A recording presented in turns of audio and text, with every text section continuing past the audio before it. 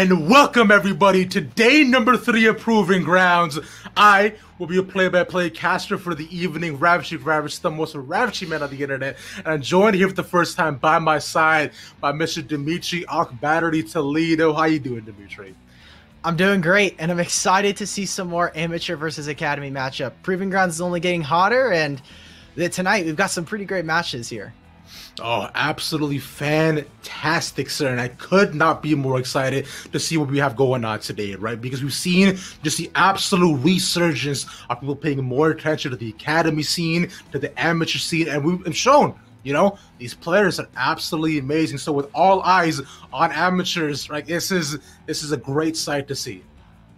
Yeah, I'm excited to see it. I mean, we've got a ton of great players out here. We've got a ton of great North American talent who are really proving themselves time and time again as we see more and more of them compete against each other. I'm excited to see what we have tonight as we're going to take a look at last night's matches, 100 Thieves versus EG Academy. And EG Academy, they came to play last night, especially Contracts with a massive Nidalee carry.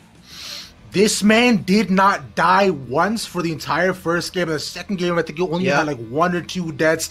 Absolutely insane, Dimitri. And the fact that it wasn't banned out going into the second game baffles me across the board. But the EGA had some standout performances.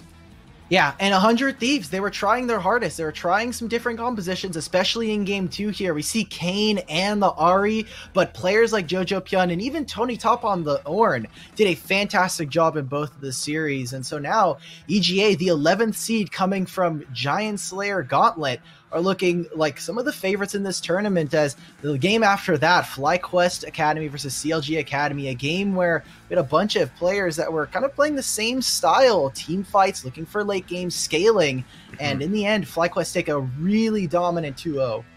I believe you said it before as well, right? FlyQuest is really playing their game in this series and being able to take that quick 2-0, which I would say it was definitely hard fought by CLG, especially going into the second game where you saw them give up a lot of those early objectives. But once it got to that mid game, the crux kicked in and FlyQuest woke up and ready to team fight, being able to take advantages across the board.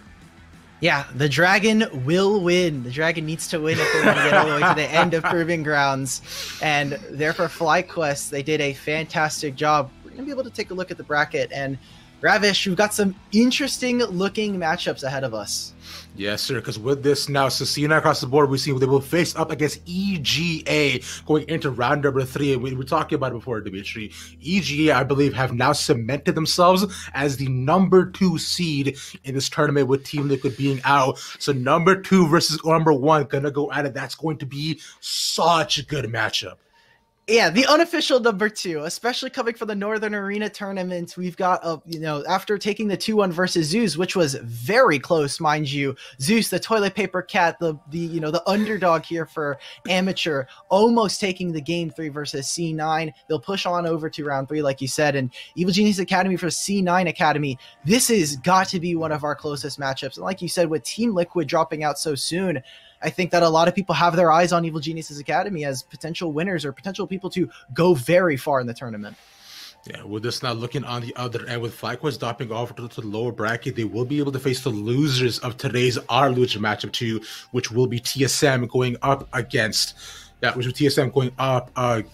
Dip Mirage, I believe, Dimitri. So, yes, whether we do see all the matches in front of us today, right? It's looking at it right now, but we will talk about that matchup in just a second, as we should move on to one of our first matches going into tonight, which will be EGP going up against Dignitas Academy.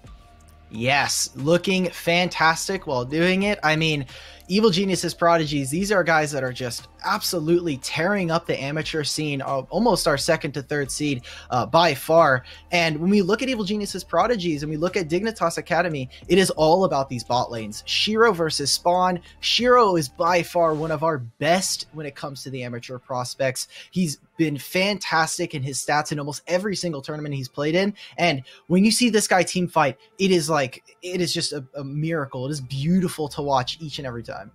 Team fighting has been the name of the game for both of these teams, especially moving into the mid game. We see how both Dignitas Academy and EGP generally prioritize being able to try to get early leads. Like you mentioned, focusing on the bot lane, right? Because we do want to highlight that matchup between Shiro and Spawn. Both absolutely fantastic ADCs and both playing so well for the team because honestly, I gotta say, man, these guys have been popping off. Shiro, especially one of my favorite players in the tournament, and one of the best prospects coming into this year's Proving Grounds. I don't want to take anything away from the rest of the roster, right? We have fantastic players across. I mean, Yasui, a long-standing member of Academy, has been really trying to make that push more recently to get to LCS, has a few stage games, and Lorlo, Katie, and JJ, all people not too many strangers from the LCS stage. And for EGP themselves, I think that they had a fantastic series versus IMT Academy, even putting some more focus into Surdy, who has been looking more and more like a great top laner, has a little bit more to develop, but ever since Challengers Uprising in Tier 2, this guy has really stepped up his game, both in the laning phase, being able to play weak side, and then still able to play strong side with things like Jace, Camille. I love watching this, and I don't want to take anything away from the rest of the members of these teams, because EGP, it has been the Shiro show for a little bit, but got to give some credit to players like Surdy and Tomio. I mean, just everybody on here, I want to give a round of applause to them.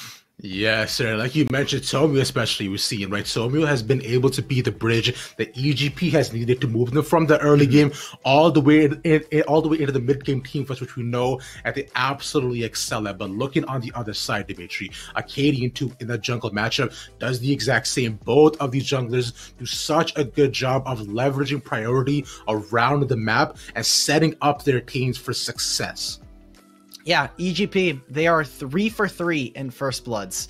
They are running the table when it comes to just getting early game advantages. Sometimes it doesn't go all their way, but considering how dominant that series was versus IMT Academy, I'm looking forward to see the aggression from Tomio and how they play around Surdy, because whether he's weak side or top side, I think will be a really interesting experiment, especially going up against the likes of Lorlo and Acadian, who...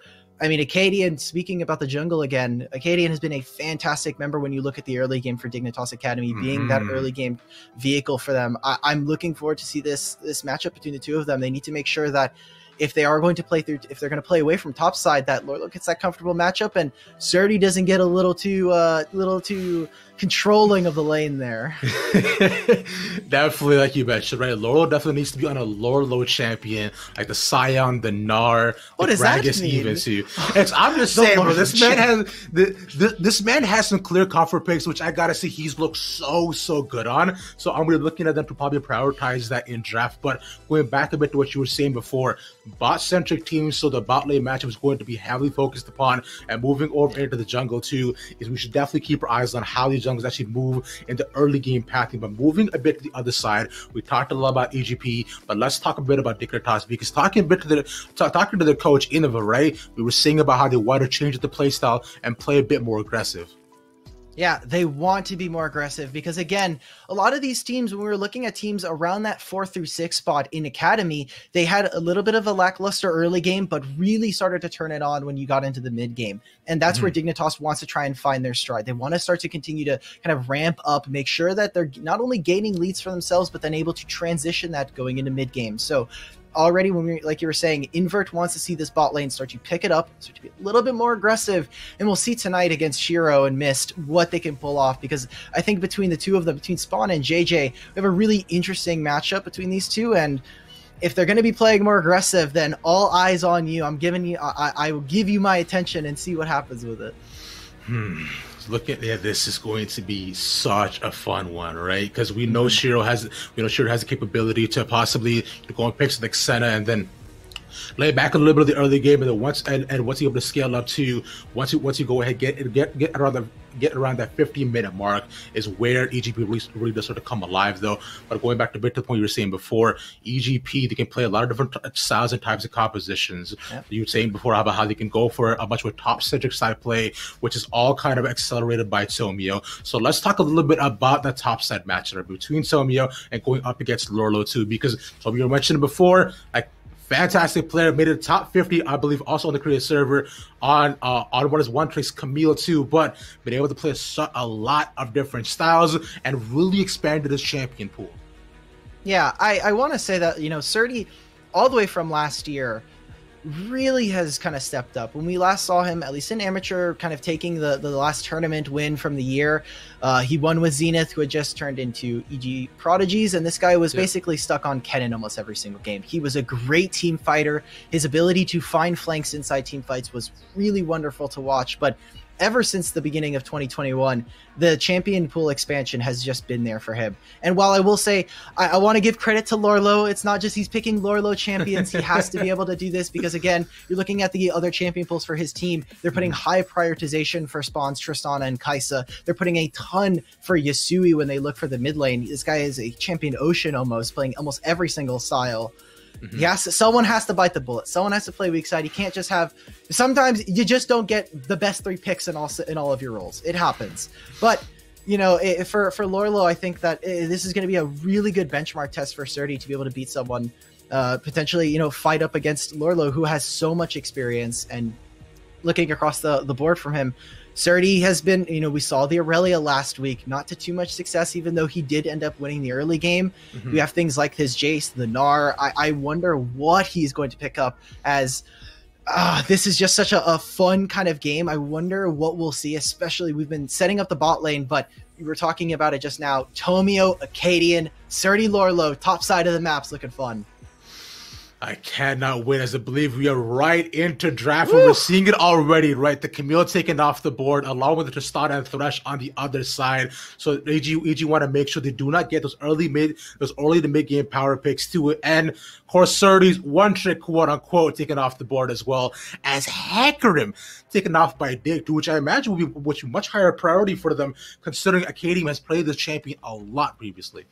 Yeah, they want to try and see what they can get rid of. Get rid of Tomio. So, you know, things like Udyr, Lilia, and Nidalee are still on the table. And getting rid of the Samira kind of hints to me that Dignitas, they're going to try and reach for this Kai'Sa first pick. You have a ton of options if they are going to go for the Rel on the opposite side for Mist. So Alistar starts to come to mind. I wonder what Dignitas are going to kind of reach for here, because like we've been saying, setting up first spawn, making sure that they can play more aggressive. If they're going to go for this Kai'Sa, I think they would need to set it up really well. Considering both you're taken off the board too, like you mentioned, the Kai'Sa definite option, but B1 though, it really kind of decide for me as to what they want to do. I imagine like they might try to pick up just a strong early jungle game pick for Acadian, and yes, they do. Lilia B1 right away. So Dignitas Academy want to secure some priority for Acadian. Good little AP setup. The question is now, how does EG respond? Likely, which I'm assuming they'll also pick up the jungle right away too, with an ADC pick for Shiro to go and lock down some early power. Yeah, and looking at this, so now that we have Lilia, there's a few options here for Yasui. I think Lucian starts to come to a lot of people's mind. Things like Set, and when you look at how EGP tend to draft, they like, you know, Aspect, talking to Ido, is just such a selfless player, willing to just blind pick whatever they need for the team. I wonder if they'll kind of index towards that, making sure that he's comfortable to say, hey, look, let's just get the mid matchup out of the way first. But instead, opting for that top side, they're going for Gnar and for Nidalee. Nidalee should be able to hunt down Lilia in the early game, but I mean, you look at this Gnar, not a lot of setup for him unless there's some other champions. Maybe looking at Aspect's pick. The blind Gnar for EGP already showing for me that, you know, Surdy very confident in the game, but like this could easily be possibly countered to if they bring in the Jace on the other end. Acadian immediately locking down the Lucian. So like you mentioned before, right, Lucian, Lilia have been able to go really, really well together. And consider this, there could definitely be a flex pick too for both Lorlo and Yasui. But now the question for me is Dimitri, right? What do they want to possibly use to respond into this Gnar setup as well? And it'll be the Aurelia, baby. Let's go. There you go. This is just throwing it back at you, Ravish. How dare you say to Lorlo, it's a Lorlo champ. Just play weak side. You're a perma weak side king. This is what you get for saying that, man. I love this. I love this for him, able to get a really nice matchup into Surdy. And I see this and I'm thinking, okay, Aspect, what are you going to lean for? Is it going to be something like the Set? Is it going to be a little bit more tanky? No, it's going to be that Victor heading into the second draft, into the second phase here. EGP have a lot of magic damage in their mid-jungle duo here. I'm liking a lot of what they're bringing us so far, right? Though, because we've seen just how powerful Lily can be, especially in the early game. And we're talking about early game setups, especially from the side of Tomio, to bridge them going into the mid. And I find that Lily can do it as well, too. So I'll be looking at EGP, especially Tomio, to get some early priority, depending on what the ADC what the ADC pick might be for both Shiro and Miss. So we'll have to see as the bans do come through. They take off the TK, so taking off any potential for the Senna Tom Kench for either side. For EGP, but I'm really excited about this over Aurelia Nard matchup. Aurelia is so good in Nard, Dimitri.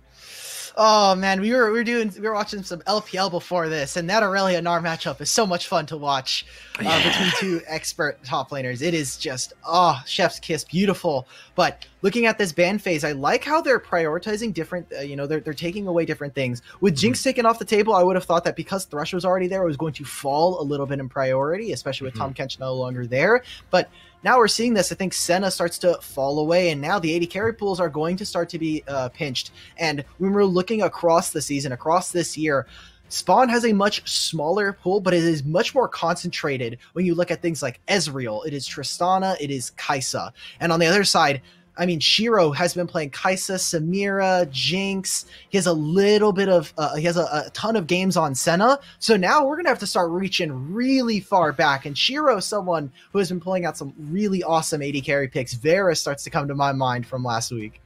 Now consider it is not here. They're going to pick through the Jinx, the Kai'Sa, and the Xayah taken off the board. So like you mentioned, really limiting their pool. So I imagine Spawn might try to pick up the Ezreal depending on the matchup. We know he feels really comfortable on it and should be able to play pretty safe, pretty far back. So I would look more so to the pick for JJ for a good roaming support as Alistar get taken off the board. Alistar has been, well, I believe, one of the priority picks for every single academy team with a split overall. Fantastic setup to good disengage and just honestly great champion.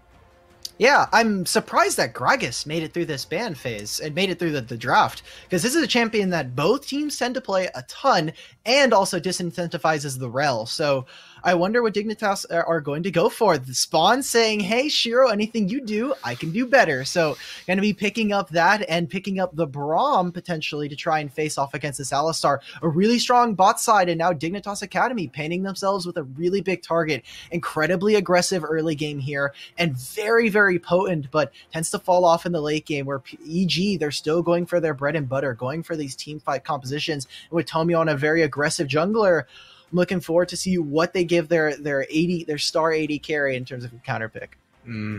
Because I do the Varus pick a lot, considering you can go so many different options with it, from the HOB all the way to AP Varus, right? It spans across the board, but Shiro was hovering the Ashe, so I'm not going to say anything as of yet.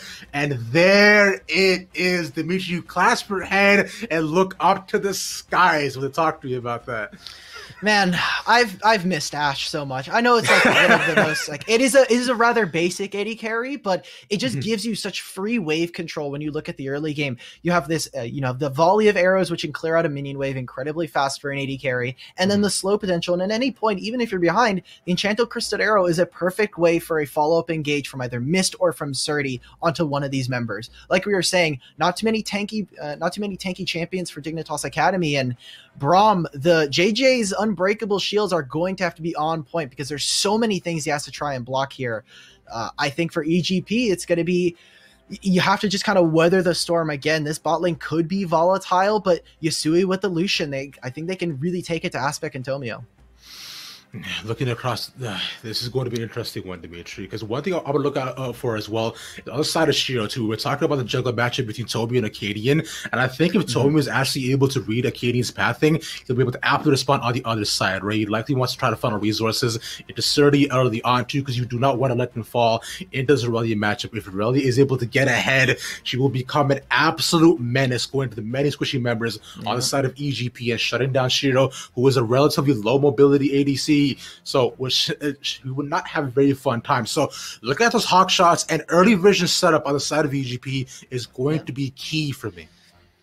Yeah, Acadian needs to be able to play for this top and mid right now, because obviously you can play for Varus if you want, but you want to unlock the Lucian. You want to make sure that he gets an early lead. You also want to be able to protect this top side, because if this lane goes any kind of haywire for Lorlo, it's going to be a field day for the side of EGP, as they're trying to continue their streak with Nidalee as an organization right now. I'm looking at this for Dignitas, and I'm thinking, Acadian, what are you going to do in the early game? It seems like we're going to get it right into Game Ravish. I'm excited for our first game of the day.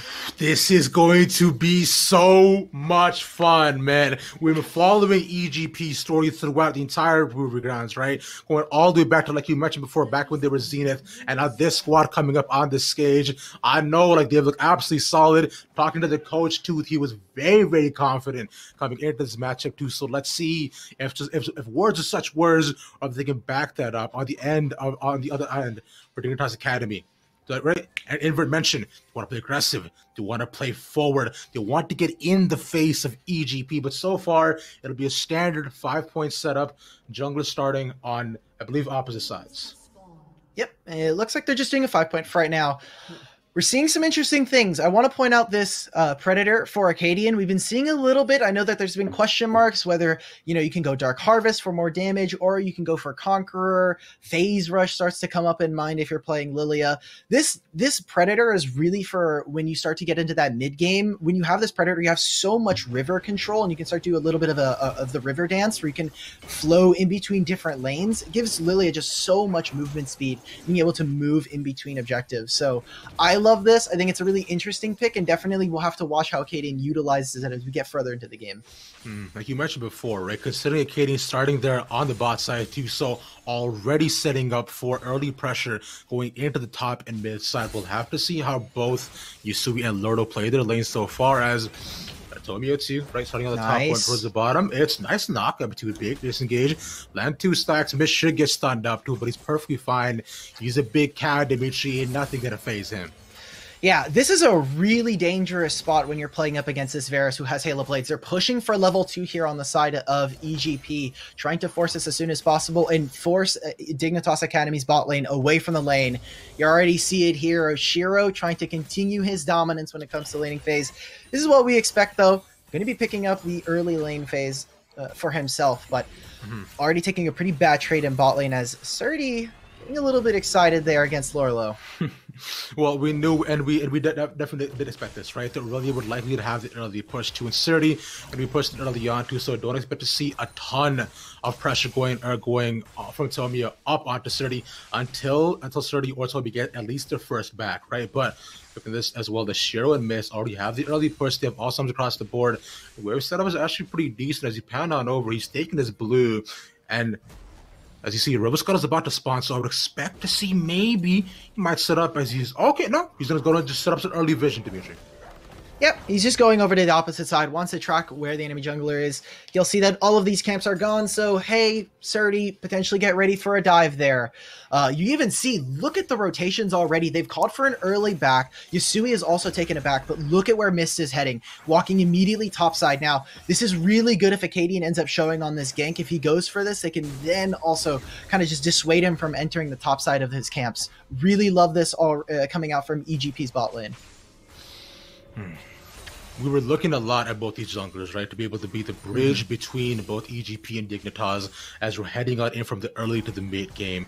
And both of them playing a little bit slow. They know they don't want to give either of them the early advantage or the early push, because Tomio, especially with the early advantage on this Nidalee, we know how much of a menace he can be if he's able to get onto the board and be able to pressure it across the map. Because look, Yusui needs to get ahead too, and Lorlo needs to be ahead in this matchup too if Dignitas want to execute to the win advantage of Dimitri. But so for right now, it's early backs for all these teams. Surdy's actually been able to get a bit of a push though, so able to go mega. I expect after this wave he should go back and try to get his first items in. Potentially. This just comes off of Dignitas taking really early back timers here for both of the solo lanes. You take a look, Lorlo backed, he was able to pick up the boots and the longsword. And on the opposite side, you have Aspect, who still hasn't backed yet. They've gotten some boots for Shiro in the bot lane, but some early timers here for both lanes means that for right now, it just seems like we're going to be getting a little bit of a calmer early game than maybe would have expected. Level 6 soon for Yasui as he ticks over to 5. Maybe he can try to punish Aspect in his low mana pool here. Still has one corrupting pot still in the inventory, but much calmer early game than maybe we would have expected here. Exactly like you said, right? Because both these junglers, right, haven't necessarily been looking for any sort of early setups too. It's been, I find, just really good early wave management from both top and mid laners, right? They are essentially almost just like keeping wave at a pretty neutral point. Aspect takes a little bit of damage, a little bit of harass though, but these Invictus will get out okay, just pop the shield and the empowered auto too. I'm also looking at a lot of Aspect too, considering if you can possibly get maybe a bit of early kills in his pocket to maybe roam down to the bot side and also just affect Shiro's lane. As a Cadian, right, just looking around top to see if you can get Lurlo ahead too. Doesn't spot where Tomi is pathing, but they're just gonna take his camps. Look at this yet again. The Hawkshot will spot Acadian. They'll know he's top side, and they've again roamed into top lane. Thankfully, the amount of vision that they've implanted into the top side with both Acadian and with Lorlo being able to get the push just means that this will be dissuaded upon by Dignitas and EGP. They're trying to look for stuff in the early game, but so far, Dignitas have stood stalwart. They don't have to do anything for right now. And it looks like even Lilia might be trying to find Tomio here. Look at how much vision there is. And all the while, I mean, there's no camps here for Acadian. He doesn't have to do all that much. Tomio, on the other hand, spending all this time maybe trying to look for something, still has his camps available to him. With both junglers kind of just roaming around top too, it's like we could expect to see at least play around mid, but Aspect a little bit far forward should be fun. A little bit of harass. Actually, a lot of damage already. The calling called out, but they cannot land the final blow. Aspect barely getting out. Really good job, and Aspect just needs to drop down the Chaos Storm just to try and push this wave one last time. Goes to the First blood for Yasui. Aspect is a little bit too far forward, trying to clear the wave. Bit overzealous maybe, but really good punch by Yasui. Dignitas ruining the perfect 3-for-3 first bloods for EGP. And right there, Yasui saying, Aspect, you can't step up, and that was exactly what he needed. With double summoners down from both of the mid laners, should only mean that the 300 gold is in favor of Dignitas, but we'll get a replay of this. Acadian lands the Swirl Seed, and just so much damage from that culling means that, I mean, right now, Aspect is in such a dangerous spot. If he doesn't push this wave, he's going to lose the plate and potentially lose a lot more if Yasui's able to get out. But that flash, unfortunate in its timing, just means that, Aspect is going to be down a little bit. Unfortunately, we were saying before, right? We were looking for Aspect to possibly go at least go even in this lane too and try to make a difference across the map. But fortunately, not being able to do so, will definitely be pushed in. And now Yasui, this unlocks him definitely here to be too, right? We get the early kill. He's gonna be able to hit those power spikes a lot earlier as he look towards Drake too. He's trying to set up vision. This is right now. If you look across the bottom side of river, it is all blue here with only one word for EGP on the red side, right by Tomio's blue as well. So early dragon setup definitely in Dick's favor. Yeah, Acadian is resetting, so he will be trying to do all of his top camps here. And a lot of this vision that you're pointing out for bot side is just because Mist has really put a lot of emphasis towards top, trying to cover for his top laner. Again, hits the refresh on the base, and is now going to start to move hopefully into bot side. We'll see where he goes. It looks like yet again we're going to move all of our members top side, trying to protect Surdy in this matchup. It just means that Ashe has to just play weak side at this point. Shiro, you got Hawkshot. Don't step up halfway past the wave or something bad's going to happen. Yeah, because you saw exactly what happened to Aspect before he decided he could clear his wave. No, getting farm is actually illegal. Spawn has level 6. Oh, he actually flashes a corrupting arrows nice. in. He's just gone. Aspect, goodbye, sir.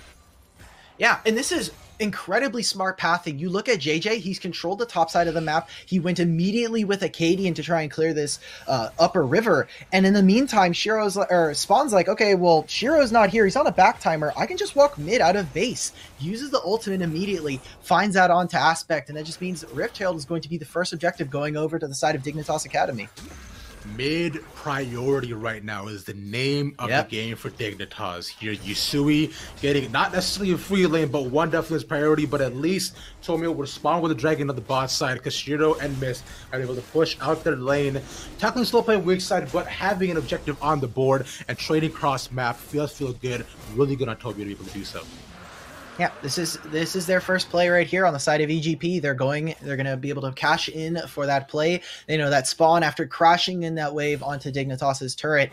EGP, they're able to grab that dragon, and you look at it right now, it's only 2 kills, but they are slowly accruing CS leads there the entire time. You're talking about mid lane, you're looking at bot lane. Spawn has a 20 CS lead at 10 minutes.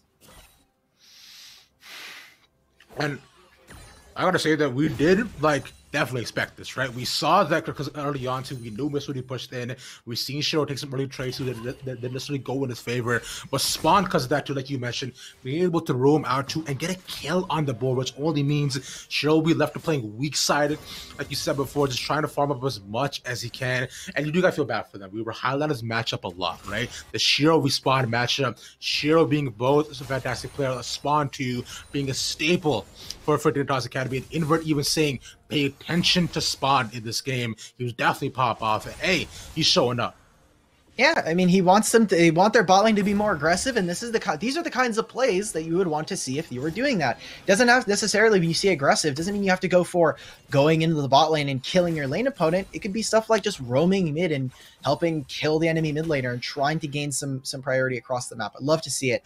When I look at this, you see Spawn's build. It looks like he's going to be going for that poke Ferris, so trying to poke out the squishier members, maybe try to get some more damage onto Shiro or onto Surdy. Well, watch this. They're in the fog of war. Mist can't quite step up. They have some cleanses available, but it's going to be very dangerous if they decide to go for this, as prepping for a top dive or even just to drop the Rift Herald. The Cadians here can be very dangerous for Surdy. I'm looking forward to what we see from this, as Lorla will now move down. Acadian's going to move down with him, and Yasui does have the push. Tomio, I don't know if he's going to be able to get these Raptors. No, the chicken nuts will be stolen away from him too, and I believe the dive was also staved off too, because considering Surdy had gotten Mega, so so once he's all the way up in that form too, like you mentioned, the dive would have been very, very dangerous. It could have gone either way, but Rift summoned down mid to only give Yusui even more priority and just pretty much almost solo gold in his pocket, man. This Lucian is going to be very, very scary once he's able to get his first item going into about 15 minutes of the game, Dimitri. Here we go, Cadian. They might be looking for that this flash. So once he lands onto him, he's not going to sleep on him just yet. Wave being cleared out. Surdy almost Mega as well. Really well played by Surdy. Yeah, that flash from Surdy absolutely saves him in that situation. If they were going to continue on to that dive, they needed to land that early on. Really, I mean, you know, a trade of resources here for the side of Dignitas, getting the flash early on from Surdy, but wonderful to see it. He's still got the mechanics there, and what I want to take a look at is Dignitas. They have now crept to a 3,000 gold lead in this game. We're seeing a couple of more early item completions. I'll hold that as Surdy in a bit of trouble, buddy. Stepped a bit too far in lane, wanted to push in the wave, and Surdy is gone. Bye-bye. Yeah, and he didn't see that ward there, so he just TPs in the middle of the lane, and Surdy's like, oh no. So now this is what we were talking about. This is what we were waiting for this Aurelia versus Gnar matchup. Now she has a bunch of gold that she just got included into her build, and with getting more turret damage, we'll check this again. He's like pushed up the turret. It's 1 minion. What is this gonna do? He's trying to get this turret he's trying to get this wave under the turret early. The sleep lands that we talked about earlier, but a great setup coming up from Dignitas. Honestly, bro, that 1 minute can make a difference between getting a health pot or not, Dimitri. I don't know about you, bro. Getting like 50 gold is low-key OP, right? If you can just sustain it a little bit further in the lane. And that's really right now, sustaining and being able to play weak side is the name of the game, right? Although he is doing quite well in matching Lorlo and CS, though he's not completely down and out. But so right now, both Lorlo and Yusui maintain early advantages. Dignitas right now, due to the help of Acadian, is executing exactly the win con advantage. EGP need to respond to this. Yeah, EGP, they're looking to just try and get into the game, and look at where their items are. You see a bunch of completed items here for Dignitas. They're just going to be stronger itemization-wise across the board. It also is a little bit of a level lead in almost every lane. Jungle and mid being the biggest discrepancies of just one. Same thing with Spawn versus Shiro. So right now, Dignitas are just a little bit stronger than EGP. EGP can try to go for something, but their poke needs to land on target. It needs to be onto the squishy members. Maybe you blow up Lilia before this Drake. It is going to be an Infernal Drake. So, and we already see Dignitas putting early vision down, taking control of the river and the entrances to the jungle, making it so hard for EGP as Yasui almost finds a solo kill onto Aspect.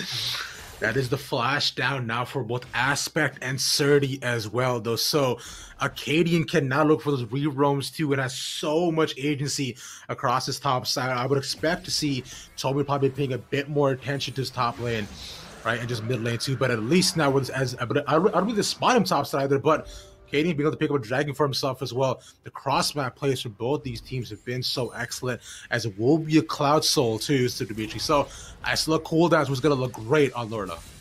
I wonder, are they also going to get the Rift Herald here? I love the intuition from Lorlo. He says, hey, there's no one topside. I know that we're doing Dragon.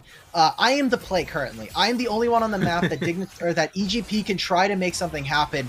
And they are going to have their cake and eat it too on the side of Dignitas. They will not only prevent the top dive from Tomio and Surdy, but they will then also get the Dragon and the Rift Herald, all off the back of just really great rotations. And right now it seems like EGP, they're kind of getting a little bit dazed. They're constantly one step back, and while they're trying to recover from one play, Dignitas are hitting them with another counterpunch on the opposite side. So loving the aggression and constantly keeping up the pace versus EGP. And I want to talk a bit about Acadian right here, Dimitri. Like, we've seen just how much agency he's been able to have across the board. He's had such a good split in Academy, too. He's bounced around a little bit from a couple different teams, but I find within Dig, he's really found his footing. Yeah, he's looked, obviously coming from TSM, I think that he's found a really nice identity here with the Dignitas roster, where he is just kind of the forefront for this team, making sure that he's playing really aggressive. We'll see the gold differential. I mean, just across the board, 900 for Acadian. We're looking at 1,200 here for Yasui. I'm loving this kind of like, it looks almost like a revitalized Dignitas coming into the second week. Saying they wanted to be more aggressive, more forward-facing already with this 3-0 lead. They're doing exactly that, though, as JJ will move down to, might look for a potential, just like probably get 1 Q and to force them out of lane, but with the wave being a spawn's favorite, I believe bot side of EGP will at least look for some backs and get a couple of resets too. They've been able to get their first item as well for Shiro too, so he's not going to be down and out yet. And I like I was going to point out before too, the cleanse pick on Shiro, which I believe is so smart, although they of course sacrificed the heal, but just considering how much CC is coming out of Dignitas' composition is really solid, as mid-turn will knock down Yasui has now free to roam around the map. Yeah, he already was. The problem here for EGP is they needed to have Aspect kind of set up before the game started to really start to take off, or at least control Yasui early on. But as the jungle starts to fall around, and as the mid turret continues to fall, it really starts to hamper Tomio and gives so much access to Acadian. Think of the camps that Acadian is now able to have access to because of mid lane falling. You have an additional Raptor camp for Lilia. You have a blue buff potential steal and a Gromp that is all there for the Lilia. And Tomio is just going to have to be picking up table scraps right now. So even though he's 0-0-0, the Nidalee needs to have some kind of impact. She does have a Night Harvester, so we'll see what she's what kind of damage she's like. But we've seen this time and time again where Lilia doesn't have as much of a proactive early game and tends to really start to hurt as we get further into this game. And now we have to look at EGP and them getting into those mid-game team fights. We know both these teams is really where they excel, and I believe that will be one of the main ways they can get back into the game. Possibly right around third or second dragon is what we're looking at it, right? Considering as of right now we're about 20 minutes into the game, still 1 apiece, and the next dragon comes up in just 1 minute and 25 seconds, right? And we know because of all the agency Acadian has to be able to easily set up bot side, with Shiro playing a little bit weak side too, it should be first to this. So Dimitri, I know about the next 10 minutes, if EGP do not fight against some sort of advantage across the map, I would be worried for them. Yeah, I would be a little bit worried. They're going to continue. I mean, if everything else goes even, Dignitas will continue this lead. They'll continue to start piling on turrets. EGP, I will say, they're biding their time. They don't quite have to make the engage. I'm wondering when they'll activate Shiro, because they are waiting for some kind of primary engage. It has to be either from Mist or from the Ash Arrow, but until then, EGP, they're kind of at the whims of Dignitas, and that goldie they were talking about earlier grows up to 5,000. They're slamming more and more turrets, and as the top side starts to collapse, we have another Drake coming up. And look at where all the members are. They're taking resets right now. It looks like they're even heading up topside. They want to try and set up for a potential Rift Herald. Lorlo sees Surdy and Tomio. Not much going to be happening here. Really good ward by Lorlo just to make sure he doesn't get dived onto. He can smell it too, which is how far he was how far back he was playing. So really well done. And now Acadian already there on the bot side, able to take his camps. I'll be first tier 2 consider they spotted Tomio at the top. And now as well, look at this. The bot side for EGP is all the way there. They want to continue to punish Lorlo possibly, but Lorlo yet again playing really far back. Not going to get dove upon yet as they spot out Tomio and miss too, man. Dignitas with some really heads-up plays. JJ, really fantastic. And again, I love this split map coming out from Dignitas. They're taking the dragon while at the same time saying, look, we'll give up the turret. JJ and Acadian here, EGP, they're trying to overforce for things. They're trying to overreach for a kill, and then they're spending too much time trying to get, they're getting sunk into that sunk cost fallacy where, hey, we just need to make something happen. Guys, we need to go into this top side, try to pressure Lorlo off of the wave, but spending too much time. And in the meantime, Dignitas are continuing to make plays. Yeah, I believe it is like the whole gamblers mentality, right? Like you mentioned, just thinking if I can get one more bet, one more play, one more big win, this might be where it all turns around. But EGP right now, too, in about a 4K gold lead hole, and they would have to make some seriously good bets if they wanted to possibly climb out of the hole. But on the other end, we should really highlight, more so about how Dignitas, like you mentioned before, fantastic cross-map plays, and it starts all the way from the early in the beginning to Acadian being able to respond to Tomio every single time. If he was bot, he was top. If he was top, he was bot. So being able to track down where Tomio was coming, even with the hawk shots, right? Being able to see where Acadian was roaming around to, Tomio just not being able to respond in time, because a lot of it comes back to Dignitas consistently having like major pushing waves. Yasui and Lorlo having control of both the top side and the mid side, Dimitri. Yep, it comes with the matchups, right? They got two lanes that can have a lot of priority against their members. Obviously, Yasui getting more so just because of how many kills they were able to find onto Aspect early on. And a lot of this is still precipitated by this is kind of like the butterfly effect of what happens in mid lane. As soon as mid lane starts to fall, all the other lanes are going to start to slowly kind of decline in their quality. And right now you see this Mist trying to protect his topside jungle, trying to protect Aspect, but with how they're trying to, kind of give farm each and every way, they're trying to hold the waves as much as possible. Dignitas are slowly starting to push their vision line, slowly starting to push up into the enemy jungle. We're seeing TPs come in. Looks like Yasui just wants to stay on the map, stay active. They're going to try and invade onto Tomio here for the red buff. Should be spotted on that control ward, but just look at how much dominance they get to have. Immediately, Tomio has to back off too. Aspect is there for the support along with Mist roaming up. They put down the lightning storm, but just to force them to get to stave them off a little bit. Immediately, Tomio quick with the smite, at least getting that. That's a second time as well. They secured that with the smite by the end of it. But Tomio yet again just being a little bit pressured upon just in his own jungle, Dimitri. Yeah. It's a light pressure, and also Tomio with the 6 mites. I know it's a really small thing to compliment, but both times they've tried to invade for this red buff, he's like, no, I don't care. This is mine. This is my buff. You're not allowed to have it. Yeah. Maybe we can fight over chickens, but this one is all me all the time. Is Yasui Gale Force killing? They're going to go for too far, but that just means that the entirety of Dignitas are going to try to overload onto this side of the map, try to bust down their tier 2. And they could easily just put in, they'll be able to open up the map even more so too, but Aspect, it's a really nice wave clear too. I was thinking they might push a little bit more. TP coming in, wait, Surdy's coming in, he might not have Mega Nice arrow to get a double knock up at the back to ignite, putting that onto Acadian, missing for the first possible stun. They put so much pressure on Surdy at the back with the massive Naruto, push them all back, but nice disengage well from Braum, and knockups too, but look at this, Acadian untouched at the back. Yasui is putting out so much damage. And that'll be 2 kills going over to Dignitas. Oh, and Surdy, the TP is a little too far, and Dignitas waste a lot of EGP's time trying to tick down on the timers. You saw the sleep there. We're also able to see Spawn keep some of the members of EGP at bay, makes the fight very scattered for them.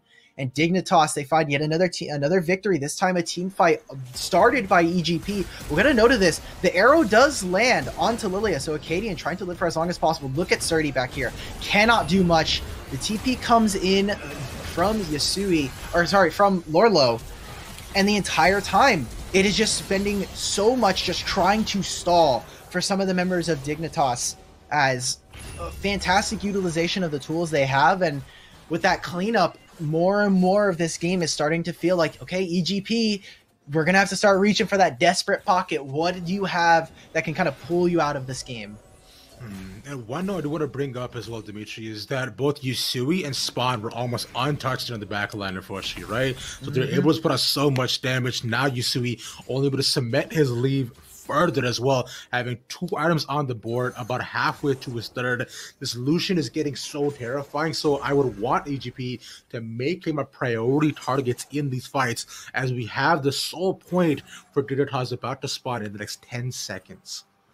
Yeah, 10 seconds. It'll be sole point for Dignitas, and EGP, maybe they want to go for it. They might even make the trade. Look at how they're overloading on the top side. They're putting 4 members here. They're going to try and fight for river priority, trying to put some vision down. They're going to have to push this mid-wave out if they want to try and get into the river here, but missed. So much damage from Yasui makes that so much more difficult.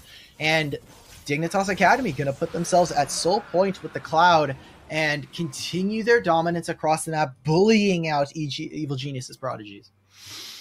Man, now EGP, they have a couple options, Dimitri, right? They have to stall out the game for at least the next 5 minutes so they can be able to take the next dragon and deny the soul point for Dignitas, although it's not the end of the world if they get this Cloud Soul too. But honestly, that will only cement Dignitas lead further. On the other end, though, the Baron also being up, right? This is where another really crux spot where EGP could look to possibly pressure Dignitas, right? So going for a bit of a desperation play could be possible, maybe even a Baron fake to just allow them a bit more agency across the map, because right now they're losing control on all 3 of these side lanes. Yeah, they're constantly having their waves push in. They can't really access much of this, and again, we're waiting for what the main engage here for EGP is. Last time it was Surdy, but they weren't able to really connect any kind of damage. You saw that some of the crowd control was on different members. The Asher lands onto Acadian, the stun lands onto Yasui and Spawn. Lorlo is not quite, like, you need to just put it onto one member, blow them up as a single target, and then move as a unit, move into the river, gain some of that vision, put it down. But with people, with the constant health trays that they're taking, Yasui getting that the culling onto Mist makes it so much harder for them to even get any kind of vision past their jungle, much less in it. And looking a bit at AGP, right, I would find this game across the board has been a little bit back and forth for them, and a little bit uncharacteristics for what we've seen so far, especially all the way back from when they formed as a squad. We know EGP to try to get as many early leads as they can. I haven't seen a ton of slow games for them, but especially as they switch up their styles, right, focusing on Shiro or focusing on Surdy to be able to put a lot of resources into their carries, right? They have not been able to do that at all in this game, Dimitri. Yeah, I will say that I want to give huge props over to Spawn and JJ. They've been moving across the map, utilizing this Varus very, very well. And I mean, despite all of this, we're looking at EGP. They are, again, still waiting for this team fight, and they haven't quite gotten it yet, as there's a little bit of a scuffle in topside. Surdy will no longer have the Meganar, but just clearing out vision as much as they can. They are just trying to make sure that there's no Baron steal, there's no Baron attempt. This kind of feels like, when I look at this is just like, okay, EGP, they're slowly being bled out of the game as Dignitas continue to press them for advantages. Dignitas, like you mentioned, right? But now they hold all the advantages across the board for themselves. Baron be the next target, I imagine, for both of these teams. Dragon comes up in the next 2 minutes, Dimitri. I will have to look at the overall vision setup for both these teams and see if at least EGP can find some control on either one of these rivers. They do have a couple of control, they do have a couple of wards right by the Baron, so at least they know that they won't go for any sort of early setups or possibly any fakes, right? But now, Yusui coming in, back off to these Z sets as well, they'll find control across both rivers. They could do this. They have double marksman. They also have already set up their midwave to push into Shiro. Tomio just took a reset, and considering that they just had to spend all of their vision from EGP to try and clear out their top side, they're going for this. They do this so fast. They use the culling, which 300% extra damage versus monsters means the Baron goes over without a hitch to Dignitas Academy. Really well done by Dignitas. We were talking about EGP possibly we were trying to set up, just get a little bit of vision there too to make sure they can't steal it. But now, Yasui, JJ, just walk in, clear out all the wards, and the EGP is almost as unaware. And by the time they are, unfortunately, they cannot stop it. They will be able to use this to only cement their leaves even further. They might know they're here. They're trying to get really cheeky with this. They're trying to put vision down in the enemy jungle, but JJ and Lorlo are here to try and police this away. Mist in a little bit of a dangerous position. Has flash. We'll get out of this, but a huge team fight tool now taken away. Dignitas will take control of this river. They will continue to push with their Baron. And while Surdy is in topside, he has TP. He needs to build up Meganar before any kind of team fight, I think, for EGP will occur. Yeah, he's been able to push at least towards just the top tier 2 side of Dignitas as well. So at least try to open the map for a little bit more to see if at least they can get control of more of the sideways, right? Give them a little bit more agency on the map, as Starting might be able to pop the Meganar just right here. Dragon is up in another 5 seconds.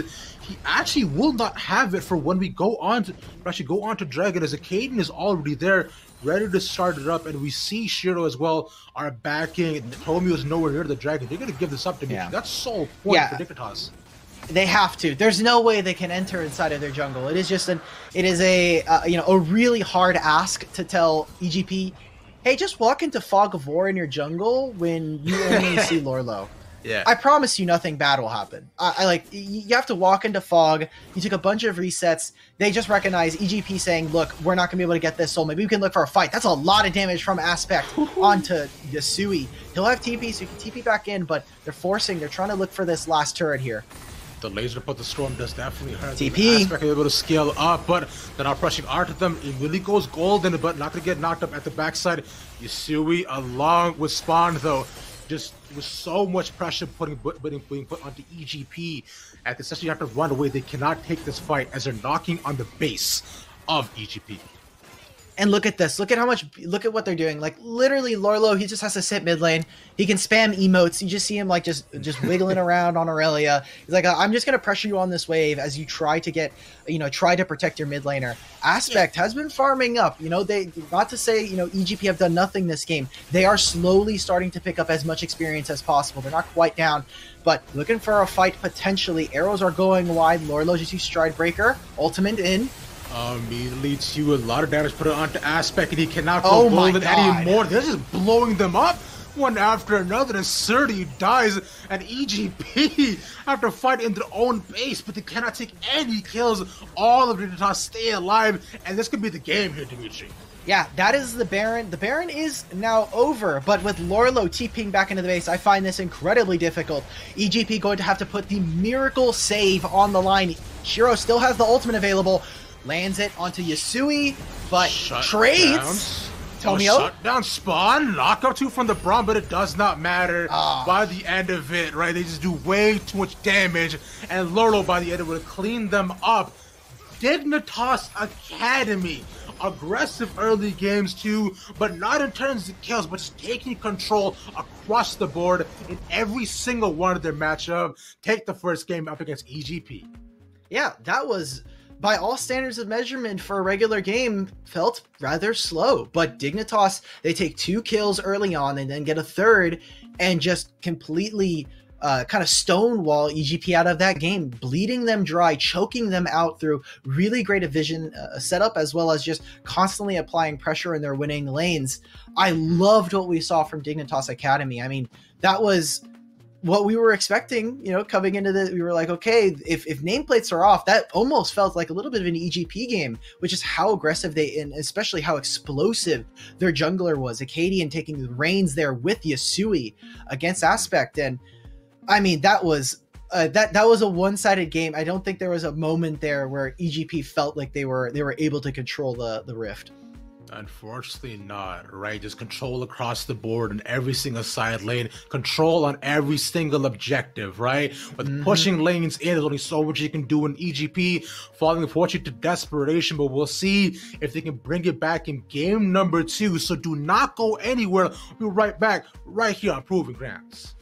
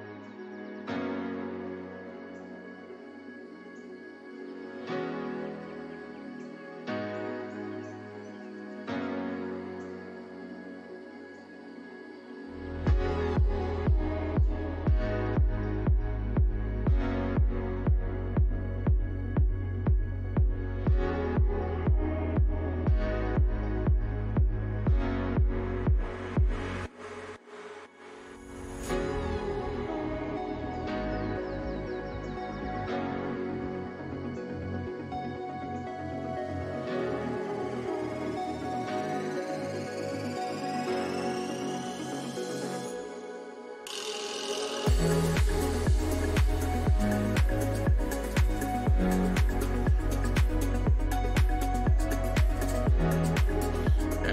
back, everybody, to Proving Grounds as we take a look back at game number 1 between Dignitas Academy and EGP, Dimitri. I gotta say, a very one-sided affair. Yeah, it was all Dignitas all of the time. JJ and the Braum ended up putting up a ton of utility for this game. And when you look at this, EGP, they needed to be able to get the ball rolling pretty early on. They needed to find proactive picks with Shiro, with Nidalee, try to find one member off from Dignitas in a bad position and kill them, but they never quite found their mark. They never quite found the kill, got that killer instinct in there to try and kill someone, and ended up slowly being bled out of the game, like we said. I look at this and I'm thinking, okay, we got to see a little bit more aggressive bot lane for them, but now, coming into this second game, what is EGP's answer to this draft? Are they going to start banning away Yasui, maybe the Aurelia as a pick, or do you start to see Surdy maybe, get a little bit spicy with some of his carry picks? Right, it'll all depend on what EGP and Dignitas decide to prioritize, man. Considering EGP have managed to pick blue side going into this next game, right? It is definitely like one of the games where you got to just go into a bit, you know what, shake it off, guys. It was a little bit rough back and forth, but I go into this one too. I'm sure they're able to bounce back like they have in many, many different games before, right? Like I was saying before, right? For EGP as of right now, I imagine they'll definitely prioritize junglers for the B1 pick because we want to see Tomio get on the map a lot more. We want to see a lot more presence from him. Yeah, it almost felt like Tomio, quiet as a mouse. Really couldn't do much all in that game, right? Again, he doesn't have good access into the river. You have the top side who's a little bit weaker. You have Aspect who's getting currently just run down by jungle and mid of Dignitas, and bot lane was not as ahead as maybe we would have expected for them. As right now, he needs to have some kind of priority. He needs to somehow be able to say, hey, guys, I'm moving into the river. You need to come over to me. You need to help me get the scuttle, help me provide vision so I can take control of this game and, set up some of our lanes. So like you were saying, blue side for EGP means I'm looking at them to try and prioritize getting a really nice jungler for themselves. I mean, but other than that, I'm willing to be surprised, especially with how many different things EGP can kind of dip into. Dignitas Academy, same thing for them. Who are they counterpicking for? Yasui had a fantastic performance on this last game, and I think out of anybody, the mid and top laners are who I'm looking at to see for this red side draft. Yeah, because you saw before that Dignitas was consistently able to maintain control of both of those lanes throughout the entire game, getting strong side picks, and and Tomio just not able to get on the map. And I gotta say, man, but as a jungler, getting double crab like so early on, like that like hits you right here. You're thinking like, so now what do I do, right? What am I able to do at this point? It's gotta hurt. It's gotta hurt a little bit. The double crab is not as bad as getting a dragon and a Rift Herald for the enemy team. You're like, this is pain territory. I'm entering straight up pain. This is gonna hurt a little bit. But when I look at this again, Tomio, I think, still had an okay job. Dignitas just kind of taking it to them and being that aggressive early game team that we were expecting. So coming into game 2, we see this draft and kind of finishing off, are Evil Geniuses going to have that counterpunch ready and take us to a game 3, or Dignitas going to take one of their first 2-0s after a close one versus Wildcard? Yeah, exactly. So because we see that both these teams did play full on 2-1s, right? Like taking it to 3 games for each one series that they played before. I'll definitely be looking at EGP to possibly bring this back. But one big point you raised before here, Dimitri, was that if nameplate's off, looking at that previous game, that looked like an EGP game. That looked like how they like to play, like so very uncharacteristic of them previously, unfortunately. Because Dignitas just, I don't even want to say it's like it was just like control of the map. It just seemed like they were able to kind of just prance around and do what they wanted to do. EGP was like, hey, you can't do that. And Katie was like, are you sure? They were like, no. No, I understand. I say that in playstyle alone. There was a few champions that I don't think EGP have quite really shown from us quite yet. Like Tomio on Lilia has not been super popular for them. Aspect on Lucian, same thing. I just love how proactive we saw Dignitas. And for the side of EGP, a couple things that I want to see fixed. We already said it. I'm not going to repeat it. Jungler pick. You got to get this guy on something really, really active. And bot lane. what exactly is their answer to maybe something like a Varus once we see all these other AD carries banned? Because the Ashe needed to be that they needed to find those picks. They weren't quite finding them.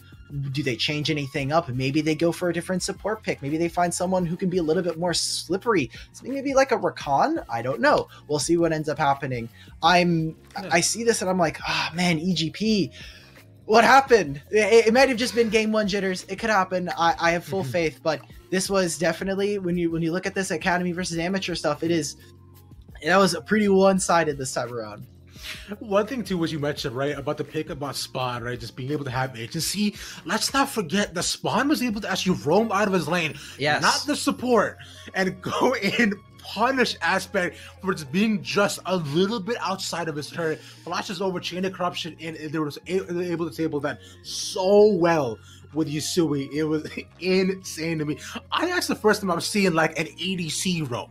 Right, to be like, yo, don't worry, man, forget my Braum, I got you. I mean, Braum was roaming too. JJ was doing a great job, just kind of roaming across the map. It was really how effective were some of these roam timers, right? Because we saw Mist constantly move topside, tried to put down Vision, tried to move with Tomio, but the effectiveness, the payback that they got for that, the reward, not quite as sweet as when you looked on Dignitas, where they were able to get the kills on the Aspect. They were constantly finding a lot of pressure onto Surdy, trying to stop some of these ganks. And if they want to be able to do stuff, they need to be able to turn these actions into, quantifiable results. They need to be able to not only turn these plays into something that is intangible, into maybe a gold lead, maybe just pressuring Lorlo off of a wave, maybe even getting Yusui to back off, even if it's just a summoner differential. They need to actually make the play happen. Because a lot of times they would show up and have to back out as there was maybe too many members from Dignitas already there. And I do want to yet again retract my statement about a Lorlo champion. Yeah, Lorlo champ. Come on, man. You need to apologize to this guy. I'm sorry, man. I could not have been more wrong. I was thinking like, man, Lorlo has his comfort picks. He's looked good on him. You probably want to play him. Nah, bro. You really showed up picking up the Aurelia.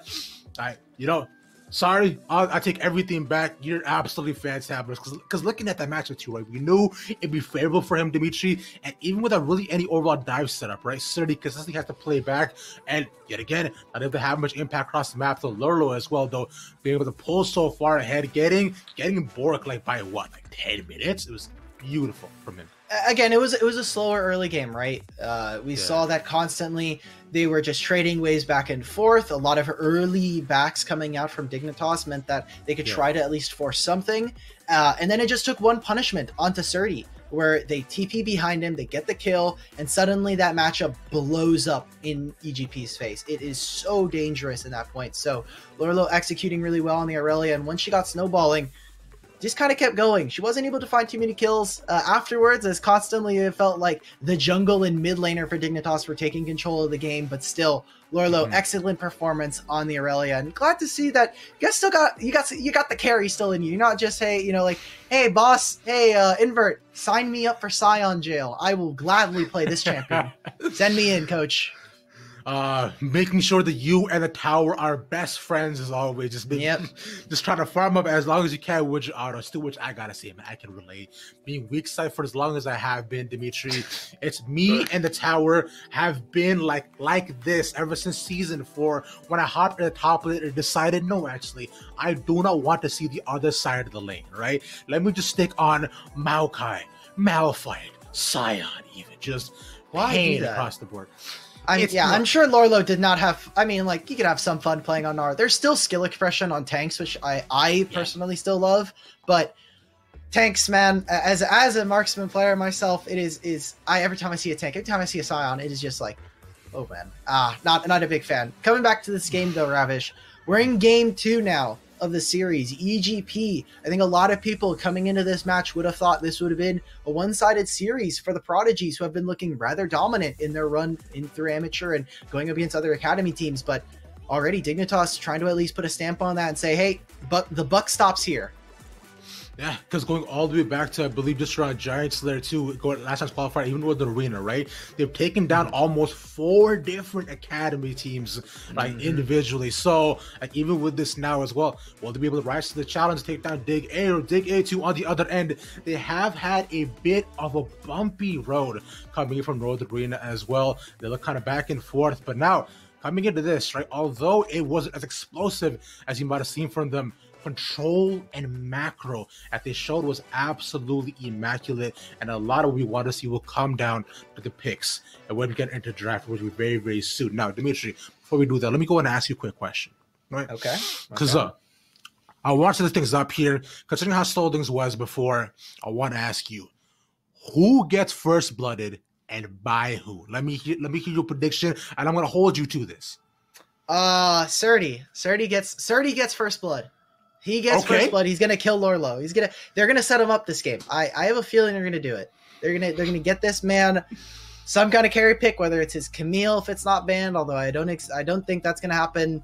Gnar isn't very punished, so I think that if there's any kind of potential there, it's gonna be Surdy. Maybe Aspect, but I'm assuming that first blood for Yasui was simply just Aspect. That was just an off game. I think out of 100 games, that doesn't happen more than 50. Nah, definitely not, as I believe I'm being informed that we'll be heading into draft in just a couple more seconds. So, Dimitri, all of our dreams will finally be revitalized. And definitely so that B1 pick is going to make or break the difference for me, as I believe the Thresh is taken off the board, right? We've seen Thresh be such a priority pick for so many of these supports. Definitely one of the best supports of the game right now, be both engaging and disengaging alongside Rel. And I'm going to say, I think Leona is still definitely up there, although she hasn't been priority. I think she's still fantastic if you're looking for engaged compositions. Yeah, I mean, but why would I want to play Rel when I can play, or why would I want to play Leona when I can play Rel? She's so awesome. I get to play better Leona. I mean, very similar themes. You go in, you have an ultimate that stops people. You're strong. You're a strong woman. I love everything about it. I mean, I don't know why you wouldn't just go for Rel. And you were saying it. I mean, Thresh being taken away just means that things like Jinx and Ophelia start to fall a little bit further back. It also just provides for that Rel counter. I still am wondering, where is Gragas? Because Gragas has suddenly disappeared from this draft mystically. Maybe there was a little bit of a spell cast on the team saying Gragas has been removed from the patch. But but I wonder, because it is still another answer for Rel if we're going to see her in this game. So far, though, no bans we targeted toward either supports, but now at least EGP taking off Yusui's Lucian. We saw how good he was previously, being able to. I'm going to see run over any VGP, but just maintaining such solid mid lane control, able to impact the map across the board as soon as he could, getting fresh turn from stuff as well, and giving Katie so much agency just around the top side. But now EGP look to respond as Udir's taken away too, and they will run it back inside this time. They get the Lilia first pick. Okay, they get the Lilia, and this already signals to me that more than likely EGP are just going to try and set up Lilia for success. You have Aspect, who can play Set, who's done a fantastic job on this. Camille is still available if they want to try and go for this, a very deadly and potent top jungle duo.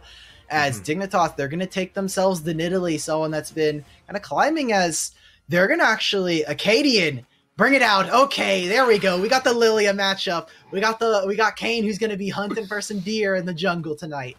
Oh, this is so much fun. We saw Kane just yesterday too, and although the full potential of it didn't come to fruition in the Fly CLG series, man, you saw just how much damage he was able to put out once he was able to get to 2 items, right? And now it remains on to Katie what you might want to pick up, and they'll pick up the Alistar power pick for themselves this time. Awesome. And the Kane, very early on. I wonder what EG are going to do to answer this, because you could just pick a bunch of melee beefy boys and make Kane very, very sad. Maybe some champions with some targeted crowd control. That could be a potential answer. But EG, they have they have a lot of kind of questions that need to be answered. Camille finally coming out for Surdy. We were talking about this earlier when we were setting it up for these guys. And Aspect on his Galio. Oh my god, this is an absolute treat. We get to watch some of the best of the best. I mean, Surdy, we already talked about it, but Aspect has been playing so many games of Galio. It went away for a little bit, but I've been waiting for the return, and I'm glad to see it here. And there might definitely be the Gragas pick that you were speaking about before, Dimitri. There is no Wingardium Leviosa for them. He's not been taken out of the draft. They plant him down as well as a nice response for all the engagements coming out from EGP. I think, this is such a good matchup for Lolo if we decide to take the Gragas top. Gragas into Camille is absolutely smurf, and you can even go AP if you feel so inclined and so brazen, but I doubt he will.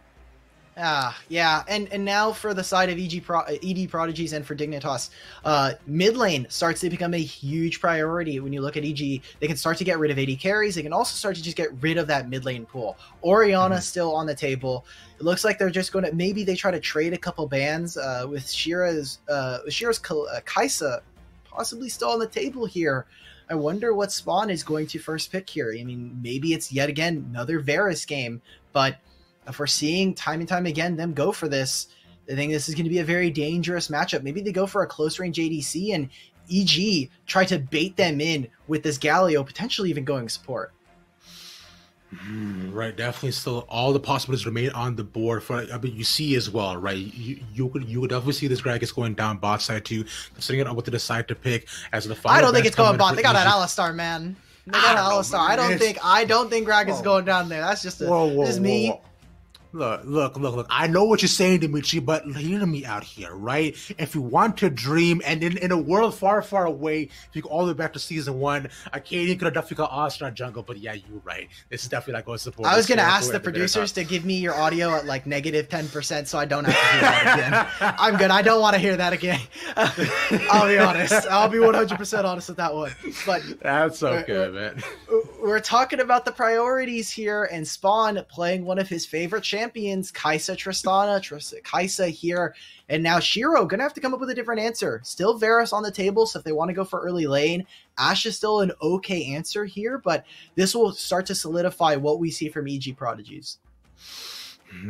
Like you mentioned, Varus, another fantastic part of what you saw before, actually abused by Dig Academy with how well they played it. But the Kalista pick is one that we've seen Shiro pull out time and time again, especially into the pick of Kaisa too. He feels very comfortable in this matchup. We've seen him do quite well in this matchup too. So this already signals to me that there's going to be a lot of top side focus for Tomio. Yeah.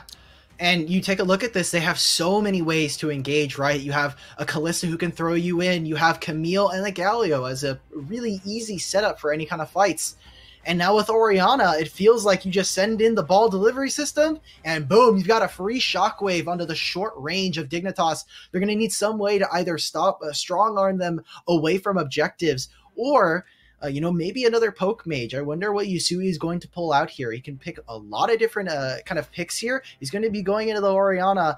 I'm going to hold out because we haven't seen too much LeBlanc this season, but this Dignitas Academy roster is going to need some kind of range, and it looks like the answer for them is going to be the Ahri. Okay. All right. We saw the Ahri yesterday too, get in the same Fly CLG series, although it didn't do too hot, though. I don't mind this answer at all. I can understand the reason behind the Ahri. She does have a lot of agency in lane. She's pretty decent into Orianna, and plus, she's kind of assassin, but not really, especially with the Spirit Rush. So a lot of good movement speed from her. I'm gonna be paying a lot of attention towards how the mid lane matchup goes. Right, we were highlighting a lot of that bot lane matchup before. We were setting up this series, but this Ahri for me should be a ton of fun. Are you having a lot of fun with just mages that just shove the wave permanently? I mean, Ahri, she throws out her Q, boom, the wave is gone. Orianna throws out her Q and a W, maybe she calls it back with the protect, boom, the wave is gone. Can kind of put down a lot of mana to try and clear these waves. I'm personally looking at Surdy. He's got the Ignite TP Camille, and everybody has been huge criticizers of any Camille that takes Ignite, whether it be LCS, an Academy, it doesn't matter. As soon as you pick that up, you are throwing down the gauntlet and you are saying, I'm looking to smash lane. And that does mean that Acadian has a pretty good target to put onto Surdy. If he goes top lane, You just kill the Camille with Lorlo, and they can lock them down with the early damage of Gragas. I think it's possible, but this just means that the top side here for EGP, they're playing for Surdy and their objectives, and then they're looking for Shiro and Miss to take control of the bot side that they can move over and really start to take over the Drakes.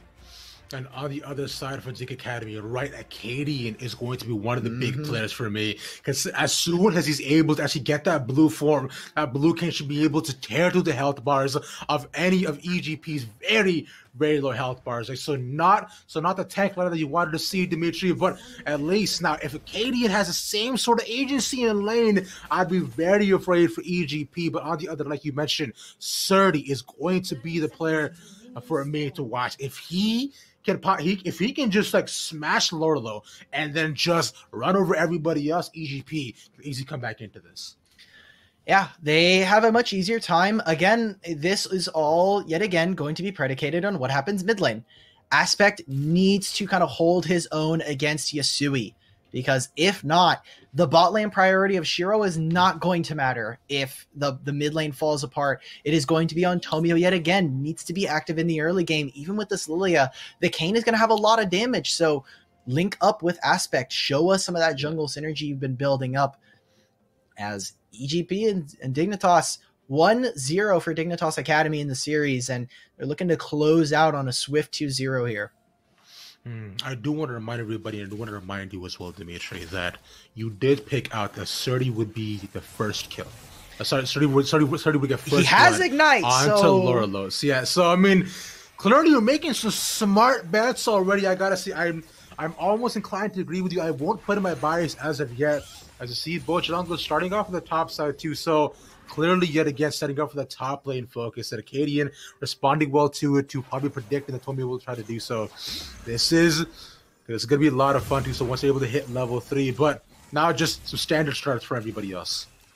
Yeah, right now, if anybody at home, if you're wondering, what is this Lilia path currently? You're doing the smaller camps, one, because Lilia just does them faster and she can heal them much healthier. It also means that when you start this red buff, you'll have it for a little bit longer, as well as you'll be a little bit healthier as you go into your other camps. You'll be level 3, and you'll be very, very healthy as you go into the opposite side of the map. Acadian, however, already finishing his camps a little bit early, so we'll have to see what the repercussions of this are. If Acadian's able to get the first gank off by maybe 5-10 seconds, it's going to be because we'll see paths like this where Tomio is still doing red while Raptors have been started for Kayn. Kayn getting a little bit ahead of the curve already, like you mentioned. Right now, Surdy does have the top lane pushing in. Oh, he's going for it. Rate. Acadian is already here. Considering they have a pretty wave stacking against them, the Surdy has to try to get away, immediately hook shots, and into the other bush he goes. Yeah, no body slam there. Lands onto the minion, so not able to stun out onto Surdy. And so that means not much going on. They'll see that Acadian has gone there, and now the pit stop that he has made has really stopped this little bit of trading in bot lane, as Shiro takes a ton of damage. Same thing with Yasui in the opposite side, but because of the pit stop that Acadian has made here, Tomio's been allowed to catch up, and with this priority coming out from Aspect, if he wants, he can freeze the lane. If not, he just walks into the jungle, he walks into the river and helps his jungler out, finishing this Raptor. Okay, looking at Tomio right now too, considering how Acadian's on his red too, he should be able to get top crab, and if he decides to path bot lane to instead of backing, he could possibly double crab Acadian, taking down, taking the revenge. Oh, sorry, I want to pull them over. I just want to pull them over because Mist and Shiro are already moving. They've done the crab for their jungler. Really big kudos off to Shiro and Mist. If your jungler is there, I'll hold that. Going right on to Surdy. Surdy 2's already used hook shot 2, gets a little bit of the shield, gets knocked off. One more auto should be able to do Flash. it. Acadian flashes for a really good trade of tower shots. Yeah, they have to blow both of their flashes there, so potentially another dangerous lane if Surdy goes for it in the next 4 to 5 minutes, but already looking to put them behind. A flash body slam from Lorlo. Acadian in position, stops the hook shot here, and with no flash means that you're just that much easier to gank. Does involve both of their summoner spells like we said, but a good start there for Dignitas and their top laner. I got it wrong. I messed up the bet. I technically was right that Surdy will be a part of the first blood, but it was just on the wrong side of history. Tragically so, my young Dimitri. See, this is why I make smart bets. I didn't say anything, so that way I was not the wrong. Oh, come on, man. Remaining true neutral across the board, but I respect the attempt from you as well. But now, if you got skin in the game, if you got skin in the game, you stay in the game. That's all I'm gonna say. You're right. You're right. You're right. But going back a bit onto this game, though, right? Considering Acadian already creating the early agency we've seen from before in the first game, having so much impact across the map. And we're talking about the matchup before. We've seen Lorlo into Surdy, right? Gragas is such a good matchup with this Camille. We've seen Surdy playing this matchup time and time again, as they might be setting up something bot side. JJ is here. Potentially something, but no, they're just bushwhacking, looking for any snakes. They're waiting because they see Tomio here. If Spawn steps up even a little bit, he has to know that they're here. Stepping up, this is it right here. Step right into a flash from Mist. Oh, he immediately knocked out 2 stars. A lot of damage. Wins the war. Gonna be able to take him down. Cheryl getting one out of the board. Now JJ2 taking a ton of damage. Has to flash out of the swirl seat to stay alive. But really good setup for EGP.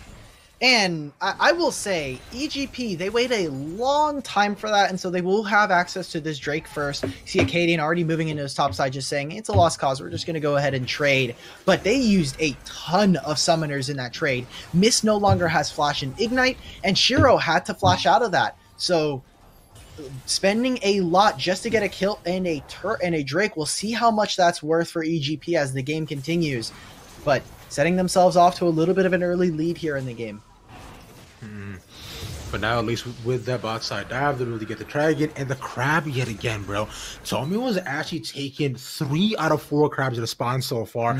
I'll be checking this too, because look, like with this for me, like I know that this is what completely sets me off. Like because not only is it vision, it just feels bad. Because when you're expecting something, you open the door and suddenly it's gone. You're like, well then, sorry, I guess I won anyways, Dimitri. But I mean, I'm looking at this right now, and Acadian just ravaged his top side. He said, you're doing Drake? Well, cool. I'm going to make you pay for it. I'm going to take your wolves. I'm going to take your Gromp.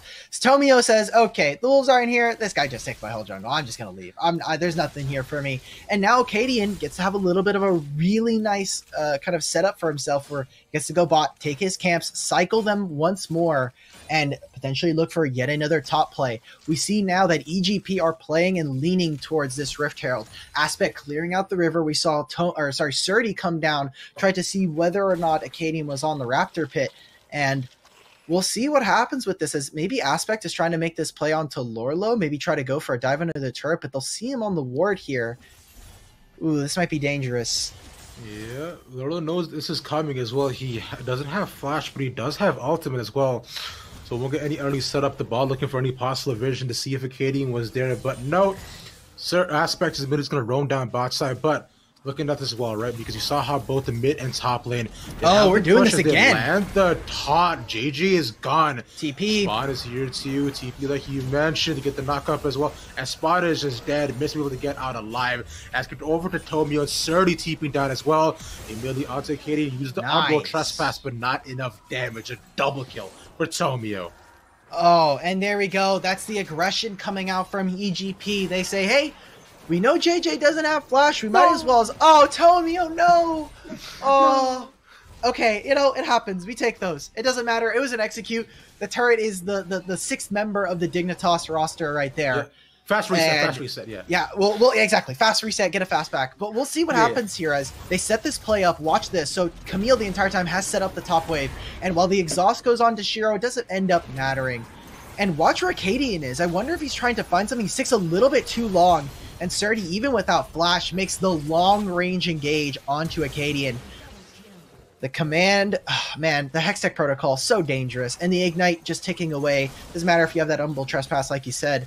Tommy able to pick up a double kill there, but still, they're trying super hard to get this bot lane ahead. Kalista already 1-2, and if we bring up the gold, I wonder what's going to happen. I might have to hold that as this entire time, Dignitas are just taking the Rift Herald, and EGP cannot answer for it. Yeah, they're just not there to Dignitas, at least give it a little bit more agency. And as Acadian comes back, they decide to respond at least with one more thing on the map, right? Because this was the early game we wanted to see out of Evil Genius's prodigies, Dimitri. Yeah. We wanted to see Tomio take a lot more agency. We wanted to see Surdy have pushing lanes. And we wanted to see Aspect at least roam around the map and help out Shiro. And with them doing exactly that, already this game is going a lot better for AGP. We've also got like a lot more kills already too that we did before. And look at this, they've already made the rotation, right? They said, hey, like bot lane, you've died twice now, so let's just move you up. Let's just get you out of this lane as long as possible. Lorlo, however, trying and at least soak some of this wave, but with Mist and Tomio there, incredibly difficult. They're going to go on to Surdy here. But they get the knockup too. He's under tower. One more tower shot might actually get down JJ, but he's probably going to stop. Oh, no. Hey! RCL stays tanky, stays alive, and gifted over to Spawn. Aftershock comes on through. The unbreakable will from JJ means that they will not find the kill on the opposite side. So both top laners suffering a little bit here. And to try and get Spawn back in the lead, or at least up to par versus Shiro, they're going to drop the first Rift Herald, and they'll get the first turret versus Callista. A huge kind of, I guess, a great play for Dignitas, but a massive mistake for EGP with their top laner going down.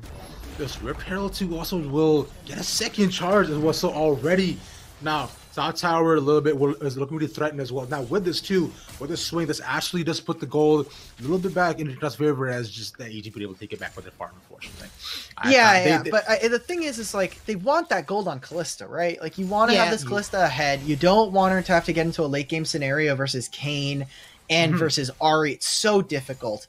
So that first turret, actually, I mean, it won't have as much of an impact potentially, but this does mean that they are missing a little bit of gold that maybe they were expecting to have on the Shiro. Not game breaking, but we'll see what happens. Dignitas, they're on the opposite side of the river. They're going to look for something on the Aspect here. He might be in trouble. The Mist gets a 3-man taunt. You see he has to go with War Buddy. So Spirit Rush pops in, but now look at the backside. Tomio to put up so much damage was Shiro to staying alive. Oh, Shiro! With the cast back into the team, but Hero's entrance will keep him alive. Another taunt, another 4 people caught up too now with this as well. So he's trying to put out damage, but he just cannot get into the fight, Dimitri. Shiro as well has to back away as they're looking for the Dragon for Dig. Yeah, they might even try to go for one more kill right onto Surdy. Pop the Blast Cone. He gets the hook shot over the wall. And the Dragon, like you said, is secured almost assuredly for the side of Dignitas. Maybe Tomio goes for a Flash Steal, but no need. Maybe trying to get some Dream Dust onto it just to try and steal something. They might make a re-engage here, but they're just bullying him, saying, hey, no more. We'll watch back on this play. So Surdy doesn't have hookshot for the beginning of this play right here because he's trying to get away from the top side. They will spend a little bit of this, and this is looking good for the start of EGP. A 2-man taunt here, allowing Shiro to do so much damage, but Dignitas get Acadian into that backline, and with Aspect gone, the Shockwave still up, and now displacing Shiro. EGP are on the back foot this entire fight. Some of their CC not quite landing. You see a 2-man sleep, but there's just not enough members here. All 5 of Dignitas are still up and relatively healthy.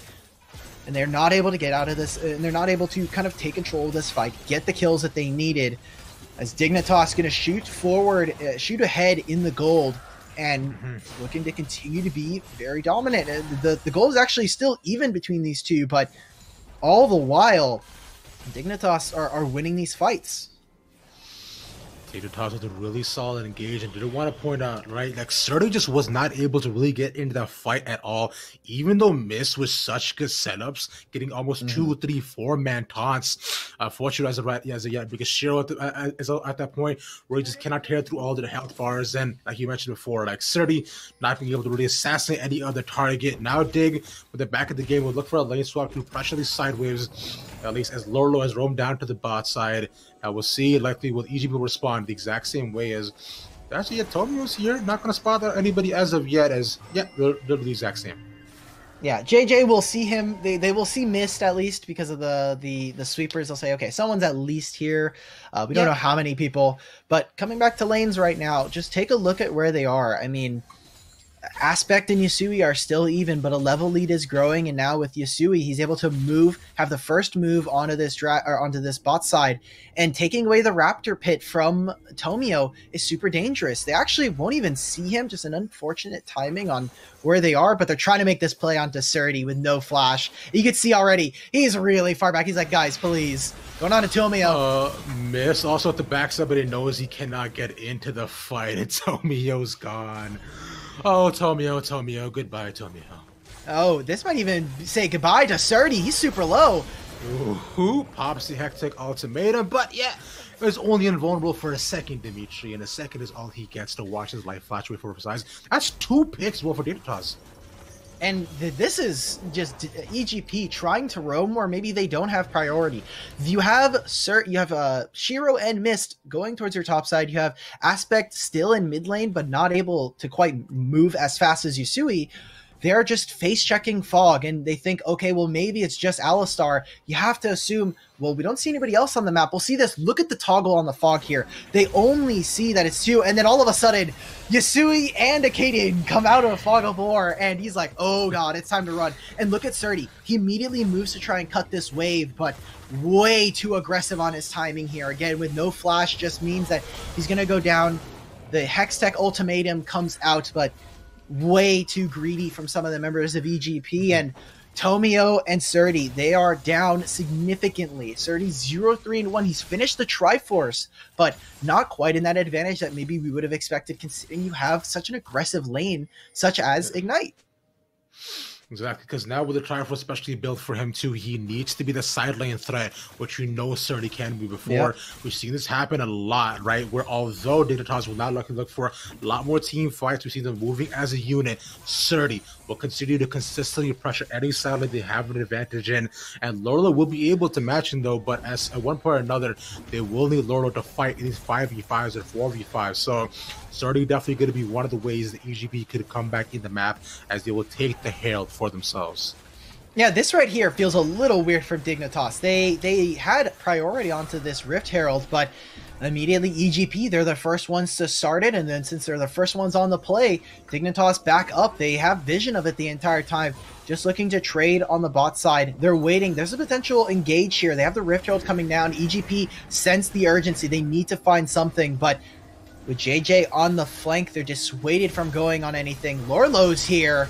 Yeah, he's actually already popped his Everfrost. Doesn't get a tag into, but he pushes Tomio back.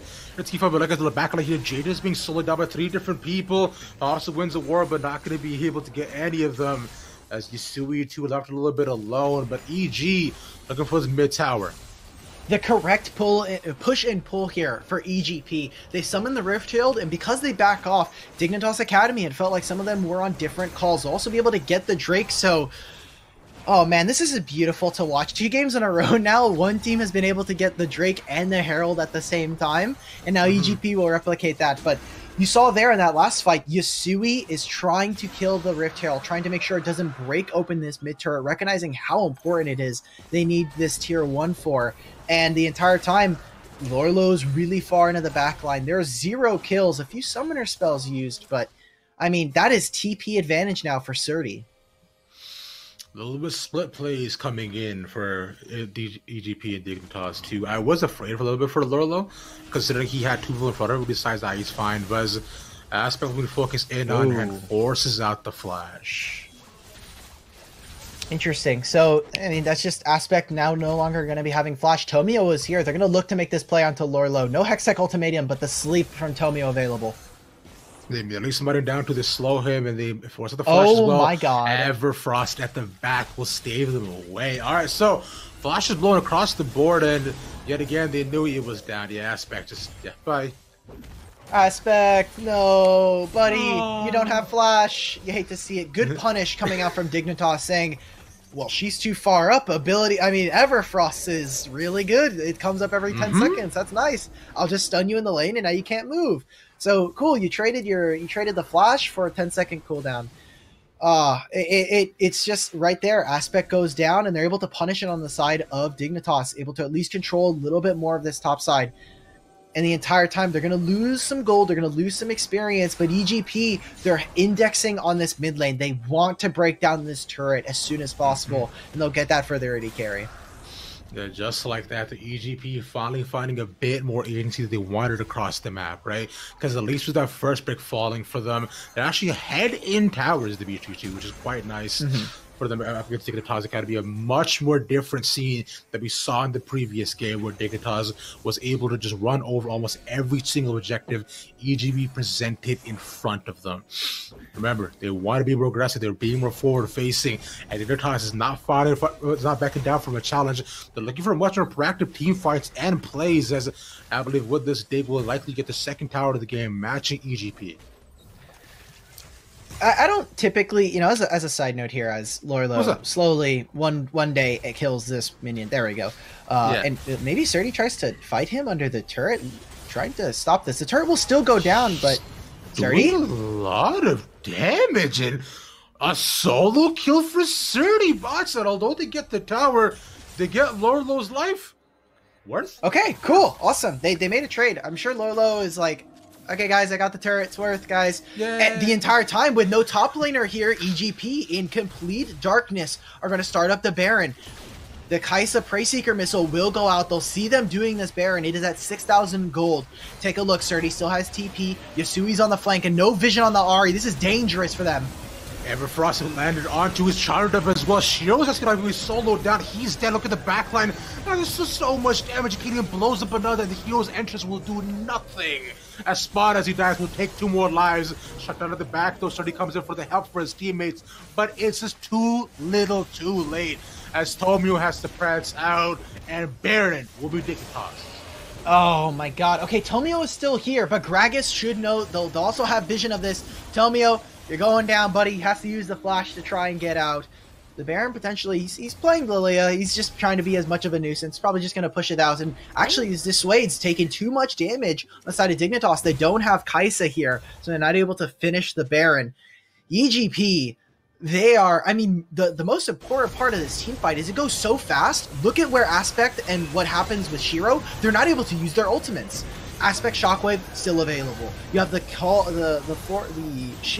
Shiro's ultimate still up, and because they don't have all this vision allowing them to see Yasui come in from a flank and, you know, just trying to call for a numbers disadvantage, EGP end up falling. They lose a ton, and the entire time what was originally their play to start ends up being in 4 kills for Dignitas.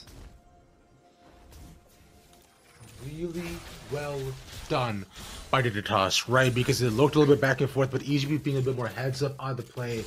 But now that we're looking at it, right, the game I find has gone back to a little bit more of an even state, because where honestly just one more team fight could definitely just swing the favor into either team's court. Considering Dragon is up in just another 15 seconds, Dimitri, and for EGP, this will be Soul Point, and getting an Earthstrike 2 will only cement their prowess on knocking down more and more towers outside of Dignitas to open the map even more so. Yeah, a Mountain Soul would actually be a really sick win condition for Evil Genius's Prodigies. As JJ's on a flank, they might be going for this. Yasui's waiting for a teleport flank here, calling it in right now. It's 3,000, 2,000 on this. They might have it to the Drake. It's almost there, and Acadian steals the dragon. But now, how will the fight go forward? There's a little lower in the back. There's a lot of damage too. But Surdy's able to hero's entrance. Spawn enters into, sees all the low health bars, and wants to take advantage. The killer is instant, and he's revitalized immediately. As you see, we going a lot before forward. Pops the Everfrost, but not able to fight anymore. As EGP have to run away. Yeah, 2 kills right there. Surdy and Mist, they're trying to go on to Lorlo, but a great stopwatch and an amazing killer instinct from Spawn means that they're able to find this. Spawn not able to go quite in on his 80 carry counterpart this time around, but a fantastic job. They might even be trying to hunt them out of the top side. Pings are coming out. They're going to try and corral them into the top side, find the kill. Acadian can try to do this, try to find this onto Shiro. W flash, here we go. TP. Knock up 2. Oh my god. He's just gone. Okay. Never mind. Flash knock up to JJ with a beautiful setup at Lolo at the back.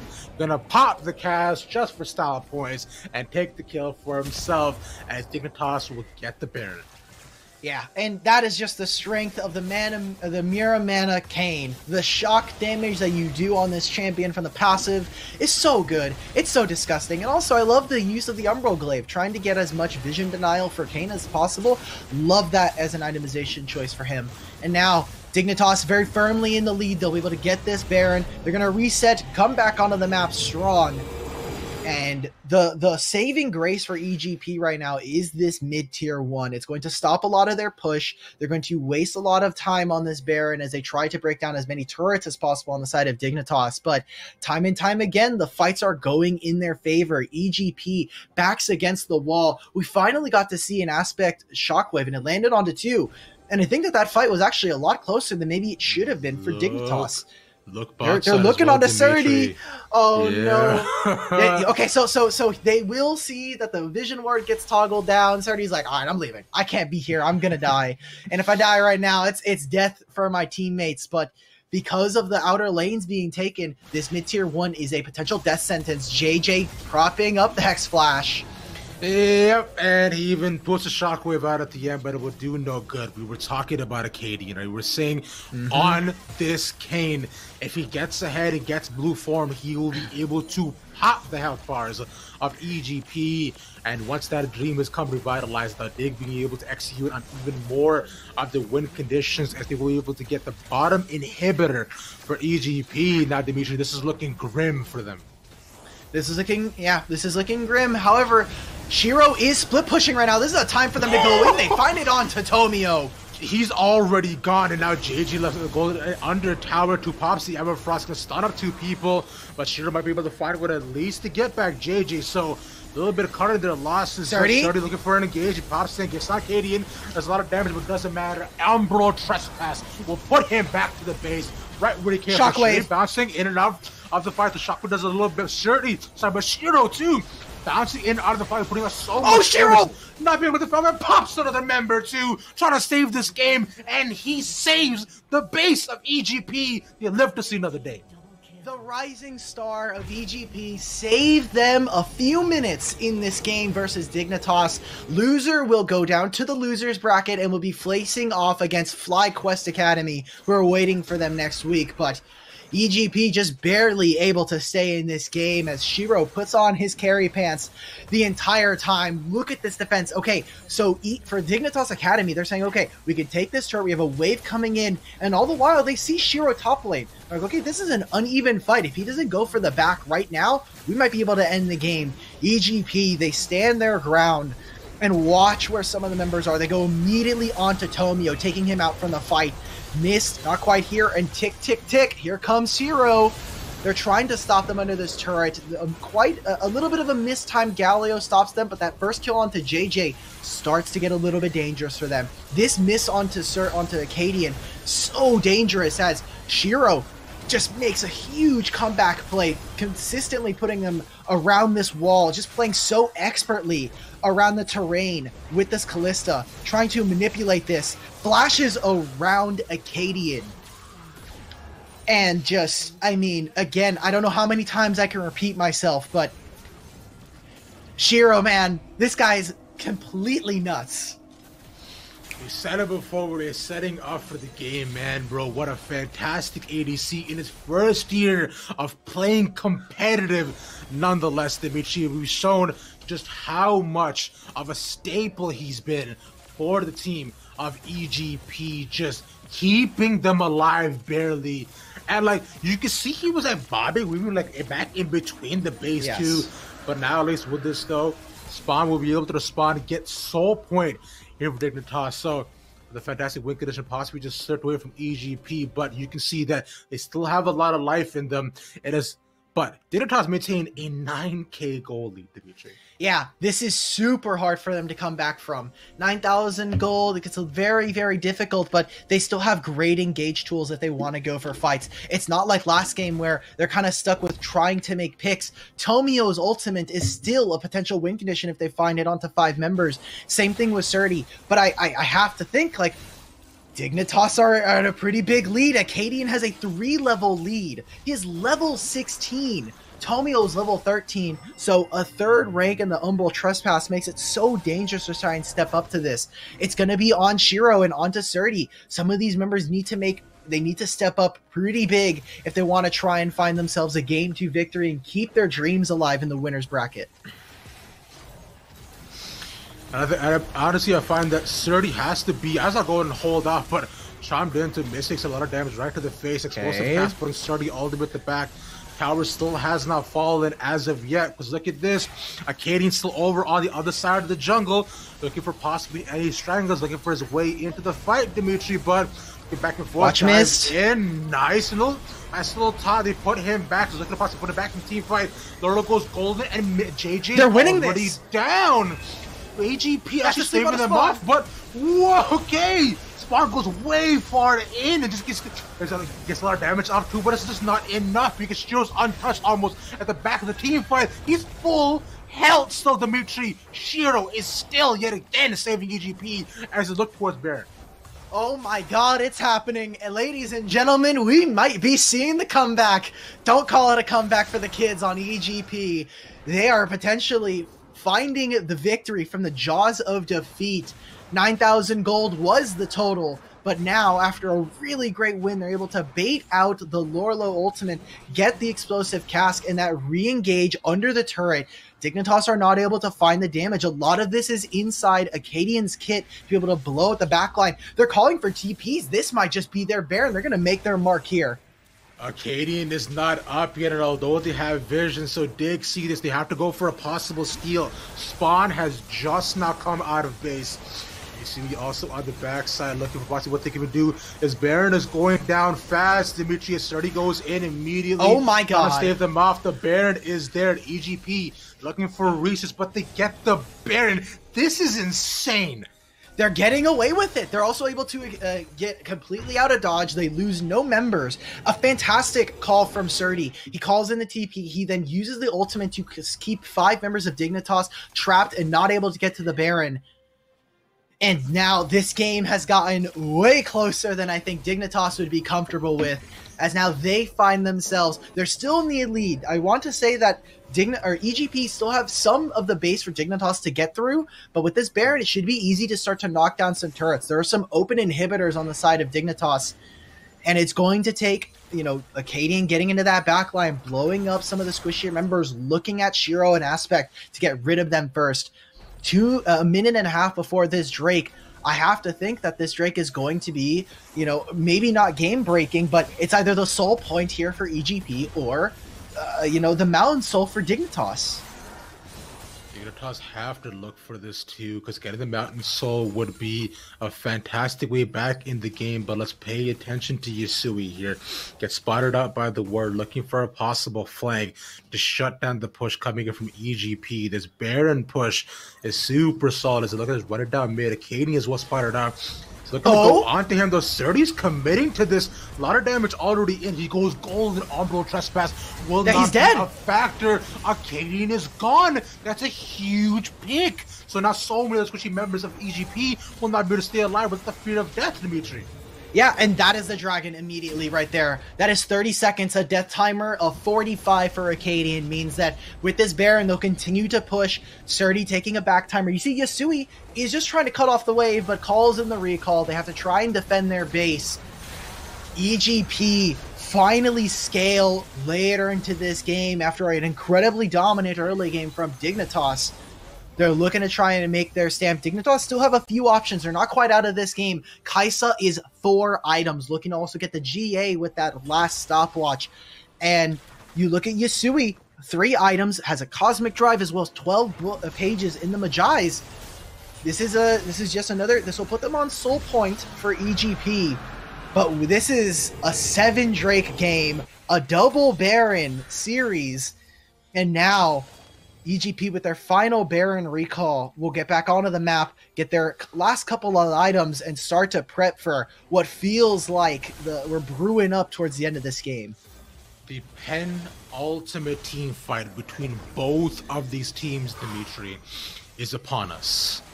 Baron is up in 3 minutes. Dragon, the final one to solve for both these teams at 4:30. But I do not think we'll be waiting long for that long, right? Because is it penultimate? I'm trying to.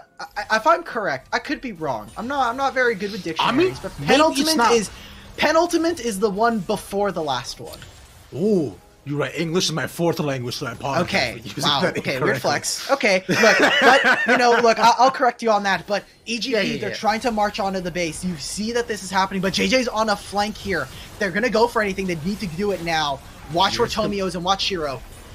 Like you mentioned, Lorlo with the back here, JJ not with the knock aggressive yet. They get the inhibitor, but JJ's in the middle of the team fight. Heroes enters Papa. Look at starting in the back line. He does so much damage to Spawn, and Shiro's still at the back line, still untouched, Dimitri, as he's able to put out so much damage, but it doesn't even matter because Surdy is tearing through all of Dig's health bars. The blade legs will cut through, and Dignitas will likely fall. This is the game for EGP. They bring it back.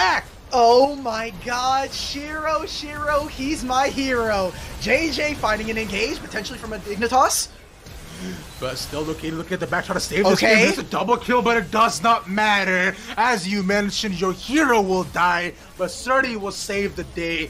Yasui on the Ari can only do so much, but watch her base fall. One more auto, still gets the shutdown, but EGP tie it up. Yasui ends that game 4-0-13. He has 20 pages of Majais. That game started off with Surdy dying so early. And, I mean, you have the Kayn matchup. They were knocking on the Nexus stores there. But EGP, they get the victory back for themselves.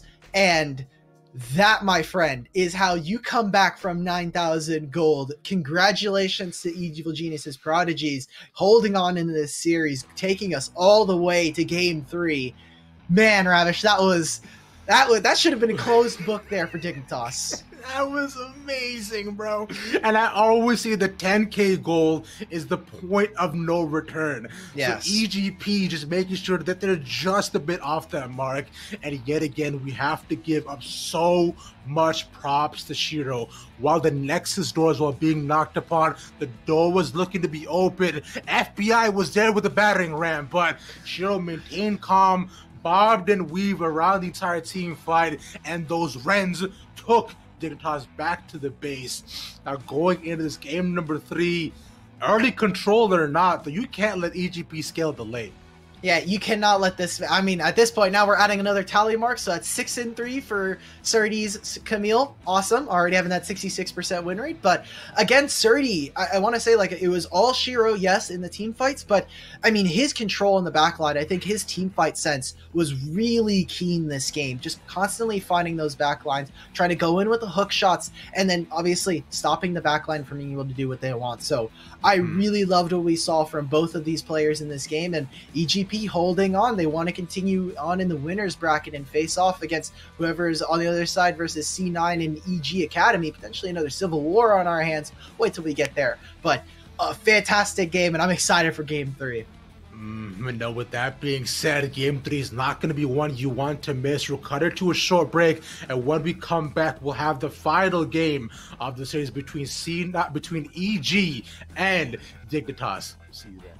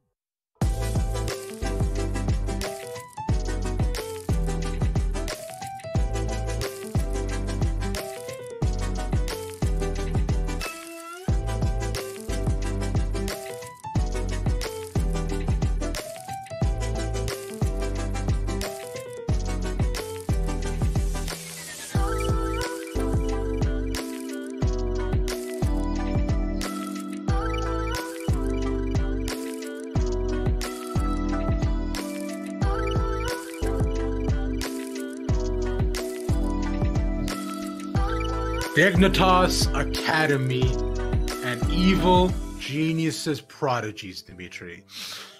Fantastic series and such a close one between both of these teams.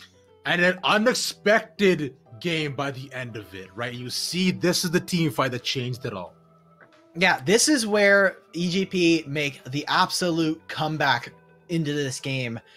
Dignitas Academy, they were looking to take a 2-0 over EGP, send them to the losers bracket up against FlyQuest. But EGP say, no, we want to continue this. We want to show off that we deserve to continue our run in the upper bracket. And they make a Hail Mary play as they just find an excellent team fight. Even with the flanks coming in from Lorlo and JJ here, it is not enough. Spawn is not able to have the range to deal with some of the members of EGP. And Shiro just completely takes over this team fight. This is their last couple defenses from Dignitas, but man, oh man, I can't believe it. I don't think some of the players in this series would have believed that we'd be going to a game 3 after this game. But EGP have brought us all the way to game 3, and going up against Dignitas Academy, I've been really impressed with how Shiro and Surdy have been playing. I mean, going just a remarkable change from game 1 to game 2. But on the opposite side, I need to see Spawn activated. He got his Kaisa. Maybe didn't have that quite as much range, but I've been loving to see the adaptation between these two teams in their bot meta. Yeah, too, like you mentioned it, right? Just the bot lane too, being such a presence between these two teams. Shiro, especially, we talked about it before, man.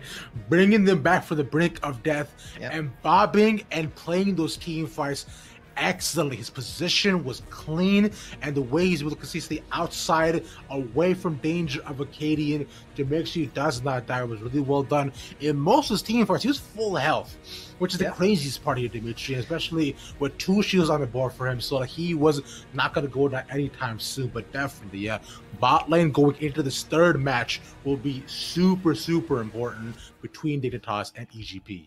And the important thing here is in both drafts now, we've seen them put their bot lanes all the way until we get into that last couple picks for their team, right? We're constantly seeing them pick their jungle and their 2 solo lanes and then move in to try and secure their bot lanes after a lot of bans. So it's not like we're just leaving up picks really early on. A lot of this has just been EG Prodigy saying, sure, why not? Let's just wait. We'll give our AD carry as much time as they need to really figure out what they want from this draft. And I've been loving it. I've been a huge fan of it so far. And even though it has come at a little bit of a deficit, right? We saw them have to make some desperate plays early on in game 2. This game 3 now, I wonder what the adaptations are. I've always loved when we see these series where, you know, there's different things. They get to evolve into their own little tiny metas. And now that we see this, wonder what will happen. Dignitas have chosen blue side for this game 3. So they, you know, it is going to be a counter pick available for the side of Dignitas, or for the side of EG Prodigies.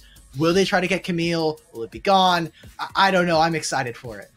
Speaking about the Camille too, bro, Serdi absolutely popped off on one of his signature champions yet again, right? You saw the setups for him going in later into the game were absolutely immaculate. And I do want to call out one specific play where right near the end of the game where they were knocking out the base of Dignitas Academy, Serdi found the track onto Acadian. He saw that he was separated from the team. Immediately tells the team, he's like, yo, this is the play. Let's get on to him. Collapses down, takes him out of the fight. So that way there was no danger at all for any of the squishies of EGP of dying and possibly get staved off, right? So Surdy definitely, if he's able to have agency in his lane, he'll be able to have more agency in the game. Yeah, hopefully. We'll have to see. Sardi did have a rough time in that early game, right? He was focused down. He got the first blood onto him. Lorlo then kept kind of just constantly applying pressure to him. So we'll see what ends up happening in this game. We'll see what he gets. Maybe he doesn't get the Camille anymore. Dignitas is like, okay, let's just get rid of it. I don't want to have to deal with it later on. That's the best part about banning it. Sometimes it might not just be that the champion's strong. You just want to get rid of a champion that you find problematic. Exactly, because honestly, I wouldn't say, like, looking back at the previous drafts, Some of the problematic champions we've seen so far have been the Lucian, right? Which is the ability to take it off the second game. I imagine it doesn't go through this draft either. The Kayn, though, I might draw a ban later on to the series, but considering they are first pick, I imagine they'll just take the Lilia for themselves yet again. That's been a priority pick for both of these teams. Both times it was pick blue side B1 right away, bro. No one's gonna get Bambi. Yeah, apparently Lilia is just like rising to the cream of the crop here for our two junglers here, just wanting to pick her up as soon as possible.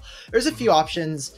I take a look at this and it's like, okay, well, how are we attacking mid lane if you're on the side of Dignitas? Because so far, Yusui has gotten the advantage of her aspects. So when you're looking at Dignitas, how do we want to attack this? Do we want to just send up another mage matchup in the mid lane where we see him on the Ahri yet again? Do we want to maybe put him on the Orianna this time and allow for me and Acadian? Might have a little bit of a weaker early on 2v2, but a very strong team fight mage that can control the area, which Dignitas have been really good when they're there proactively. Their ability to set up on an objective and put down vision has been really nice when we saw it in game 1. So Orianna kind of comes to my mind as potentially an answer there. I would love to see what they pick here. And again, Acadian versus Tomio. So far, Acadian has gotten the advantage each time, but Tomio just late game scaling that Lilia is just too dangerous, man. The sleeves are terrifying, but going back a bit to the point you're making before, right, Dimitri, we were talking so much about the mid-game team fights for both of these teams. We were focusing a lot about once they get to that 15 minutes, right, and looking at the junglers to be those bridges to get both of those teams there. And Acadian has been able to execute on that, like you mentioned, every single time. So if EGP are to have a chance at this, I'm going to need to see Tomio on a much more comfortable pick, right? And possibly even like something that could shut down Acadian early on. So if they could look to possibly get an early pick onto him, make sure he cannot find the early lead, right? Finally, we might be able to see EGP going into that 15-minute mark just a little bit more ahead, because Acadian, like you said, has been an absolute menace, especially the top side region. Yeah, so far, I mean, Acadian's been a really good early game playmaker for his team, finding plays on the map. They then also have control of the river.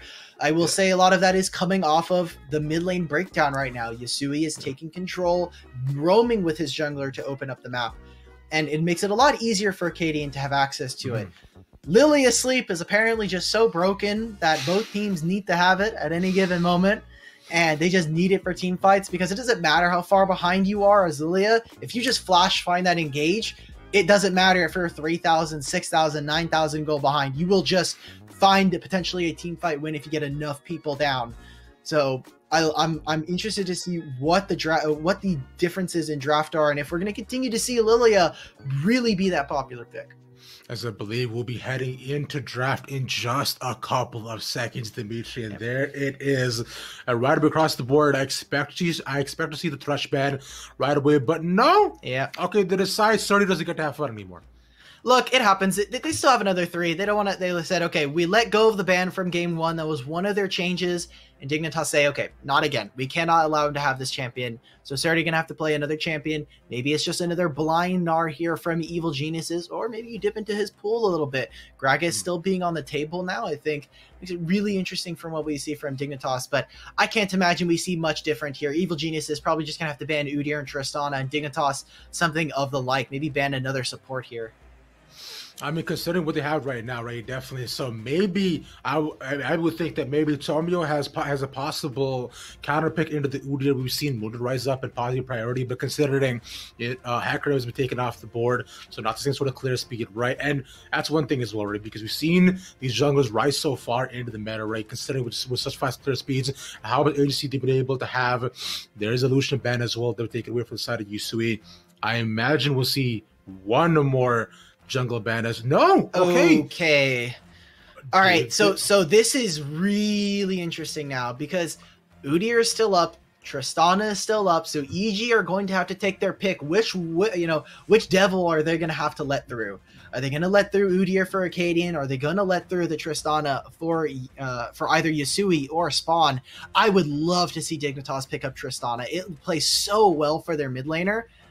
It is going to be banned, so now they'll have their access to really strong jungler here if they want to go for it, or they just pick Lilia. I don't know. At this point, like, we'll just pick it if we want to. But there was the Udyr pick you were talking about before, right? So I was thinking that Dig would actually, the AG would actually let it through the first couple of ban phases. They decided they would rather not play to Deshaun randomly Udyr. Now I'm looking at Tomio. I was thinking you might have response for this too. We've seen the Mundo, like I was saying before. Since Hecarim's taken off the table, Lilia is also still on the table. But I thought Lilia doesn't play too well into the Udyr, but that remains to be seen. Gragas might be an option if they wanted to still take that away from the side of Dig Academy and put that on their end as a potential flex pick, Dimitri. Yeah, I mean, Gragas would be fine. I still think that, like, Lilia, like, yeah, she has a little bit of problems with Udyr, who can just run stun, bear, job done. But when you look at it, like, there's still a few options. Nidalee is like potentially still up there if they're able to get this. A lot of this is predicated on whether or not Acadian can get another early lead, right? It's 3 games in a row. EGP, more than likely, like we see, they're just going to go ahead, pick their Gnar. It's a pretty safe pick, can be punished, but we haven't quite seen that yet. It has been, we saw it in game 1. They did punish it on the TP play earlier on, but it is the safest one, and it means that Lorlo, we're looking at what you're going to pick with no Aurelia there. Maybe he picks up another counter pick. It'd be reaching pretty far in his pool if he does. Consider the Aurelia was taken off the board, though, so at least Nano Sturdy should feel pretty comfortable taking this in. Yeah, it's literally like we predicted, right? Lilia has been a must pick for both of these teams in all 3 of these games. Like you mentioned, Dimitri, just putting people to sleep, way too OP, bro, giving them nightmares and then possibly dying. A little bit scary, but we'll see what the response will be from Acadian. Consider this is pretty much just a blind Gnar. Yeah, I will say one thing, Ravish. Lilia is, like, really cute, and she's, like, very much, like, into sweet dreams. So, like, it's more like, oh, like, I'm taking a nap. Oh, I'm suddenly off the map. It happens. She's not, I don't think she's one to do nightmares, but that's just her personally. As Lorlo picking up the Gangplank. Okay, taking this to Surdy's Gnar. Interesting. Okay, I actually like this pick a lot here for Lorlo too. We haven't seen this pick a ton for him either, but this Gangplank, I find that he can play a couple of different styles, but the main thing I like a lot of Gangplank is just the global pressure you get once you're able to hit level 6, right? Yeah. And how many barrel chains you're able to hit. As you see, you'll yet again take the Orion off the board, not give an aspect that. As one thing I want to say, Dimitri, you just dropped a banger of a line there, broski. Yo, it's like I think it was some like sweet dreams off the map, something like that. But it rhymed and it sounded really cool, and I wanted to. Thank you. I try a little bit sometimes. Yeah. EGP picking up Azir here, however.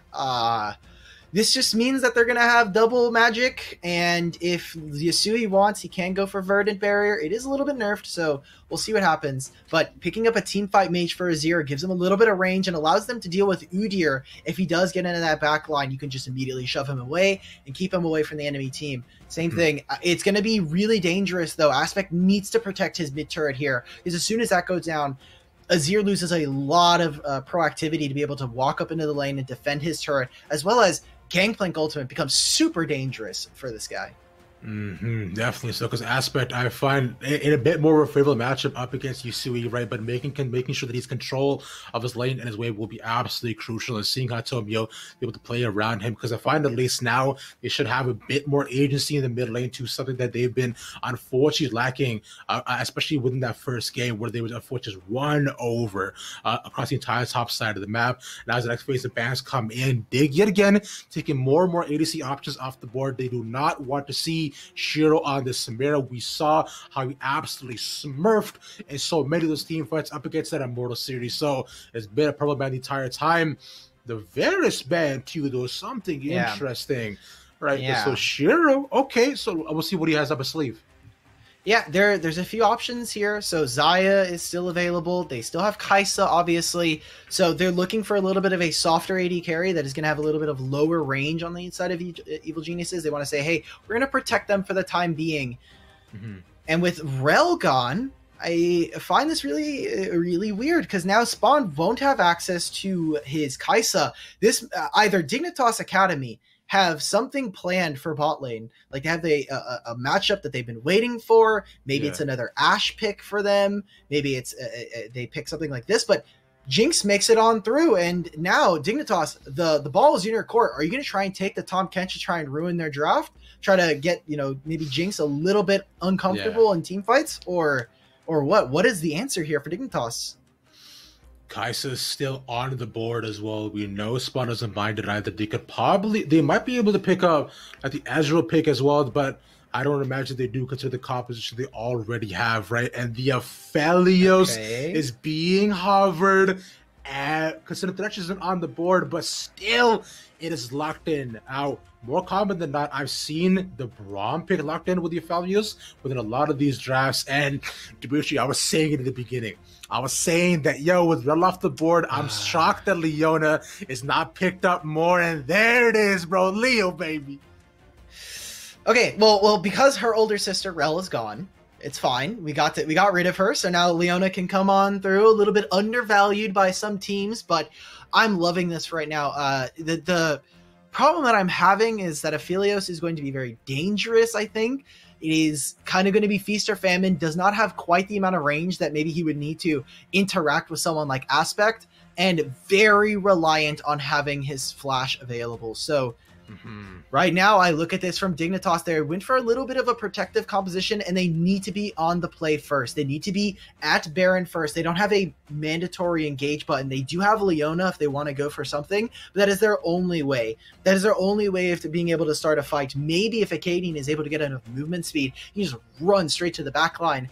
But if they're able to set up at objectives before EGP, if they're able to get there maybe a minute and a half before, this team is very dangerous. But walking into EGP, I think, is going to be a very tall task. But walking in, I believe they might do, because considering all the ball delivery systems they have on themselves, especially along with Acadian and JJ, right? So really being able to get at least all the way to the front line to set up for what could be a really potential and really deadly 5v5 that they have going on. But on the side of EGP, going to be looking a lot at Tomio yet again. This Lilia pick we saw, game number 2, he did quite well on it. Like, it's just such a strong pick. And like you mentioned, Sleep is another fantastic team fighting tool which they could use to shut down a lot of what Dig wants to bring out. Because if Acadian goes in and goes to sleep, man, that bear's not going to wake up anytime soon. And might unfortunately wake up back in base, Dimitri. On the other end, right? A lot of good disengage from EGP for what Dig wants to bring out. I'm like, my brain is just having a hard time wrapping around this Leona. She ever wants to go in, well, Braum throws up the Unbreakable. She's never going to connect with Shiro. And with Cleanse on his side, should be able to get away from any solar flares in the time being. So what I would love to see from Dignitas is try to get these summoners out early, maybe overload onto the bot side, get maybe a summoner or 2 out of them, and then try to focus on them. Maybe then you can go for a re-engage maybe another 20, 30 seconds later on. I think it's super dangerous, and Braum being a fantastic pick yet again. We'll see what happens in this series as Ravish, we're getting ready to go into game 3 of Dignitas versus Evil Genius's Prodigies. Oh, so not the penultimate game, but the game that comes after the penultimate game, if I'm saying my English correctly, Dimitri.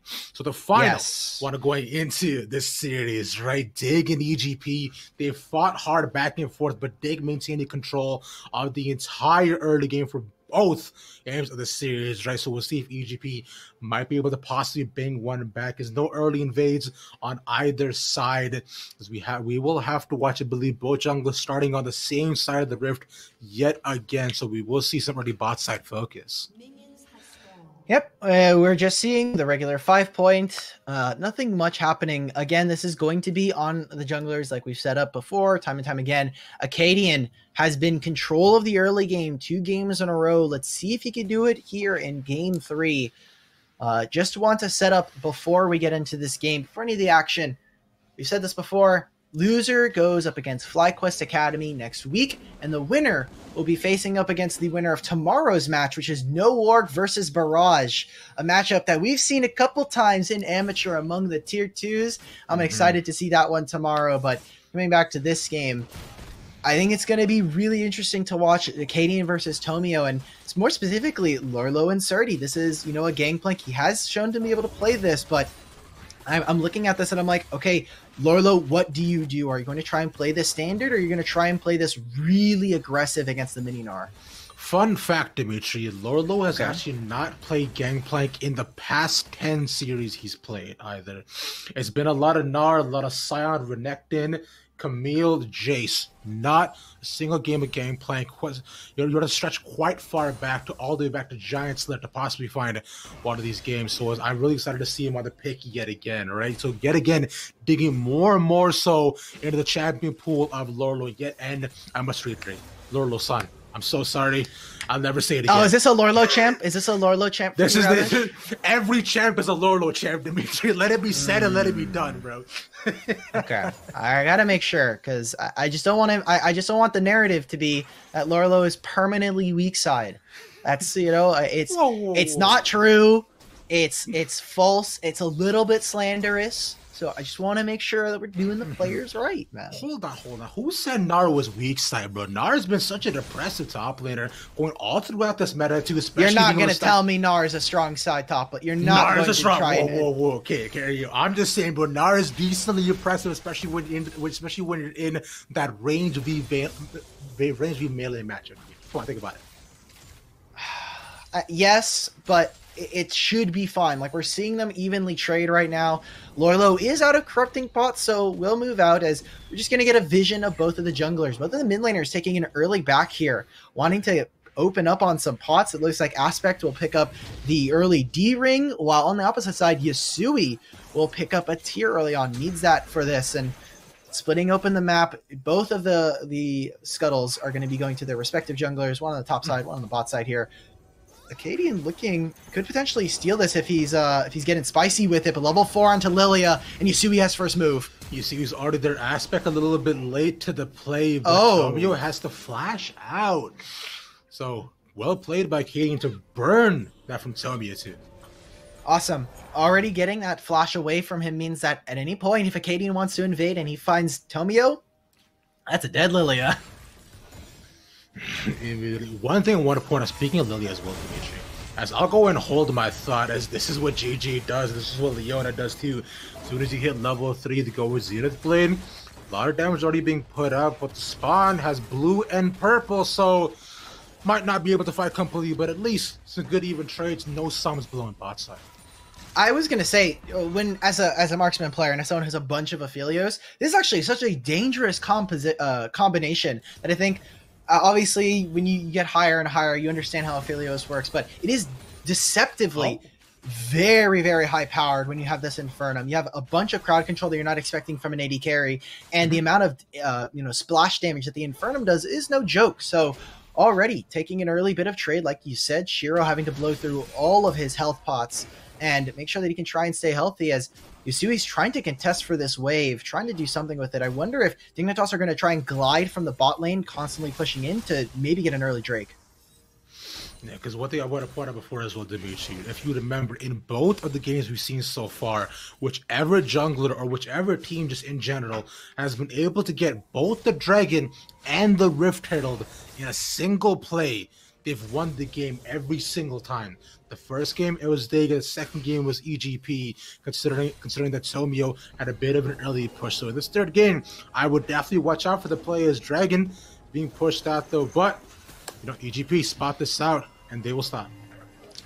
That is certainly an interesting stat to track. I wonder if there was, a way for us to just, scroll through a bunch of games and see if that were true. It's certainly a very minute stat. I don't think it would have too much credence. It's almost like you're building the goalposts up for certain teams depending on what you're looking for. But yeah, specifically in this series, that is a factual statement. You did not at all lie when you said when you tried to quote that stat. Thank you. It's definitely a weird one. I mean, exactly. So I'm going to point it out because looking at it, it is fun how the ultimate is shaped out. But moving away from my fake stats and looking more so onto EGP, considering they forced the toss off the bear, not so we could look for some early bot side control, get the vision down at least, and we'll get the scuttle. So we'll know at least Dig wants to commit to this as he clears out all of his bot side camps. He decides, you know what? I don't see Acadian anywhere. He is on the top side, so they will likely set up for this dragon. And look at this. Acadian says, look, I'm not doing my blue buff. I need to move immediately over. Yasui will not have TP, so this is a little bit of a disadvantage. Needs to just clear out his camps on this Oud here, finish this out. And already EGP taking their early game. The dragon will reset, so waste a little bit of time for EGP. But Evil Genius is finding the first Drake of the game. Cadian just trying to cycle through his camps as much as possible. And I'm feeling the itch. I'm feeling the itch, Ravish. This is giving me game 1 vibes all over again. I know what you mean, but like we can say that about game 2 as well, Dimitri. But no, game 2 was fast though. Game 2 right. was fast. Game 2 was we were moving pretty fast. There was a bunch of kills constantly. It was a lot of action. This time around, it seems like we're going to get a repeat of game 1 where both teams just looking to farm, looking to try and cycle through as many camps. Dignitas trying to make early plays, trying to be first out on the map. They've already moved their bot lane and they're prepping for this early Rift Herald. And now, so from my stat will come to life as of yet, but just good cross-map trading from both Dig and EGP, right? Just taking advantage of the early lane push as well, considering Lurlo pushes wave in and not going bot side. So we will here's the real here's the real thing. Does Shiro steal this with Jinx Ultimate? It's 5,000. No. We've seen a bunch of these. They don't have a vision. They don't have vision on this, so Shiro would have to take the guess. Just have to take the leap of faith. We'll watch. No, Jinx Ultimate comes out. Rift Herald. They're getting close to it. Shiro or Surdy should see it, but okay. It's Rift Herald for Arcadian, and Surdy gonna have to invest the TP because he want to try and hold this wave for as long as possible for his bot lane. What a good guy Surdy is, man. Decided not to take any of his wave, doesn't push it out either, and just like holds it there for them, being like, you know what, I know you might have a bit of a hard time coming up here, but let me just help you out, bro. She's not a good guy Surdy so far. But yeah. But now as the lane swaps come in, just trying to get some cross-map pressure for both of these teams, considering Dignitas was able to take the Rift Trail as well, do the lane swap early on for themselves. We'll have to see where that is dropped. As let me take your bets, Dimitri. Been doing this almost the entire game. Where is Rift being dropped? Let me see. Let me hear. Oh, wait, where's Rift being dropped? Why is this? I don't know. I don't like this bet anymore. This bet is not as fun.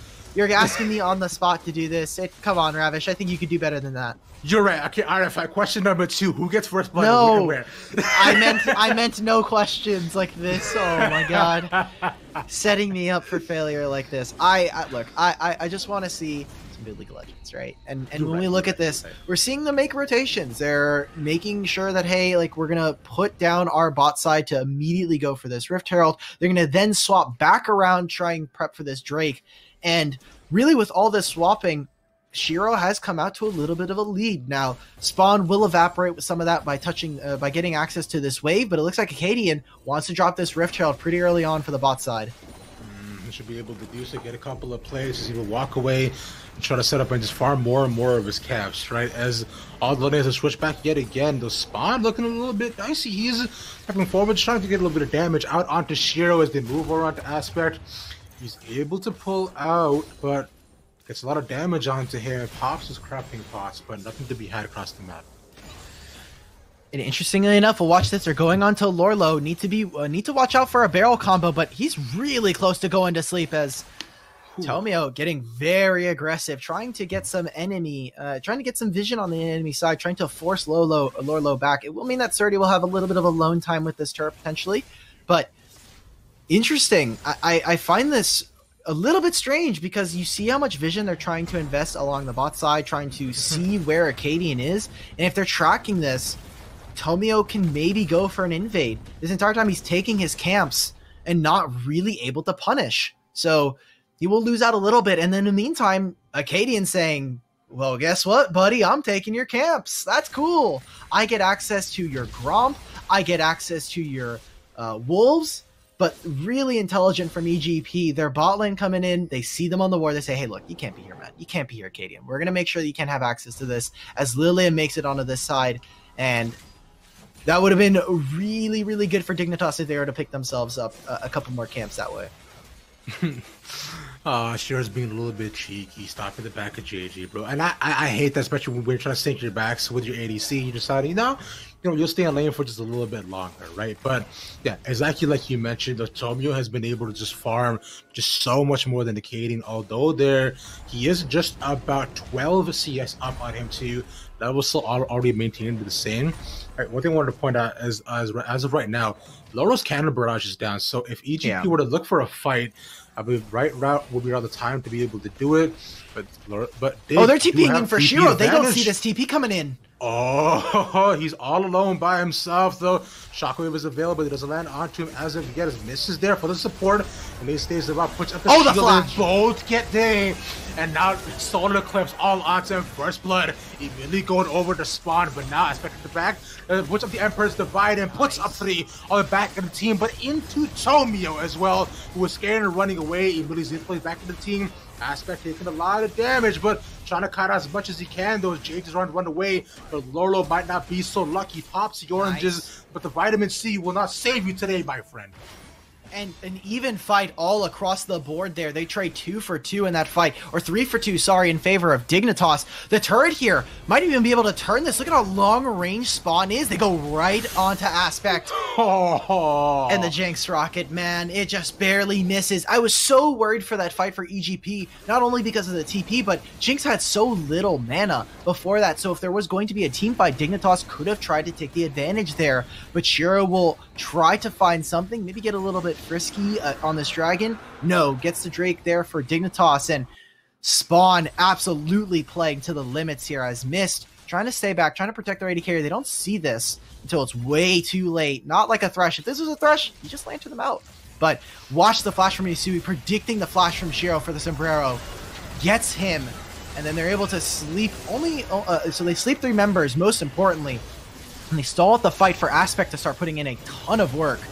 But the entire time, look at how safe Spawn is. Has to flash over the wall, gets a little bit dicey, but once he's able to put down this turret, he's able to get so much damage down. They're able to find this kill onto Lorlo.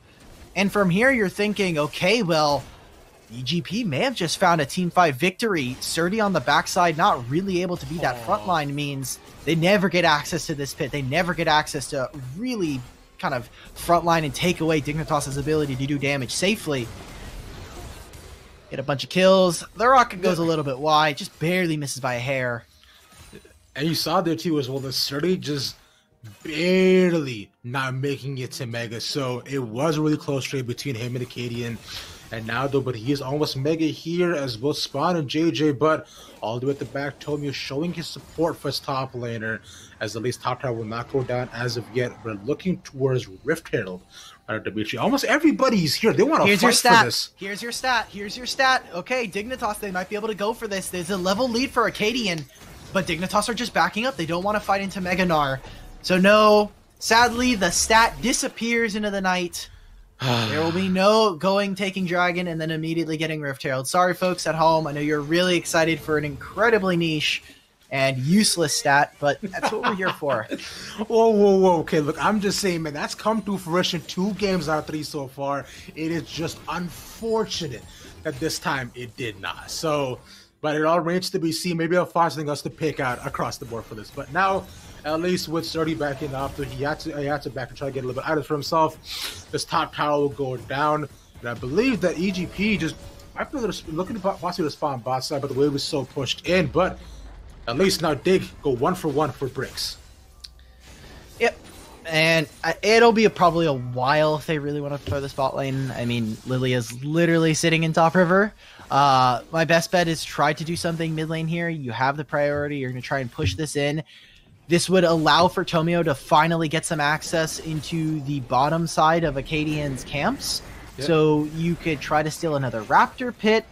JJ was looking like he was going to go for a flank, but is going to reset here. All Dignitas need to do is just defend this, just take a couple more. And with Surdy no longer able to be Mega, this is just going to, hey, we're just putting down Rift Herald a little bit prematurely. Maybe could have saved that for the Drake coming up in 2 minutes.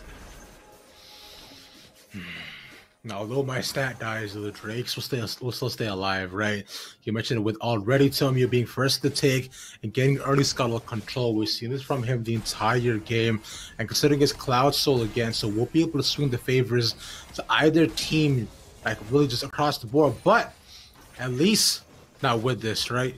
EGP is looking a lot better, and honestly, like a lot more even going into this mid game, because before you found that Dignitas had control of the entire early game going into the first 20 minutes, right? They were extending the leads as much as they could. UGB picking it back up here, Dimitri. EGP, they're coming back into it. They're still 2,000 gold down, but it's definitely one of the closest ones that we had at 5-2 already. It's feeling like, hey, EGP are still waiting. We're still waiting on Shiro, right? We have 2 hyper carries in this game with the Jinx and the Affilio, so they're just waiting to try and get a little bit more scaling. We have a Drake coming up in 50 seconds, and with some of the resets already, with Braum late on the reset from Mist, just means that Dignitas will be first on the play here.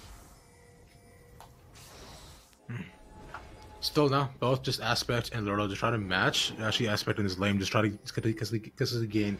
Side of control, Asiri doing the exact same on the opposite side, right? With him being able to push out, that does at least give him the bot side for EGP. But no, at least Spawn and JJ move on over. Both these teams want to really fight over this dragon. Everyone is on the map. No one taking any other resets. TPs as well, Dimitri, are both up for 30 and Aspects. If he wanted to possibly come into the game, it would be available for Lurlo too, as he's backing just now. Cannon Barrage used to clear out the wave. So no one really going to be out of it yet, as Dragon will now spawn. Look at the positioning here for EGP. They were setting up on the top side, trying to find something. Maybe they're just going to try and take these camps away. So they're setting up Aspect to get a turret for himself. They're going to get a lot of camps. Tomio should just be able to completely cannibalize this top side of the jungle, take all 3 of his camps, and they'll trade this for a Drake on the opposite side. I think Lurlo is fine with giving up all those camps, but the entire time, it looks like they were setting up kind of a little bit of a death brush there, trying to protect the mid lane. Maybe they could have made for a push. I don't know what they would go for, as Tomio gets the flash out from Lurlo. He's not asleep as of yet, though, but Lurlo can take him down, and there we are, the smack onto the Pirate. Wow. Okay. There you go. Awesome. Wow. I mean, it was just like that. Tomio didn't just waited to use ultimate until the last second, got the kill. Awesome. Which, by the way, can I just say, it's like whoever named the abilities of Lilia too, it's like, although like I like it, but also like just watch out, eat for me is a little bit like whenever I say it, I feel a little bit, I don't know about that. What's up? I remember the first day that we saw Lilia's abilities, and I remember talking with all the other play-by-plays, and I was like, yeah, good luck saying this one, coach. I believe in you, man. I remember watching that. I was like, yeah, okay, have fun with that one. Yeah, no, it's gonna be a little smackdown, a little bit of a Wingardium Leviosa for me. As I think that's not a little bit a lot better for myself. But yet again, EGP, right? Recognizing the advantage across the map. They saw Katie was on the dragon.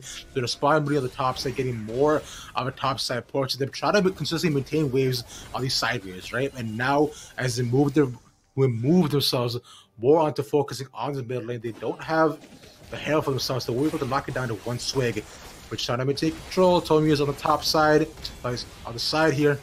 Wants to look for something, but the waves is in their favor. Surdy's Mega. You need to look for this get down the solar eclipse, but nope. Everybody staved off. Shippers the rockets. Everybody's okay. Okay, everyone was like, don't touch my turret. Like Dignitas was like, don't touch my turret. And EGP's like, I want the turret now, please. They're trying to force for it. If they really wanted to, they could have gone for a flash, but if they're able to get that out from Shiro, maybe if they're able to get out maybe his flash or his cleanse, it would have been a really good trade there. But simply just a solar flare and a little bit of defensive posturing from Dignitas. You saw how they pulled all 4 members onto the map to try and save him.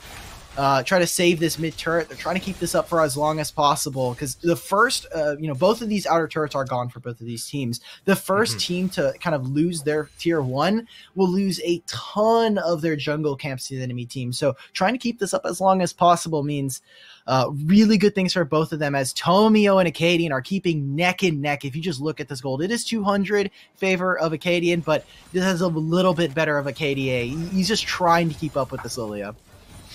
Because we were looking at before, Acadian has consistently maintained control in this jungle matchup for the past 2 games, Dimitri. Every single time we see Acadian on the board, he's consistently been able to exert so much more pressure, just denying Tomio of almost all of his camps, right? Although Tomio was able to come back in game number 2, but the pressure felt by Acadian was absolutely exponential. We were also looking at how they will be able to affect the bot side. As of right now, we're seeing it. Look, like Spawn right now, 2-0. Looking really good on the Aphelios, already 2 items, but so is Shiro. So no team is really super behind. In fact, Shiro even has like 10 CS in it, but Spawn has like 2 kills. So I guess it kind of makes up for it. It makes it. Look, they even out. There's a little bit of an experience differential, but this game is literally just all team fights. We are waiting for team fights. Both teams are playing incredibly defensive. They don't want to be the ones to make the first mistake and get blown up in a team fight. So they're just waiting. They're just trying to get down as much poke as they can. Not enough members on the side of EGP to really defend this, so they're going to lose a little bit. Cannon Barrage coming out. Immediately the bots on the solar eclipse, and immediately just like that, Misses already gone. The flare was too much for him. The blinding lights he could not see, so he will go back to base, unfortunately. Nice little pick, but yet again, EGP saved the mid-turret. None of these teams want to give up the mid-turret, Dimitri. Yeah, and I mean, it looked like just a simple trade of ultimates, and obviously with him going down, Dignitas do not end up getting the turret. But the important part here is we have a dragon the next minute, and there's no flash on Jinx. This Jinx no longer has the summoner spell, so I wonder if EGP are just going to say, look, we were going to trade this Drake, we'll trade you the Cloud Soul for the mid turret, and we'll just call it a done deal. Because if Jinx goes down here, and they're able to get the turret and the dragon, I mean, Dignitas just shoot to a massive lead immediately. EG are looking for some sort of proactive play between the two teams, consider Dragon is up in just another 30 seconds, right? This would put EG at least on even with Dignitas, and on Dignitas yet again onto Soul Point, Dimitri. And I feel like we've been in a situation just so often as Miss is not already back. So now both these guys posturing to fight as 5. Surdy is almost mega, so he's just saving himself. I do definitely want to watch Acadian and where he decides to go. The Aspect bot side, it might try to collapse onto him because he does have TP if we needed to get into the fight. But Dignitas are first to the Drake, and Acadian should be looking to start it. Ooh. Watch this. JJ's taking a ton of damage. Surdy might be dead. Strikebreaker's in it just like that before even turns mech. He's already gone. He Narsbar's back with just one though, but they cannot follow up on Decading. He's just so fast. But still, support picks across the board between both these teams, so nice little picks, but I imagine neither of the mid turrets go down here, Dimitri. Spawn takes a lot of damage. I mean, EGP are literally, like, both of these teams are just ping-ponging waves. The one that can get the objective, get to the mid-turret first will just win, but Tomio trying to solo out this. And in the meanwhile, Dignitas are trading for Baron. They realize that they can't quite be in this position, and Surdy gets found out. Nice shockwave to his cannon right in the middle. The cannon barrage down as well onto Mr. Shiro. They get chunked down to about half the rocket, though. In response to a lot of damage, Aspect looking at a possible trade, but oh, and there he is. The soldiers cut down the pirate, and now, on the other hand, at least, the Lilia will get Dragon and the mid turret, so Dobbs all around for EGP. Yeah, EGP, they're now able to get the Dragon. They also get themselves the mid turret here, so opening up the Drakes, opening up the objectives for themselves are what EGP are doing. They're still down in gold, but honestly, I think it just doesn't matter at this point. You look across the board, they're able to find that win. Surdy does end up going down, but being able to stop Dignitas from taking the trade just means that they're slowly kind of slipping from that lead that we had them for. And now for me, for EGP, as we'll see the replay again, I think it's into that, Dimitri, but because Dignitas is exerting so much control. Yeah, they have control of this, so Surdy having to be the first one to walk up, especially with no Mega, is a little bit strange. But the Cannon Barrage stops them from getting so much damage, and Lorlo with just a beautiful stopwatch. And he does end up dying, but it just means that Jinx doesn't end up getting the kill for it. So it does mean that Aspect will pick up a little bit more. It's another 300 gold in his pocket, but Ravish, I'm feeling it. I'm feeling it a little bit. EGP, they're starting to kind of climb back into what was a reverse sweep in the series, because they are, I mean, right now you take a look at it, right? They are sitting here with a Jinx that is untouched. She is 0-1. It is going to be on Spawn. Spawn needs to have basically an insane team fight, which I think he still has in him, considering he's farmed up, he's getting ready there, and he's getting to that point on Aphelios where he has his run-ons, and I think he's itching for a team fight. You know he is, because before he had those red and white, so it's almost time to fight for him, Dimitri. but they're not looking to respond in the mid lane. I was trying to say before, right now for EG, just go ahead and hold up where Braum is TP coming in behind. He gets to 30, is Mega looking for big play, gets in, Mega onto one only, but look at Spawn on the backside. He's completely untouched. He has blue and green, but that means that PG King still Dimitri. No kills on either side, but the cannon brush. She's excited. Jamia goes in, she's excited, he's ready, looking for a lot more reset. Shiro, it's the first kill of the game, but now GP trading 1-for-1. Yeah, and this just means that they can maybe walk into the Baron. I think it's still very dangerous. They're calling in the TP with no cannon barrage. Lorlo's going to have to find a flank. Maybe Yasui. He doesn't have a shockwave either. EGP still going to have to deal with all this Baron damage. It's a ton, and still blue guns here for Aphelios means the damage is huge. 2,000. Here we go. Oh, Mist takes so much damage to likely die, but she's already actually missed an Arbor at the back, so Mist will not die. At least he go for an even trade, as not all of EGP, they don't want to fight. They're looking to get out. So they're putting down some stuns. Oh, Aspect goes in. A massive Emperor's Divide will get all three. Now Lordo, the last one left alive, not have to get away, but the soldiers will shut him down as Shiro picks up the kill, and is just JJ left. Oh my god. Okay. I love Aspect now. He has a complete redemption in this series as he finds a massive win. You'll see in the picture-in-picture, they are pushing down in topside, trying to do as much, but you'll watch this TP, and look at how defensive Dignitas have to play. Spawn with an amazing flash here. You're thinking, okay, well, Aphelios is firing uninhibited, but the Infernum does not land. And then, I mean, they're able to find the one kill, and this allows them to go straight into this Baron. And Dignitas going for a really desperate attempt to try to stop this from happening. You look at how many ultimates they don't have. All of them are not available. The flash is the same. So they're just trying to use as much damage as possible. This is all on Spawn to try and get these guys away from the objective. You see Mist, he's blocking all of this. He's blocking their entrance. You'll end up going down, and I mean, as they're coming out of this, Aspect sees the angle. They're going way too far up. Just watch this sweep. It is beautiful. It gets right into the back line. Here we go. Shurima shuffle in. Dignitas Academy out. One thing I wanted to point back as well, Dimitri, as you hearken to it in draft, right?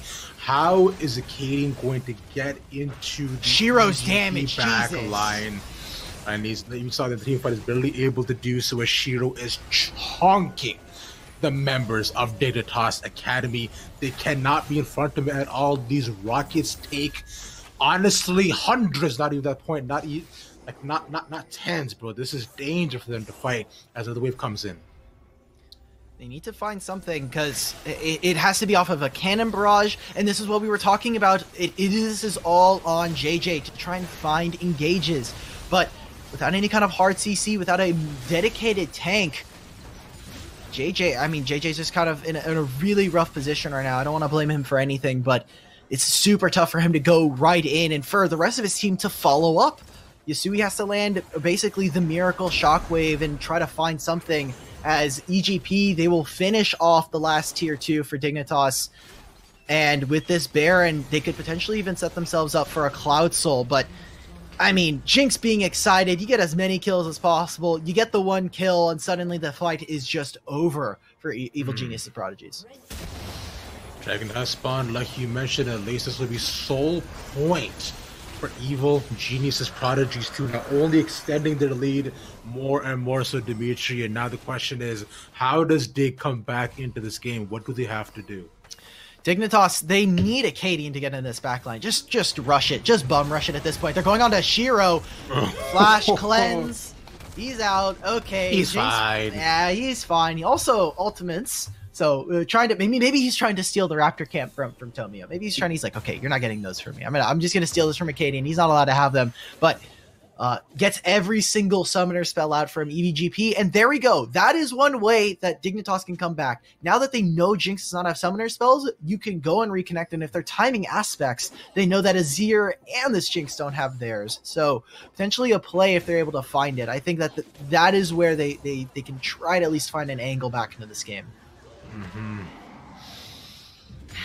They have to be proactive about it, right? They have to be looking first for them to, because Yet again, Acadian with with his just minimal access into the backline of EGP being able to shut down Shiro is definitely one of the most important things they have to do, just to be able to take away just so much damage that EGP currently holds. But past that as well, right now, Aspect, man, he's been an absolute monster on this Azir, getting the favorable matchup into the Orianna, consistently having wave push as well, and somehow finding, like, I wouldn't even say sneaky picks, but taking advantages of chaotic team fights, and just that last play just really set him on the board for like you say before, Dimitri, right?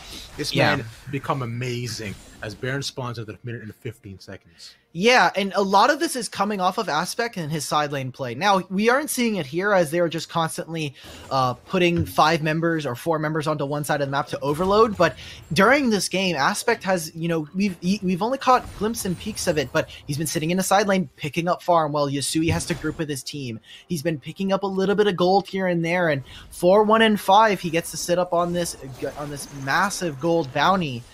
Another target on his head, potentially for Dignitas to try and go for, but every now and then, whenever he can step away from the team fight, when he's not needed there, he's sitting on the side lane, picking up picking up a wave here, going and picking up another wave there. I love seeing this, seeing him play this Azir, and so far has had a fantastic game 3. Decided not to pick up the ego books though, which you call as well, also known as the Magi Stole Stealer, right? Yeah. So opting in to go into the Rabadons instead, which is a safer play, but I would expect that from him considering just how far the Eddie is and the potential of how much burst he could possibly put out. And as his Baron spawns in the next 10 seconds, Dignitas Academy need this Baron if they are to stay alive in this series and have any hope of taking that EGP to start it up. Yeah, they need to go for this. They need to find it. Look at where Acadian is. He is so far in the back line. They need to be able to protect where his positioning is. He's running straight for the back line. JJ's taking a ton of damage. Cannon Barrage. Immediately they find him too, but Acadian puts a lot of damage onto Shiro. He's almost dead, and they find him with that. They needed to do so, but look at this. The backline Aspect is smurfing. This team fights a double kill at the end of it, but no, he's alive. He's a little bit golden, and Ilias prancing and dancing around every single other person. Absurdity with a clean up Gnar. They don't even need the ADC, Dimitri, because they have everybody else. And EGP win the Baron team fight, and they'll likely win the game, because look at Aspect. He's knocking at the nexus of Dig. Yes, they are TPing in, like you said. Aspect, with a fantastic team fight, finds the pick onto spawn. They say, okay, cool, you killed Shiro, but remember, EGP have more than just Shiro, as Surdy, Tomio, and Aspect, last ones to finish out the game. EGP with a much closer game than what we got from them. 2-1 over Dignitas Academy. A fantastic game, and definitely one that I felt, you know, hey, when we were talking to Ido, he said, look, this team is more than just a Shiro show. We want to show that this is more than just our bot lane. And I think we got a little bit of that in every game. Obviously, game 2 was a little bit more so him, but now with Surdy and Aspect able to step up in these games, it's been a pleasure to watch, and they will go on to face the winner of tomorrow's match. And oh man, EGP are looking dangerous, especially if they're able to get the ball rolling for them. Yes, sir, like you mentioned, right? Getting a little bit of early control in their pocket. If Tomio has some agency, and if Aspect is on a favorable matchup, right? Yeah. Any one of these players could be the one to make the difference in this series. And EGP pull off the reverse sweep against Dignitas Academy, who will now fall and have to face the winner of FlyQuest Academy after this as well. So yeah, that should be another fantastic matchup to watch, Dimitri. But I gotta say, man, I am impressed would be an understatement for the EGP. Yeah, another amateur team has knocked out Academy, so they're not quite out of the tournament yet. Like you said, Dignitas have another chance in the lower bracket, but this game was all Aspect the entire time. You know, there were some supporting cast members, but I loved what we saw from Aspect and from Tomio. Something of a little bit of a missing link for me when I was looking at this team was how do the two kind of link up and they were just on point this game. We see in this one, he just evaporates Spawn in this last fight, and they were constantly looking for plays. We saw in that first replay, they're able to kill Lorlo on the side lane. They're then able to get more and more gold into Azir's pocket, but yeah. I cannot enough sing the praises of Evil Genius's prodigies as they find the win in the series, backs up against their wall, against the wall here, and they will continue on a great series, definitely a close one, and I think one that if you're Evil Geniuses, you really want to kind of review it for it. Yes, I believe we will have the Verizon interview for the final interview as well. I didn't quite catch the name of who we see. It's Shiro! We have Shiro! Shiro, can you hear us? Are you there with us, brother? Reach out to us if you can. Oh no! Shiro? Okay, I thought he was. I thought he was weird champing us because we were like really hyping him up. But okay, hopefully we will get Shiro in here. Oh man, just a couple of seconds, man. But yo, like Shiro right in front of us, brother. Shiro, you there? Yeah, I'm here. Shiro? Hey, there we go. We did it. We got him out, bro. Firstly, bro, absolutely fantastic series between you guys going up against Dig. Like, great job on the reverse sweep. So talk to me a little bit about, going for that game 1 to game number 3. It was definitely tough game 1 for y'all. So how'd y'all shake it off and move in going forward into game 2 and 3? After a disappointing loss on game 1, we decided to shake things up a bit and pick the Callista, which was definitely not my comfort pick at all. But then once we were losing, I thought all hope was lost, and then I just tried to take all the advantages I could in game 2. While they were pushing bot, I was pushing top and getting as much gold as I could, and then somehow we got some miracle fights in, and then we bounced back. And then game 3 was just, we just didn't die. Yeah, just win. That was definitely a super anime arc there for Shiro. Shiro's like, all hope was lost, and then, I just came in. I saved the day. We had some miracle fights. You can be humble if you want, but that was a fantastic job from you guys. Coming into this, I mean, what has it been like to, this is another academy team that now you guys have been. It seems like you guys have the Kryptonite versus some of these teams. What does what is EG given to you guys? Because both squads for this organization are on a tear. Like, what is the org doing for you guys that it's just so awesome? What are you eating? I'm not eating anything. I was chewing gum earlier though. I would like to give props to Kelsey and Peter. They have helped us tremendously with their coaching ability and their one-on-ones and just overall water doing.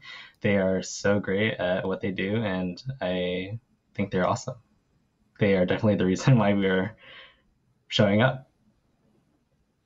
Awesome. So, literally just Kelsey and Peter diff across the board. You love to see that. Now, one of the final questions for you as well here, Shiro, right?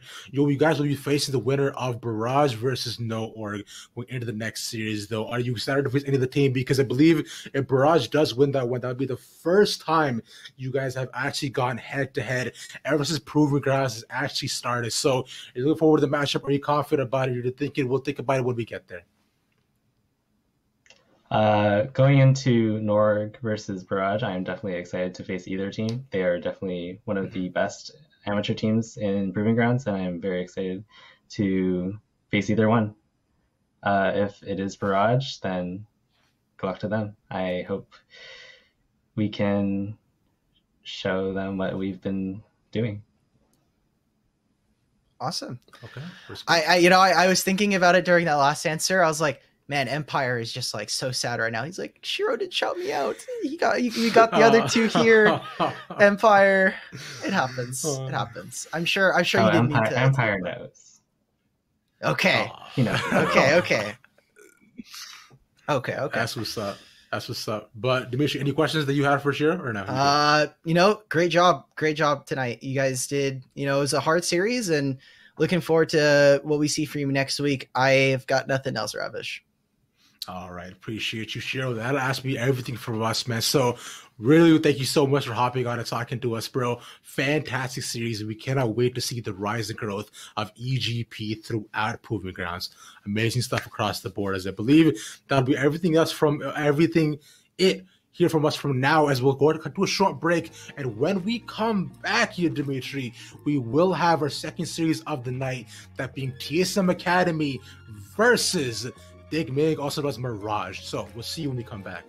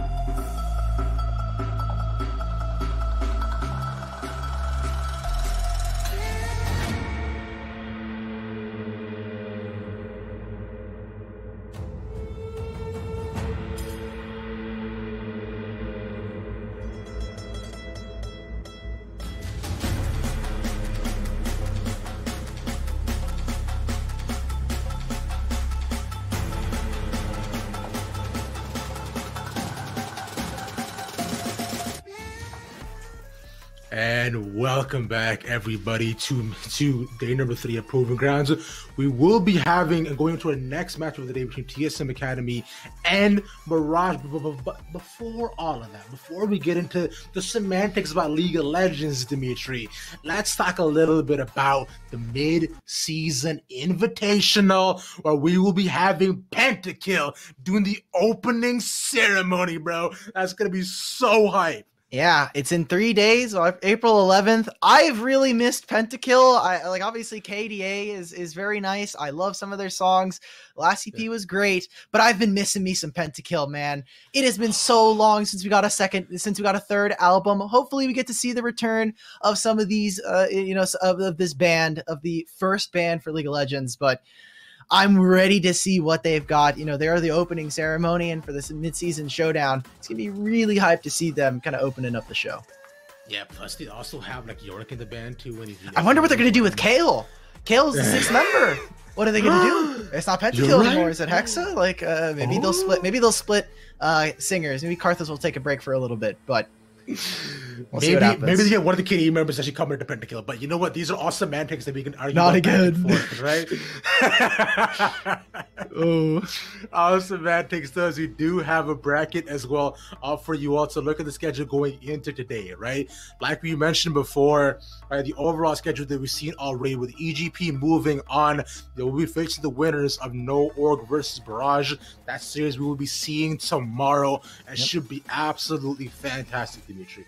Yeah, it'll be really fun, and it has been a final, and it has been a match that we have seen before. And the best part about this is that now Amateur will have a team, at least one team, going over into top 3 for the tournament. So, that makes me so excited. It makes this just so. I think it's really pleasing to see when Amateur, all of the Amateur teams have been working so hard to get to this spot, and now able to show off and get their rewards from it. This will be our lower bracket going on. And we see that some of the matches tomorrow, we have 100 Thieves versus another match. And then we also are going to see today, like you said, Dignitas Mirage versus TSM Academy. Dignitas Academy will move down to face FlyQuest on the 7th or next week. But I'm super excited for the match we have today, because there are a lot of teams coming up here and a lot of Academy teams versus some Amateur teams down here. And we do have to remember, Dimitri, right? Whoever loses matchup is gone. Yep. They're done. So they will be bottom 4 within this tournament. So if it were to be Dignitas Barrage, that would be such a massive upset. But I find on the side of TSM, right? They've been a solid Academy team. They looked a little bit back and forth with the Zeus series, but I gotta say, coming into this, I imagine they're rejuvenated and revitalized and looking to possibly move on forward. Yeah, when I look at this team, obviously they had a really tough matchup. Their first match is against Cloud9 Academy, the first seed from Academy coming in. So, and they're the 16 seed, so not expected. And coming up against TSM Academy, if you were to look on paper and you were just to take away nameplates, you were to take away, basically, if you're just a new viewer to Proving Grounds, you're saying TSM is going to beat whatever this Mirage team is. However, TSM have been they've been a little bit on the downtrend, and on the opposite side, Mirage are, they haven't had the strongest first foot, but I believe in the Amateur boys, and I think that there's still a little bit of fight in these guys, especially with their road to Proving Grounds. It has not been the easiest. They've had to fight tooth and nail to get here, and I'm excited to see what they come out with, because obviously they were not happy with their performance going up against Cloud9, and I'm hoping that with the time that they've had in between that series and this one, they've had time to at least kind of change up some of their drafts, change up their play style, and come into this with a renewed mindset of wanting to fight for their spot in Proving Grounds. Both teams having very one-sided series before this, right? So like you mentioned, coming into this, we'll be paying a lot of attention to see how they're able to come back and reset their mindsets, right? Because one of the things I do want to talk about as well here, Dimitri, is we're looking a lot at TSM and we're looking a lot of Haunter specifically off the board. We know how he likes to play a lot of strong side champions, right? We know that TSM likes to play a lot through him and extend their lead a little bit like how EGP plays a lot through Sturdy and then a pressure across the map. But that matchup between Haunter and Dragoon is quite interesting, because I believe it's fair to say that Dragoon is pretty okay with getting pushed there, playing a little bit weak side. Yeah, he is really good. He's one of the few amateur top laners that play Gangplank. So we've been wanting to see it. We'll be getting into draft soon, and we'll see what TSM Academy looks like. Are they going to be playing around Hanser and having Babip and them connect? This is when we've seen them be the strongest at their point. And are Dignitas Mirage ready to fight back in this draft? Because again, you're going up against Dragoon. You also have Meech and King going up against Cody's son and your son. And I think these two are super fun to watch coming into this. Right away, right? We see TSM Academy, the first ban. This has been the first ban up against Dragoon every single game. I believe in the past like 15 series of games they've had, it's only been let through once against Maryville, where they played all the way back in Giant Slayer, and you saw just what Dragoon was able to do with those dunks on Darius. But still, solid picks across the board as they are, as TSM putting a lot of targeted picks to take. They also take out Hiyami Skarner, which we've seen him play pretty often recently. Yeah, I wonder what they're going to pick here, because I was talking with Deus, with their coach, talking about what they want for Mirage. Obviously, he said, hey, we had a lot of really weird drafts going up against Cloud9 that actually kind of led us to be very much unfavored in the matchup. And hopefully with the renewal of how they've been doing in scrims and with the prep they're doing, they want this series to show that this team is not simply just Meech and King. It is more than that. It is, more than the sum of their parts. They have DNA, who has really improved since the beginning of Proving Grounds. They have Dragoon, who we've been touting as a potential carry player, and getting that Renekton early on, prioritizing his lane is what I want to see. I'm keeping my eyes yet again. What is Hayami going to pick here? Hecarim is still available. I think that there's so many answers here. So they really opt into it too. We were talking a lot about Dragoon being weak side, bro. I don't think weak side Renekton is a thing, Dimitri. I don't know if you've ever seen it. I know I'm more than capable of playing it, as I am a permanent weak side top laner, unfortunately. But now with this, though, it's essentially just a blind Renekton as they're taking Nart off the board, and they opt into taking the Udyr for TSM Academy along with the Kai'Sa too. So picking up some really strong picks for Cody's son and the Kai'Sa Rel combination. The first time we get to see it today. And TSM are moving pretty fast through this draft. I mean, they wanted the Kai'Sa Rel, immediately snap that up. Has great engage potential for them if they really want to go for it. And so now we see what is Dignitas' response. They pick themselves up the Varus. So now a bunch of mid laners are free and open. Things like the Nautilus, I think, or not Nautilus, the Orianna are still on the table. I wonder if they'll try to focus down Sword's champion pool, because really what we've seen from him is Syndra and a bunch of Azir games. Obviously, in the regular season for Academy, played a little bit more. He played stuff like the Lucian, played some more different picks, but more recently is really concentrated on these teamfight mages. Yeah, just solid control mages across the board, and honestly, that's been kind of the meta for most mid laners, right? Having good control mage which you can maintain and even lane state, and then maybe try to push around and help your jungler if you manage to get it early shove. But now, as the bans come in, they take out the GP on the other end. So Dragoon not wanting to play into Han's GP, which we know can be quite dangerous, right? Because that's one thing we didn't point out, right? Hans still has the potential of getting a pick on the board for himself, so they're just taking out options for him as they take out the Volibear as well too, so not going to give them that tanky engage as well. So there's limiting more and more what Hansa can do. Alistar on the other end taking off. So Mirage is going to have a bit, not exactly their pick of the litter for supports, Dimitri. Yeah, they're going to have to kind of dig deep. Obviously, King has been playing some really different champion picks for support. He's been prioritizing the Alistar a ton, but we've seen stuff like Nico. We've been seeing him play a little bit of Bard and Morgana. So tons of options here trying to pick out for King. I wonder who they'll give counter pick. With Syndra gone, I think DNA still has Orianna in the pool. So if they want, they can just go for a safe blind pick mid laner. And TSM Academy, I wonder what they're going to go for. Okay, so it is just going to be give counter pick for DNA. This is going to be fun now. Okay, and now depends on what they pick up. Orianna, Azir, like Lucius, all these super strong champions still on the board for themselves. They could even opt into a blind set mid, although I wouldn't recommend it. But still, all the options remain on the board for themselves. We'll see, and it will be the Zoe pick. This is a Sword special. We've seen this fairly often previously, and it'll be the Aatrox, I believe, as well for a Hotzer. Okay, picking up the Aatrox, really interesting. They want to try and just allow for him to try and go for this. It is going to be a little bit dangerous to try and play topside right now because of just you have Udyr and you have Hecarim. It's going to be quite dangerous for them, especially level 4 when we see it. I wonder, DNA, are you going to do it? Are we going to see the return of the queen to the mid lane? Yes! Yeah! Seraphine! Thank you! We get to have a little bit of Seraphine fun. Okay, awesome. I was wondering what DNA was going to pick because, I mean, DNA has been so supportive in mid lane, allowing for Hayami to really kind of take off on carries. And into TSM, they have no way of stopping her. They want to run into her, and DNA on the Seraphine's like, let the encore rip.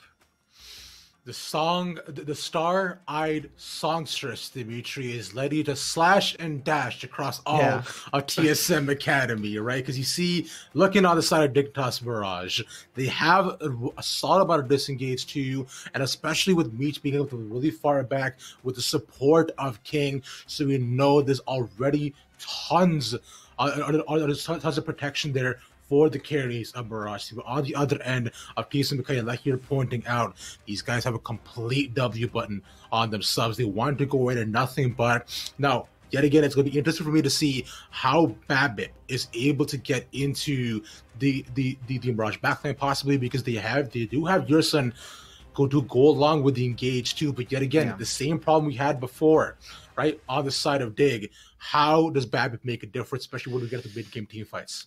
I see this as TSM Academy want to go for a dive comp, right? You have like just ultimate death ball. As soon as you get anybody under a turret, Zoe can just keep them under turret with her long range, and then Aatrox and Udyr can come in from either behind or just run straight at them with World Ender and Udyr's kit to just blitz them under the turret. Kai'Sa and Rel are there to follow and go for an engage, and Dignitas need to be able to protect their lane. So early wards, I think, are going to be very important for King, who has had, you know, a little bit of a mishaps when it comes to some of the early laning phase, and they need to be able to protect the side lanes, because if they ever go for the dive, Dignitas Mirage need to then survive it with the Seraphine or some kind of defensive posturing. I'm looking forward to see as we get into game for TSM Academy versus Dignitas Mirage. Now, one thing I want to bring up too is you were talking about the side lanes, Dimitri, right? Yeah. One of the main win cons for the side of TSM Academy is the Hunter pick. He consistently has been such a strong side laner for them, being able to create difference across the map and through the support of BABIP, right? That's how they play through him, the supporting Cody's son and winning those team fights as you get into the mid and late game. But now with this, we see that Hanser might be at a bit more of an even matchup. We'll likely lose the early push. So we'll see if BABIP decides to affect the early on. He's starting topside, so likely won't see any early ganks towards him. Ravish, we're in it. We're in the second series. We have a Seraphine. It's going to be great. I love that we also brought up KDA, and of course Seraphine just makes it on through. Coincidence? I think not. Exactly. Get your tinfoil hats out. Every time you say KDA, you got to get more and more members on the screen. We're already seeing Ari back in the meta. We've got Kai'Sa and Seraphine here, the bandmates out to duel. I don't know if we'll see Evelyn quite yet, but it's possible. It's possible. I imagine, like, whenever you go into a mirror and they yell KDA 3 times, Seraphine just hits a note. Okay, that's really terrifying. That's really terrifying. I don't need Seraphine in my dreams or anywhere in my mirrors. That is really scary for me. I don't know if anybody else shares that fear, but there's been a bunch of like memes like of her face like stretched out, and it's kind of like Yumi's, and it just no, I can't, man. No. Taking early control, but Meech has to flash away from Yurson. They can turn this with a lethal tempo. Immediately one more stack onto Cody's son, immediately cleanses it to all the other end. Yurson as well getting tagged up, but nice early control. We were talking about this, right? The disengage from King was good. Yeah, and I love this from Dignitas Mirage. They'll have access to level 2 first, flash onto Meech.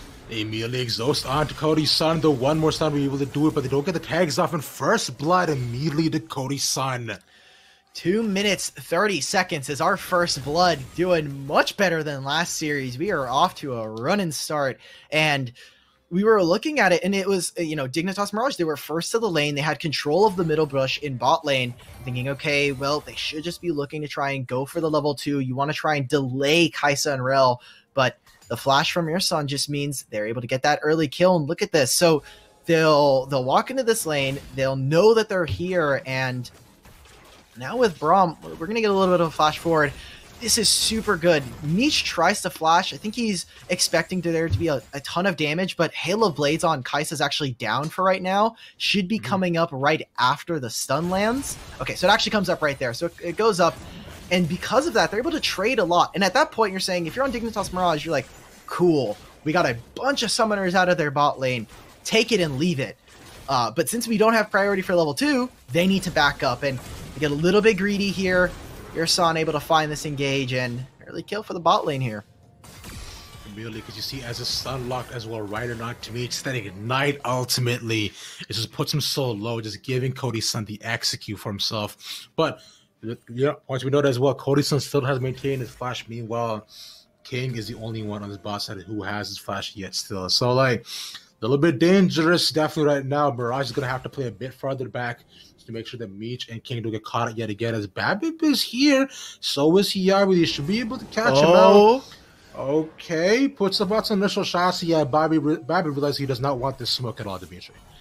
Does he though? Because like Hayami just wasted Ghost. He now is also down in camps, and right now Dragoon is like, okay, if I move over, I lose this huge wave that they're stacking, and if I don't move, my jungler's just going to get invaded. And you even see Sword has already moved, got the push priority. This is what you usually tend to see out of Zoe. DNA also took a back and will also have the TP trying to push into mid lane, but a fantastic set of moves coming out from TSM, setting BABIP up for success, and is already off to a little bit of a lead here versus Hayami.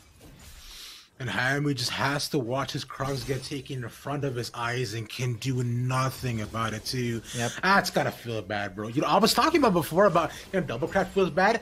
That right there, your camp in front of you, you do nothing. That right there is pain right inside my left aorta, Dimitri. Wow, that's a really specific part of the heart. Thank you. That was an incredibly specific part of the heart. Yeah, and especially for Hecarim, who just loves getting all of these AoE camps, it is definitely a little bit of a heartache for him. But we'll just go to his bot side. We'll start to clear these out. It does mean that BABIP is just that much ahead. He also hasn't reset yet, which I think is interesting. So if they were to go for this early Drake, BABIP would be technically a little bit weaker versus Hayami. We'll have the level lead versus him, but level 6 on Meteor just doesn't hit the same like it does on Hecarim. Nah, unfortunately not, right? Because level 6 is level 3 is level 1, right? Everything is up for you right for the beginning, right? But at least we know that Udyr has hands with how fast he's able to switch through the bear stance, tiger stance, to that phoenix stance, as well as the entry. Just, I fear good Udyr players as Dragoon taking just some nice trades topside. The Bahancer immediately coming out on top of that. That Darking Blade's so good. The healing on that too is absolutely exponential. By the way, first time I actually play a strong side top laner too, it was that Aatrox that I was shocked at. I was like, is this how people just feel being able to get a push in lane and get out? Yeah. They're trying to look for something, but Hayami doesn't have level 6. They can't quite go for the dive. Dragoon's in a lot of trouble here. He immediately pops the Dominus, well, gets the heal back too, doesn't have that 50 stacks either, but not be able to find the dive. Haunter's will responds with the ultimate as Dragon taking bot side. By bad. And look at Hayami's pathing during all of that. A small trade from Sword as he lands the Paddle Star. Hayami was trying to clear out his top side. His Krugs hadn't quite spawned, so he was kind of standing there for a few seconds. It looked like he was trying to clear out a couple wards. And the entire time, BABIP and TSM, they say, okay, well, Hayami's top side, the Hecarim is top. Let's just go for this Drake. They can't contest in the bot side. They're going to go for a reset here.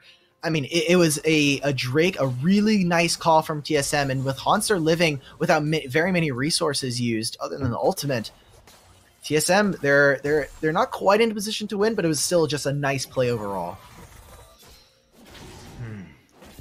No, That'll depend. We'll see about how Dig's able to respond to this, right? We're really looking at Hiyami to be able to just try to catch up in the lane to farm up as much as he can. We need this Hakrim to be ahead, especially as we head more into like the 50-minute mark. This drag is not up for quite some time, but Rift Herald will be up quite soon too. So I would like Dragoon to push out his lane and at least have him respond to make some cross-map plays. He gets some gold back in Dignitas' pocket. Well, Ravish, as a top laner, I have bad news for you. What's that? Your jungler is pathing bot lane. I hate to inform. However, if you're as someone who has played top lane quite a few times, I'm always calling my jungler, bro, just come top, we can kill them. And then I'm like, I look at the mini map, he's like, I'm doing wolves. It is just heartbreaking. It is so heartbreaking to see as Hayami trying to take control. You see this, he has finally hit level 6, so Dignitas Mirage, they are trying to push in the wave and get something to happen under this turret. They know that Udyr can't be here as Dragoon yet again. Dives happening on both sides of the map. That we see Hiyami actually be staved off as a Dragoon pops the Dominus just now, so gets the healing back to the World Ender, also put up by Hanser. And as that ends, Dragoon barely getting out. Hanser playing this lane really well. Yeah, he's taking so much, and because of this, BABIP is allowed to take the Rift Herald, and still, I mean, he took a pick stop just to do that Rift Herald, but he's still up in camps right now, right? He took another one from Hayami. He's able to then move in, do his wolves, and now just he can move into bot side, and they'll have control of this lane. It's 2 minutes before the Drake, so probably going to be a little bit early before they're able to set up for maybe another Drake control, maybe some wards there. But TSM in the early game are looking really, really good, and so far, Hanser is really just kind of teaching Dragoon a little bit of respect. He's like, hey, you can't do that, man. We're gonna fight for a couple of resources. We're gonna continue to fight for the waves, but Hanser's slowly eking out advantages in the experience department. We were talking about it before, right? Hanser has been one of the main win conditions for TSM in so many of the games they've played, right? Although it's been a back and forth Academy Season 4 so far, we always see Bab, making sure to spend resources over to Hanser. He's been such a fantastic player for TSM. So as of right now, with him constantly being able to maintain the early lead in the lane, right? That might be a kill. Sleep in, ignite up, misses the ultimate. Unfortunately, Sword is one. Wait, Sword! Slow down to the tower, and it's an even trade. Okay, that was okay.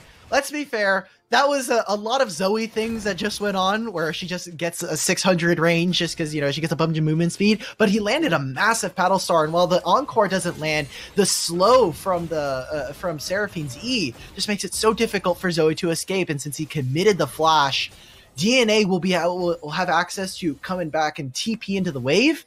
But that is just like a 1-for-1 means that Mirage right there, like, okay, awesome. I will take that any day of the week. Star Eyes Songstress gets to do a sightseeing tour of what's on the other end of the rift. Man, I'll try to do as many S's as I can, but this is actually kind of hard. But you know the rhyme. I don't know how rappers do it, but yeah, like you mentioned, DNA really well for himself, and I'm really happy to see the Seraphine pick. We've seen the pick actually kind of fallen out of favor, which I'm not too sure why as of late. Though she has received many nerfs, but like, very happy to see the pick being picked yet again. We just know how impactful she can be, especially going into these team fights, which is what both of these teams want to do. Again, if Dignitas Mirage are able to get to a team fight, even if they're late to the team fight, the Seraphine ultimate changes the terrain of the fight so much. We'll see Hayami getting ready to prep for this. They get the flash onto Hanser. Oh, immediately popped out. Ultimate is there, but the healing is not, and unfortunately cannot get off the auto. And there we go, Hayami with his third rerun to be able to get the pick. Mid lane though, DNA losing out on the trade. They're just trading right now. It is just poke mid laners, just throwing spells, slinging them back at each other constantly. That was a great play onto Hanser because they then forced the flash out of him. Dragoon is able to get right on top of him, and they waste a bunch of his time. So the TP disadvantage that Dragoon was experiencing, if Hanser feels like this wave is big enough, should just have to TP back onto the wave.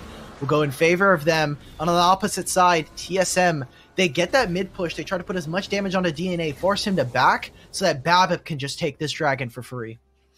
And you've seen this too, right? Babip has been putting such a lot of pressure on making sure to get these neutral objectives. Every single time Hiyami's spotted top side, he's either able to just take Hiyami's bot side jungle one, or just respond with at least an objective, no matter where he is. So the cross map plays from Babip has been absolutely immaculate, and Hiyami, although still fairly behind on farm, is actually behind one level still, so he's still trying to farm as much as he can as he gets forced out of his own jungle yet again, Dimitri. Yeah, he's losing access to this top side. He did get some of the camps here, which is good. And like you said, Babip is just taking camps where he can. I find this feels like a little bit of a different jungle, like a little bit of a different Babip. Now he is taking advantage of Hayami and just punishing him for some of the pathing that he's taking. But I mean, he's going to the enemy and then he's not getting punished because all of his bot side, you look at his camps, they're gone. So Hayami has to look for ganks, has to look for something. He's leaving him no alternative.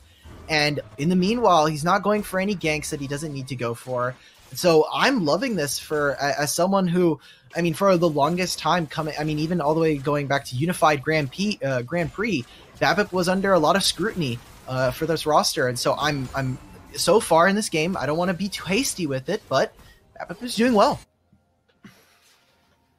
Definitely is, and already cementing almost 1,000 gold leaders across the board for TSM.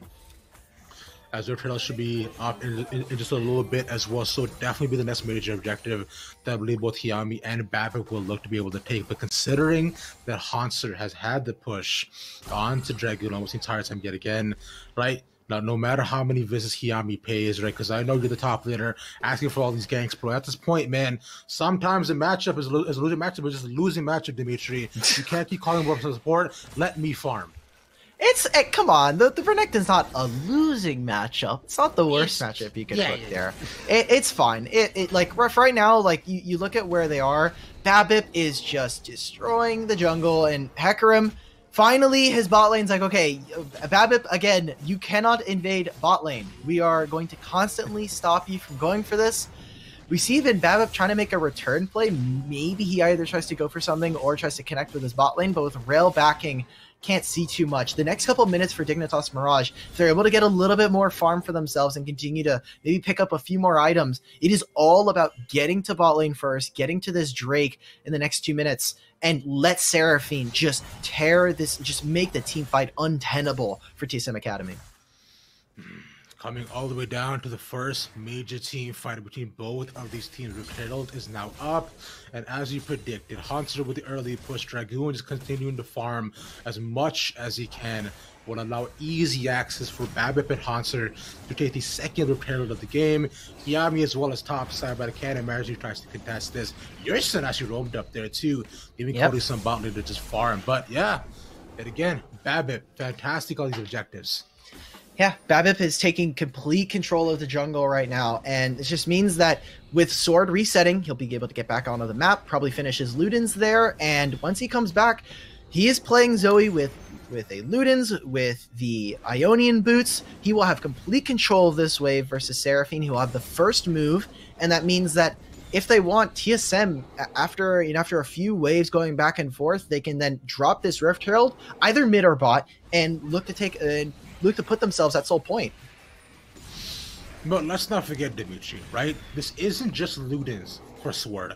Considering it's a Zoe, this is whatever else you can find in the mini wave. It's an Everfrost. It's a Flash. It's an Ignite. It is literally, it's, you know what, it just everything he can find, which I find, like, Zoe, like, I'm very iffy about her as a champion, but that ability right there, just being able to just capitalize on whatever the wave gives you, infuriates me. This time it's Chemtank, but it's a little bit far in the lane, and I don't think he's going to be able to get to this time. To counteract Sword, potentially looking for a push, they already have vision in this bot side, and you see Hayami and King, they're waiting in the depths. If Sword ends up using the ultimate, they can maybe just go straight onto him, so they know he does not have the flash, only the cleanse and TP right now. Waiting for the wave to push in, like you mentioned. So Dragoon has roamed down as well, as they want to make sure that they're first to this dragon. They do not want to give TSM. They're face checking. Hayami has to go in. On the agent control, like you mentioned, Hayami going in. Immediately puts the onslaught shot. Wait. 3 onto 2 on the backside. Yuji gets blown off. Babip and Koi-san put out so much damage. Seraphine, of course, unfortunately misses the double Q.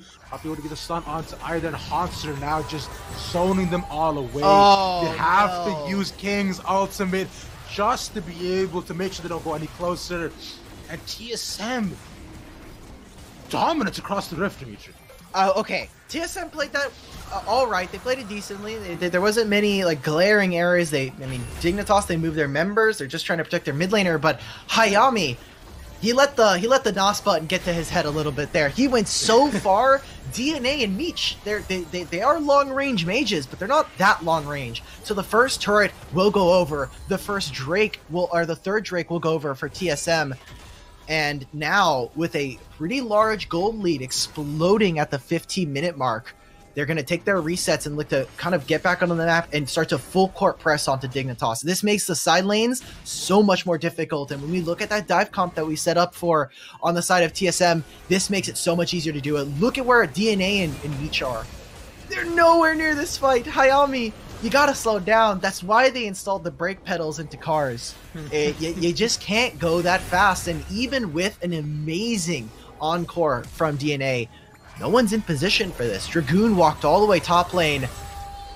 They're just using it. They're just trying to stop them from potentially re-engaging for a full-on team fight with a numbers disadvantage. But Dignitas Mirage, they have to lick their wounds. They'll clear out some of the mid-wave in that last play and try to look to do something here, because they really are just waiting for TSM to dive. The perfect situation is they're all 5 waiting, and then TSM go for the dive, and they're just able to stall out under the turret. But so far, TSM have not given them the opportunity to do so yet.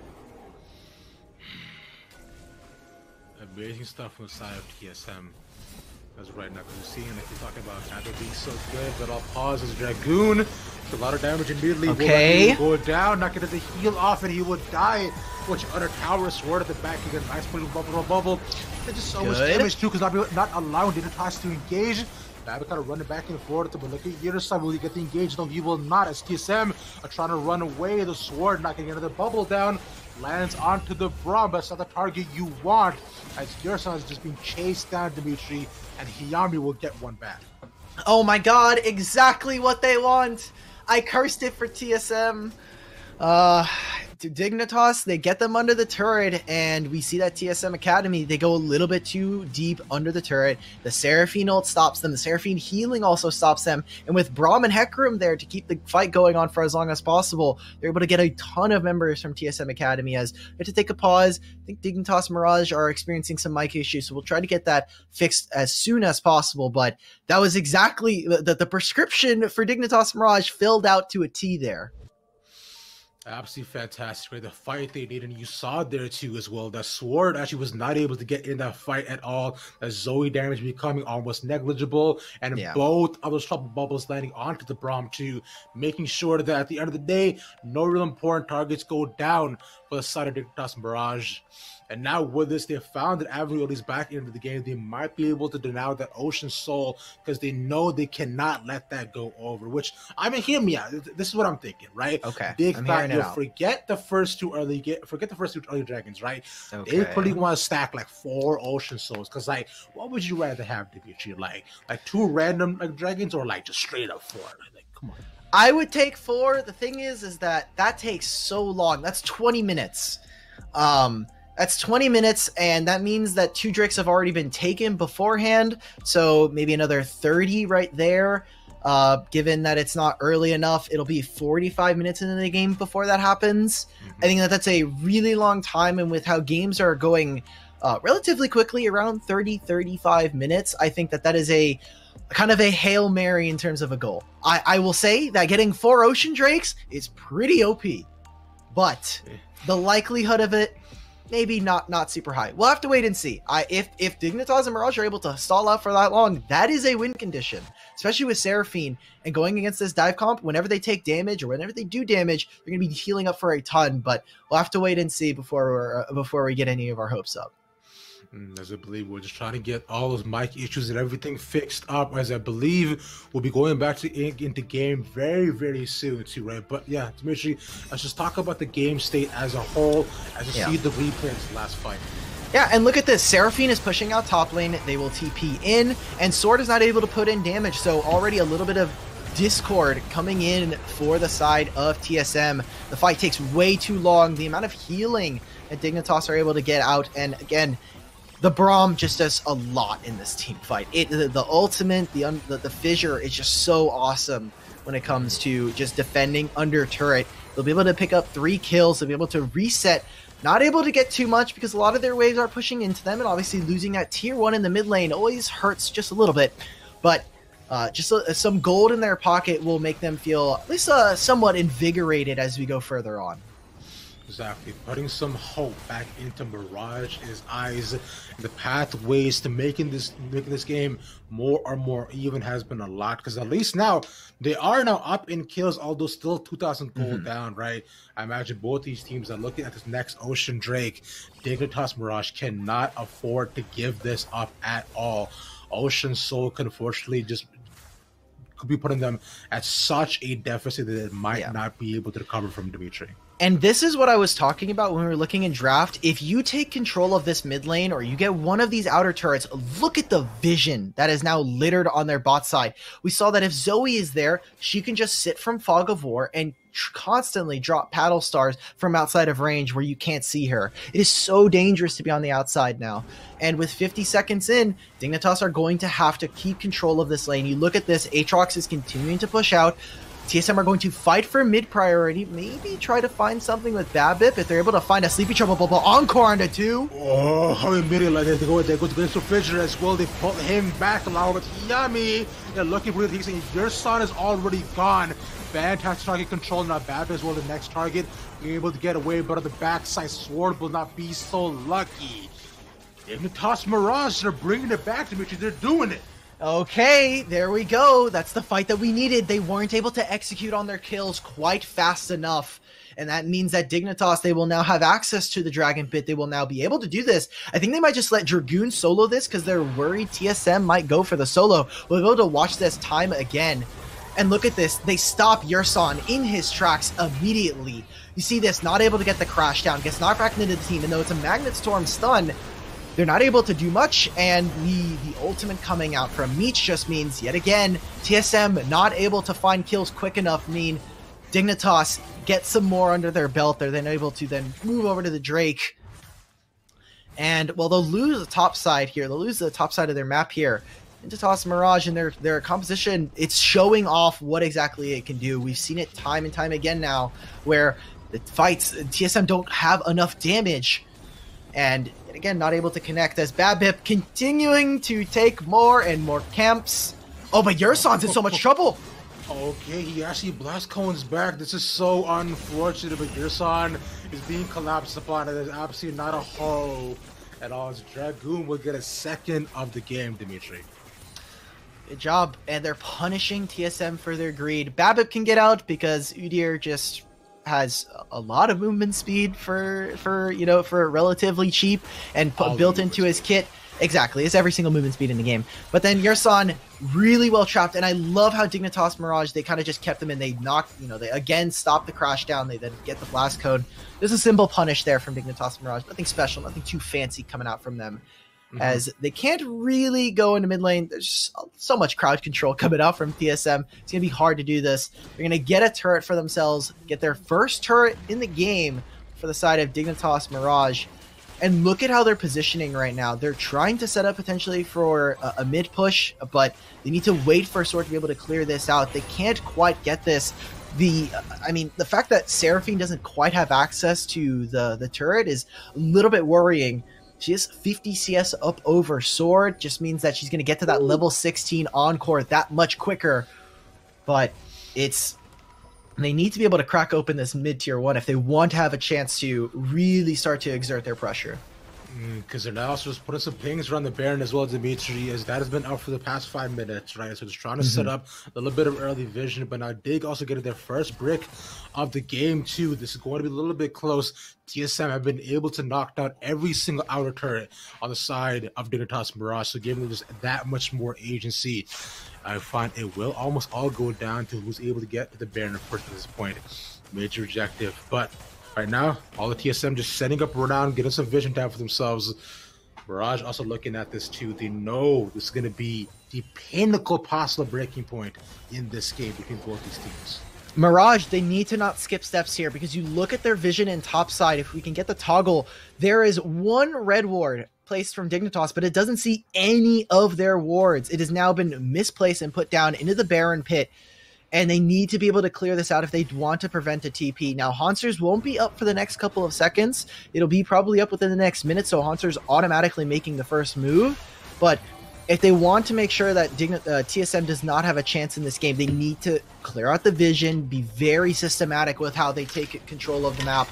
And it looks like with this, I mean, with where they're moving, they're trying to take control of both rivers.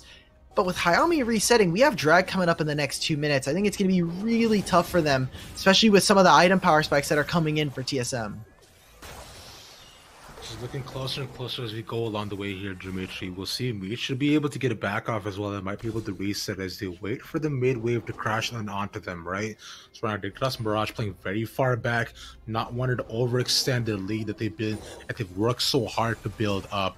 Just playing it safe and kiting it out and trying to maintain control of as many side waves as they can. You see Dragoon to respond to the bot side as well. Actually, Hanser is there as well, so might be looking for Bossa 1v1 as he set up this quick 4v4 in the mid lane. Dimitri, DNA already using his double attack, so no stun for them going across the board, but Mirage grouped up. Look at how difficult this is as they land a massive team fight. They look at the damage from Zoe, and that right there could just mean full control of the Dragon Pit for TSM. They find this onto Hayami. I don't know if they'll be able to connect to too much damage, but I mean, this right here is just continuing to utilize their team comp for the side of TSM Academy. They're taking control of the Fog of War and making sure that Zoe is untouched in every single fight, whether that means just applying artillery damage or just being a nuisance on the side. Hanser in a flank position. They'll see him now. Looks like Dignitas, they want to fight. Yerson! They go in, it's a 5-man Magnustorm as they connected everybody in Hanser, putting out so much damage. The Encore put her as a response, as Dignitas Mirage is staying alive in this entire team fight. Babby looking to go into, gets a stun onto one King, has to flash out, but Meech is still alive, and so is Cody Slime, the main case of this entire game. But Hanser is so beefy at the front line, and all these knockups will send them back flying to spawn point. TSM with the ace. And TSM, they'll be able to get both the Baron and the Dragon. Does this count for our stat, by the way? Does this count? Technically, like Rift Herald is just an evolution of Baron. But we'll have to come back to it as we get the replay here. A massive ultimate from Yerson just keeps the backline away. And then the 2-man Encore, while on the backside, you see Dragoon and Hayami trying to trade, but not able to apply enough damage. Meech just kind of trying to stay there, trying to stand his ground and do damage, but taking everything from all sides. Not only does he have to try to avoid Hanser's Aatrox, but Sword and Cody's Sun it becomes too much for the Dignitas Mirage squad, as they'll get the Ocean Soul for TSM, they'll get the Baron as well, and that just means that now TSM, massively in the lead and in control of this game, are going to start to make their death march onto the base. Hey-o. Yeah, she goes golden. Just for a couple of seconds, wanted to make sure the Zodi she used it before it ran out. See, like going back to yet again, bro. Ludens or just using Horizon Focus, just it's never just one thing with Zoe. It is everything available as someone is there for her. You saw us gonna TP down all the way down to the bot lane. Like, Dragon not gonna be up as of yet, but now they land a nice bubble onto the Braum. They could possibly collapse onto this, as the Remount will not be able to touch him. Billy gets out alive. Oh, oh wow. Okay, that bubble landed. But this is just now TSM. They get to do whatever they want on the map. Or the side of Dignitas Mirage, they don't have a lot of good raged wave clear. They're gonna have to step up to TSM, and again, when you take control of all of the vision and you allow for Zoe to be this amazing artillery mage, it becomes super difficult. You need to be able to find some kind of hard engage, look for something on the map, either a cross map play or just try to find a flank, but no vision wards available, and DNA is constantly put to sleep permanently now. They're going for the fight, Ravish. Not even put to sleep, but just taken out again. Get Haunch in the middle of 4, Dimitri. Oh, that's me. He has a big shield. He's a little bit more healthy, but it doesn't matter, as your son is so attractive. He pulls all of the Mirage to him as they fall one after another. Although the tower shot takes Cody's son, TSM will take game number 1. Okay, and not able to do much, Dignitas Mirage. They tried to withstand the assault from TSM. We saw a couple of good plays for them. They were able to do that, but the game going very quickly in favor of TSM.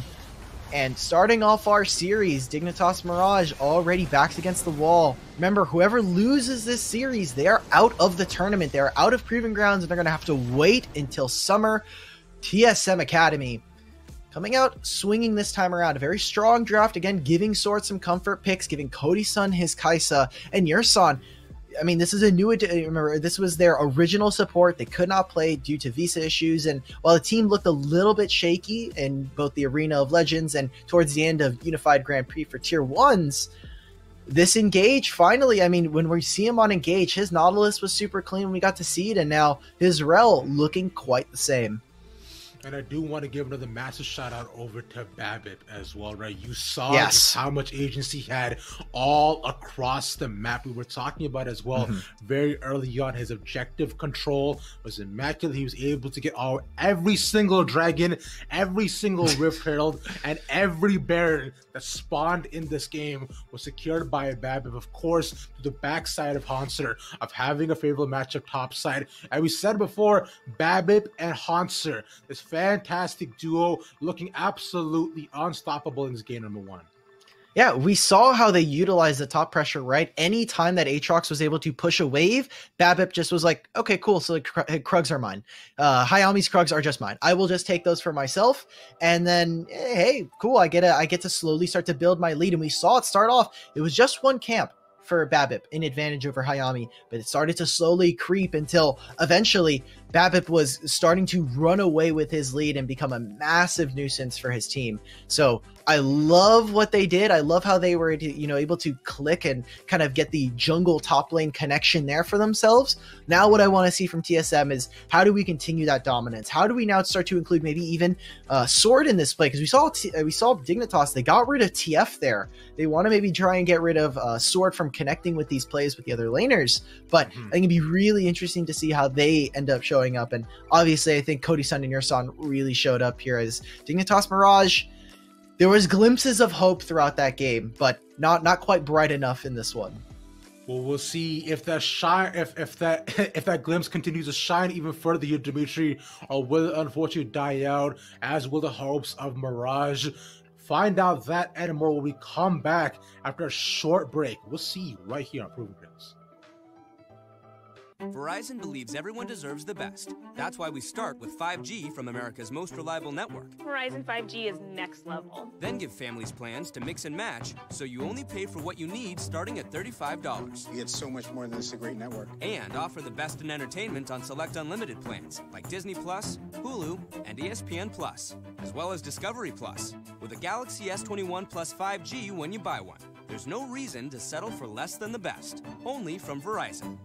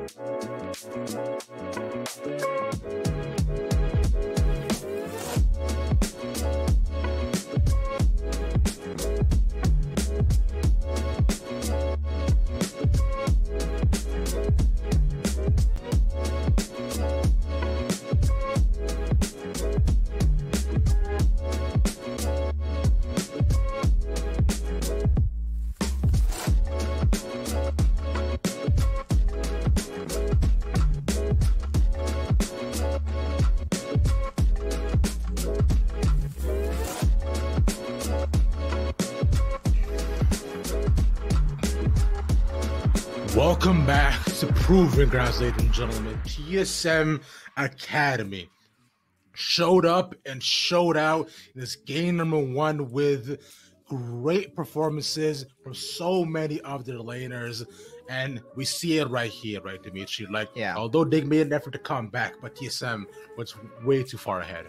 I would say these are arguably most of TSM Academy's comfort picks. Kaisa for Cody-san, you have Yurson and an engaged support like Rel, you have Sword on Zoe. This is almost basically what they would have wanted. I think Nidalee maybe for Babbitt, but maybe GP for Haunter. But either way, strong picks all around, and TSM Academy playing really well to their team fight strengths.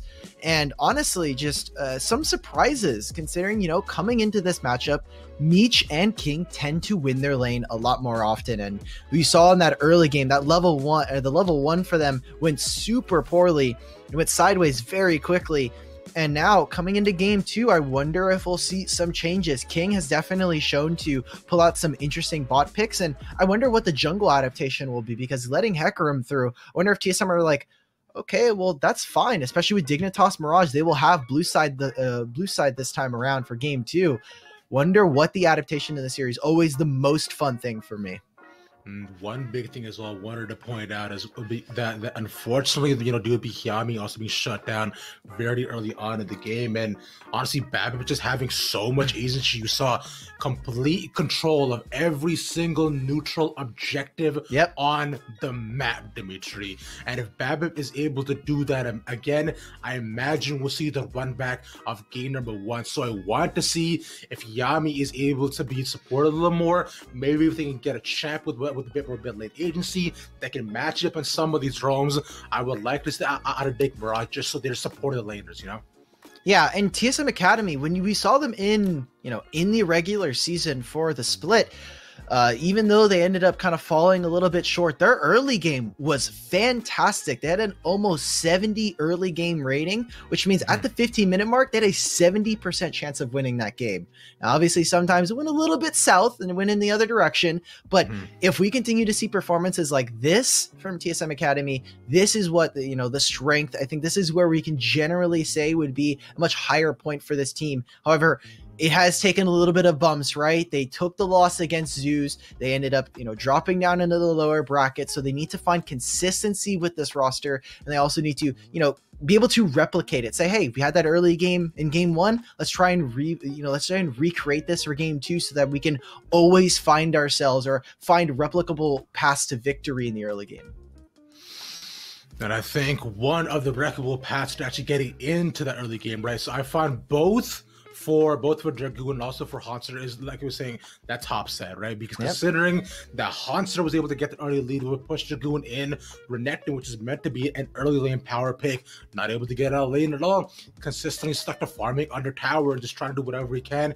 And once we got to 20-minute mark, right, we saw that unfortunately, because Dragoon wasn't able to be enabled, when he got to the team fight seasons, was not able to have the same Renekton prowess that we know so many of them. Now, considering TSM 0-1 right now, they could look to possibly knock Mirage out of this tournament. Remember, whoever possibly loses this game at the end of the series is gone down to their bottom 4, Dimitri. Yeah, and they will be playing up against the winner of tomorrow, or the loser, of tomorrow's match, Noarg versus Barrage. So really tough, if this is not a convincing series from either of them, I think tomorrow's matchup is going to have a lot of pressure on whoever wins this one to continue forward and really start to make that climb. Mirage, they could make the reverse sweep yet again. They might take a little bit of faith from the other amateur lads that they saw earlier. They're like, okay, VGP can do it. we can do it. We can come back in this game. And we can come back in this series. We'll have to wait and see. TSM Academy, when I look at this, I'm saying, okay, well, they're doing really well. They've got Soren on comfort picks. They got some great comfort picks. But BABIP, how do we activate this guy? Because yet again, we saw him do a lot in this team. And the opposite goes for Mirage. How do we get Hayami included into team fights? How do we get him to really be a great active participant in team fights where the rest of the team is also with him? That is what I'm wondering coming into game 2. Yes, because we saw, I believe, in that B reel, right? That main bot lane dive that Hayami did. He was a little bit early on the play, and you saw he needed to be there along with his entire team. So unfortunately, I find Mirage just pulling the trigger a little bit too early, like you mentioned before, Dimitri. This is why cars have brakes, just to be able to at least slow them down and let them know when to stop. So maybe, Hayami this time, although he doesn't need any brakes, but just needs to go ahead and turn on the engine to make sure to see his clear path in front of him and have the team He's going fast. of him, right? I think he just got hit with the e-brake. He got hit with the TSM was standing there. Rel was like, okay, you're stopping. You're done moving. I'm going to lock you down. But Mirage, they need some way, whether that means just spam ganking bot lane. I don't mind if you're going to go for this, but this is a team that has typically found success by letting Meech and King find those trades. They're usually ones to go for large HP trades in the lane. That's why we've seen them play more lane dominant stuff like Caitlyn and Morgana. Ashe as well would be really good for that if they not only want to get push priority, but also poke out the enemy laners. When we looked at their stats, right, it was, Meech tend to win lane more often. Meech's gold at 10 is 315, while Cody-san only 70 gold at the 10-minute mark. So it's things like this where you're looking at their early game. You look at the early game here for Dignitas Mirage, and you're thinking, okay, the bot lane needs to be set up to play. You saw it a little bit early on. Obviously, it got countered by an early death, but I think if that doesn't happen, maybe we start to see Dignitas Mirage kind of start to eke out some wins and get a really strong footing in this game. It all remains to be seen so far, right? Because yet again, like we talked about before, a lot of that will genuinely depend on how this early game goes. Because right now, with BABIP, if he possibly gets comfort pick, and so do all of TSM, fortunately, I'm not too sure what to say to over the side of Mirage, right? So I imagine some early picks to be mighty traded back and forth will definitely be the Hecarim and Udyr. I would be shocked if the Udyr is not banned in this game, considering just how much of a power pick it has been, not only for so many junglers, but just across this entire season of Academy in general. We've seen Udyr definitely being, alongside Hecarim, one of the priority picks for most junglers, just not only for that clear speed, but as many people say, that bare run, stun, and done, right? Walk in, gawk out as fast as you came in. You actually just Usain Bolt with it, no matter where you go. Yeah, it's super dangerous, especially for someone like Hecarim, who utilizes the movement speed to become that much more dangerous, right? You get a bunch of damage off of your warpath and off of your passive. So I want to see what the junglers are, because Hayami and BABIP have really kind of different champion pools than maybe what others would have. Haven't quite seen too much of the Lilia, haven't seen too much of the Nidalee from Hayami. So maybe we start to see that. And with Skarner, I wonder if Skarner will hit the ban table again. If TSM are just saying, look, we don't want to deal with that champion. We're just going to take Hayami off of a little bit of comfort and make this game as uncomfortable as possible for him. The Skarner tax is honestly just a bit too much to pay, and the price of Medi, it's not worth about 950 gold. Ain't nobody got time for that. I'm trying to buy me another BF sword and maybe just a cloak of agility, right? As we see right away, right off the bat, the TF that you mentioned before, not giving over the sword, and yet again they deny Dragoon. No drip Darius, no drip Darius allowed in this game. It's okay. We will not get drip Darius. It will have to wait yet another series. Pretty smart from TSM. I think that if you just do that, that is a massive, that is just like, okay, you either have to have a counter pick for it, or you just do not think that Dragoon can beat your team with it. You can say, look, you can have your best champion, we can still beat you. That would be kind of disrespectful. But going on with the draft, getting rid of Thresh, getting rid of some of these counter picks, junglers are available. Hecarim, Udyr, Skarner again. I mean, these are all available for the side of Dignitas Mirage if they want to first pick them. The Lilia as well, one pick which we haven't seen just as of yet. It was high priority in the previous series, but like you mentioned, the Udyr right away picked up by Dignitas Mirage for Hiyami2, denying TSM Academy the pick, but they'll make sure on the other end to run back the same Kai Sorel combination, setting Cody Sun and Yersan up for success. And now Dignitas Mirage, they have a couple of options here. I think Scion would actually be a really big bait pick because Hanser might just pull out the Nocturne, and then you have to deal with Nocturne Rel. Gragas, I think, is still an option. It gives you that support counter pick. Alistar is still on the table, so a bunch of champions still available if they want to be able to stop this Rel from engaging. Tahm Kench is here since they're going to look to activate onto Meech, but I wonder which way they're going to go. Are they going to go for that Alistar, or are they going to go for that Tahm Kench?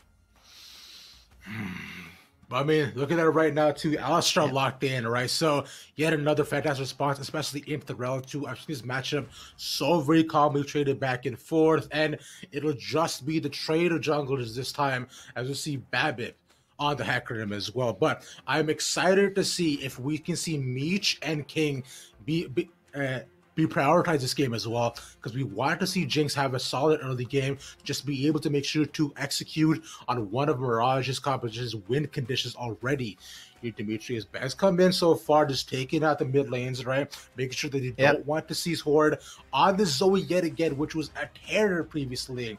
And of course, Syndra is taking off on the backside. Yeah, they just want to get rid of DNA's comfort, right? Like, you give him Syndra, and he has played the most games on Syndra. I'm really, really interested as to which team is going to pick up Orianna here. Because Orianna, with someone like Hecarim, is so disgusting. And it's a good blind for you if you're on the side of TSM Academy. Gives you good zone control versus the side of, maybe a Jinx or even like an Udyr, and would really start to match up well with the identity that TSM want to go to. We'll have to wait and see, but they do have counter pick. Nocturne taken away means I smell a Scion in our game, buddy.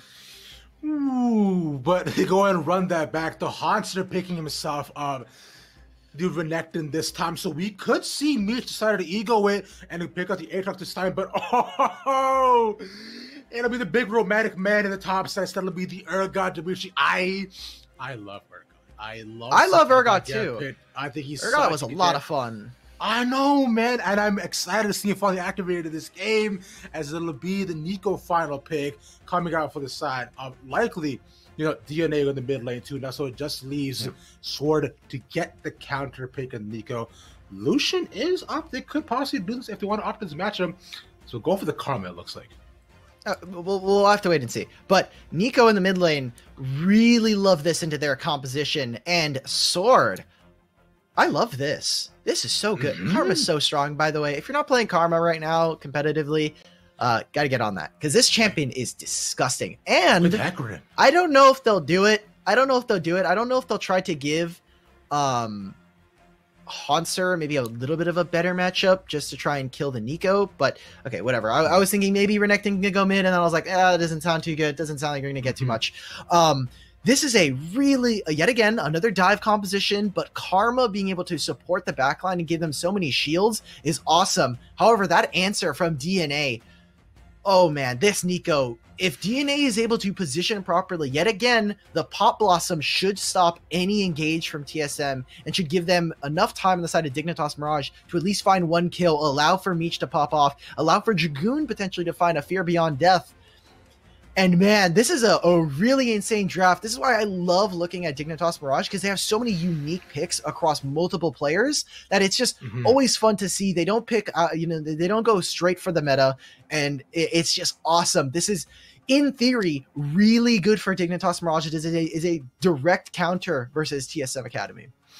But all that's going to matter right now, Dimitri, will be the execution of this composition, right? Like you mentioned, the direct counters, but they have to play their lanes well. And how they play out the first 10 minutes, I find, will really decide how the rest of the game goes, too. Because they do have some early power spikes. We're really looking at that bot lane, too, making sure the TSM Academy and the Dignitas are playing a bit safely, because Jinx is going to shut down early, as what we saw last game, and giving Cody Sun complete variance of what happens bot side. And as well, yet again, Babbitt he was able to shut down Hayami. I don't imagine he was able to do so as easily, right? But considering Hayami's on the Udyr, should be a bit more back and forth game as you're about to head onto the Rift for what could be one of the potential final games of the night, Dimitri. Yep. Backs against the wall. Dignitas Mirage, they need to be able to find this win. I wonder if Yurson will try to crash down. Oh, I don't think that ward's in the bush. He won't see King here. They could try to go for it. You see the pings coming out immediately. Nico is walking over. Jinx is here. Yurson might just have to blow flash pretty early on as gets the lethal tempo out, gets the W back on, but Hayami, that's not Hayami, that's DNA. That's not the right one. Oh my god, the flash. King. That was actually so clean from him, bro. I mean, I thought it was going to go back and forth. He might have gotten, like, headbutted into the tower. Damn. That's what he needs to do, right? Like, King trying to disorient Yurson, but no flashes from the supports now of either team. And a rather close kind of early game here for TSM. If Yurson goes down early, it shouldn't spell doom for the team quite yet, but definitely a very dangerous and precarious position. Just look at so awesome. Thank you, producers, for this. Look at how close this ward is into the bush. See the Mia pings come out, and then they get to collapse. The important thing here is, I think the best part for Dignitas Mirage is they won't have to worry about that level 2 Yurson engage on Rel. That's like the biggest thing, right? We was looking at TSM to be able to possibly get some early lead to shut down Mish, maybe. So being able to save that off and this flash every time, bro, is so beautiful. Flashes up the thumbs up, letting him know, buddy. It was a close one, but not going to get me as of yet. Not close enough. Close enough. Exactly so. But for the first time, actually, I believe I've seen throughout the entire day, the junglers are actually starting out on opposite sides of the rift, though. So we'll see. Barry will probably pay a bit more attention down his bot lane too, and rightfully so, right? You want to make sure that Meech is not able to get actually be able to be at any sort of agency in lane. On the other end, Dragoon, as actually we predicted, will have the early push, so we'll have to see how Hanser might be able to work his way back.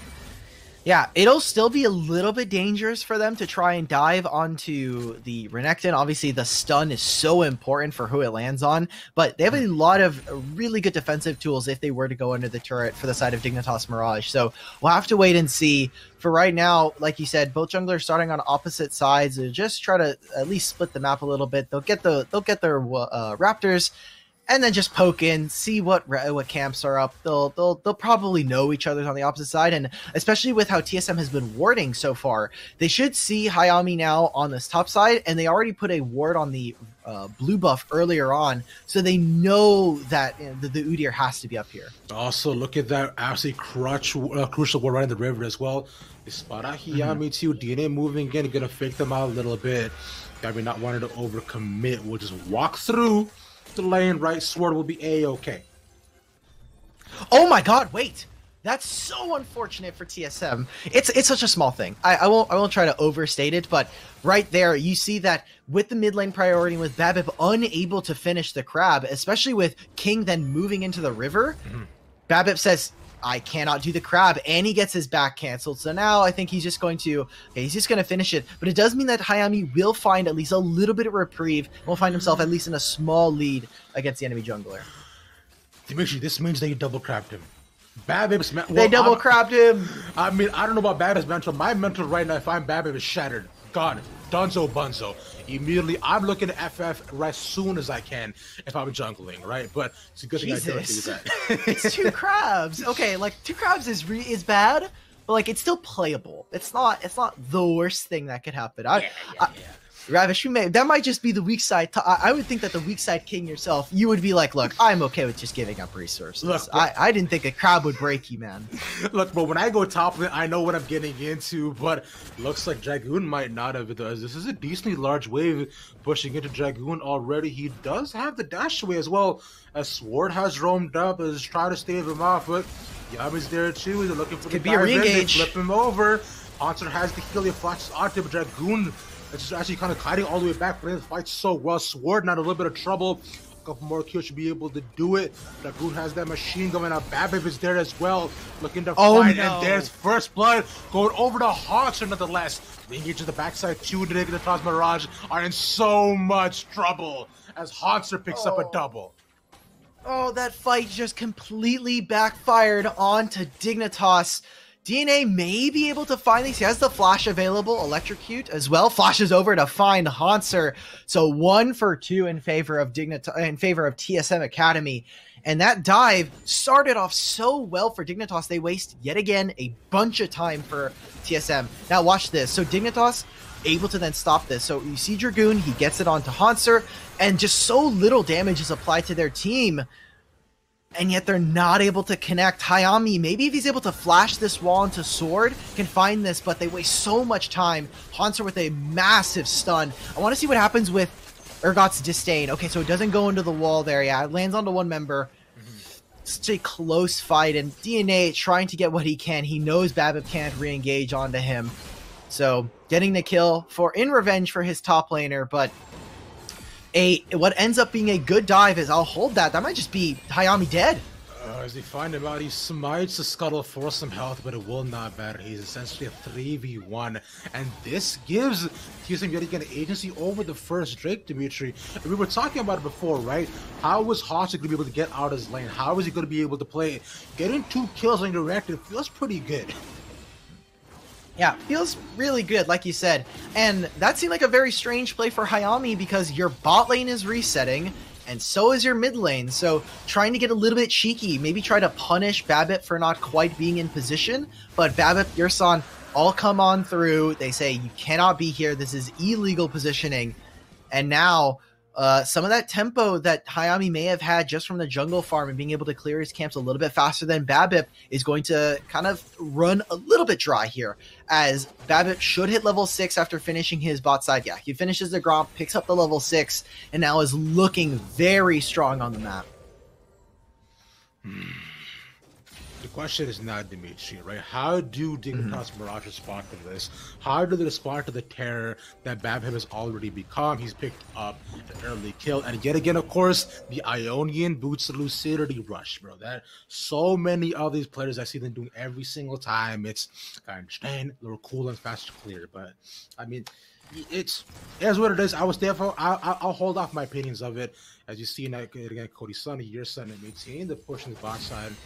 Now, Babip is all the way top 2, and along with Haunter having the push wave, right now TSM, if you look at this, Dimitri, have 3 lanes pushing all in their favor, and with the Rift Herald up, this should be Babip's. Yeah, we're taking a look at this. Hayami is here, and Dragoon will be able to at least push this wave back, hopefully. He does also have the Fear Beyond Death, so potentially an angle for Dignitas Mirage if they try to stop this Herald. But like you were saying, never mind, I'll hold that. They're going right on to Meech. Immediately, he's ignited up, has to flash out. Oh, the Praise Seeker just barely misses, but Meech's not putting out a minute damage with the rockets. The Mega Death One will not find it as of yet as Yurson. Trying to cut it out, just get to the backline into a bush. A small trades back and forth. Everybody's okay. We're fine. The most important interaction when it's Kaisa versus Jinx is where she puts the chompers down, because you saw right there, Cody-san tries to use the ultimate, but gets stopped by the flame chompers. That is the one thing that I think kept him alive in that situation. And now they're going to try to go for this dive. Look at where some of the laners are. Sword does not have TP. We saw that DNA started to make his way up there, but Ping's going down. They're going for this Rift Herald on the side of Dignitas Mirage, and I think this might be a little bit dangerous. TSM can look for the move if they want. Babip is in position, and Yurson can roam out of base right now. DNA also having a pretty even lane too, so both these mid laners could come up if they wanted to, but Sword will be the first one to actually respond as TSM immediately they get first agency over the Rift Herald, and Dignitas Mirage just give it up. They just can't answer this. They don't know where the rest of the team is, and since they don't know where, they know that Yurson and them just took a reset, but if you're going to try and push into Sword, especially with a level 7 Babip on the Hecarim, very dangerous. I would almost recommend against it. They do not decide to contest for it. They give up the Rift Herald for TSM. And now I want to watch not only BABIP, but what does Sword do with his mid priority? Because now he's going to be able to move, and does he just connect with his mid laner, connect with his jungler, or just try to roam on bot and try to see what he can do for some of these other lanes? Considering Sword right now is almost 30 CS down with his matchup, which is a little bit unfortunate. So not being able to hit his early power spikes as of yet, Dimitri. But because we know this, because he's consistently given up so many of his waves to actually respond to what BABIP wants to do, which exactly this. They push it onto Dragoon. TP's coming in, but before it even can, Dragoon has been popped. Dragoon, you tried, buddy. That was a valiant attempt. I like the way where he tried to use the Warpath and then he used the Disdain to stop him mid-dash. So it ended up kind of canceling the knockback effect, but staying too long in the animation, staying stunned for so long. BABIP doesn't even use ultimate, so if he really wants, he can head to another lane and find another kill. Potentially with bot lane, since they're going to reset, I imagine they might try to go for another dive bot lane, but with Dragoon falling, Hanser is continuing to kind of oppress in the top lane. Speaking of 30 CS delays, by the way, it's Hanser has almost a 40 CS one, bro. It's 3-1 in the lane, and we were expecting a lot out of Dragoon coming into this, right? We were seeing Urgot, such a fantastic champion, could be a good lane matchup as well for Hanser, but just early overall pressure from BABIP to be able to shut down, and a lot of that goes back to the early kind of skirmish we saw in the top side river. It goes back and forth, and unfortunately with Mirage just not being first to the take, not being proactive enough to respond, Hanser getting just so far ahead. Tiami will be spotted up by the ward. The king sees this, but I don't think they want this. Yeah, they just want to try and clear out vision because they want to contest for this Drake, right? You see that they're already putting down vision. They have a bunch in the back pit, but I think they won't be able to clear this one that is inside the pit. And we look at this, BABIP just saying, look, I don't really care about a second Drake, especially if it's Cloud, just gank top lane. Set up the Rift Herald, it's halfway up, start to take control of the topside camps as they're trying to find something. King going in, might be just a small trade. HP bars ticking down, Yerson. Dragon taken on the backside. That Here comes means DNA. The Mirage are roaming over to. They are 4 people strong. Pop Blossom goes in, and the Dismal barely get out of the Mega Death Drop will keep him alive. At least on the backside of the spawn with top tower, but TSM, that was close.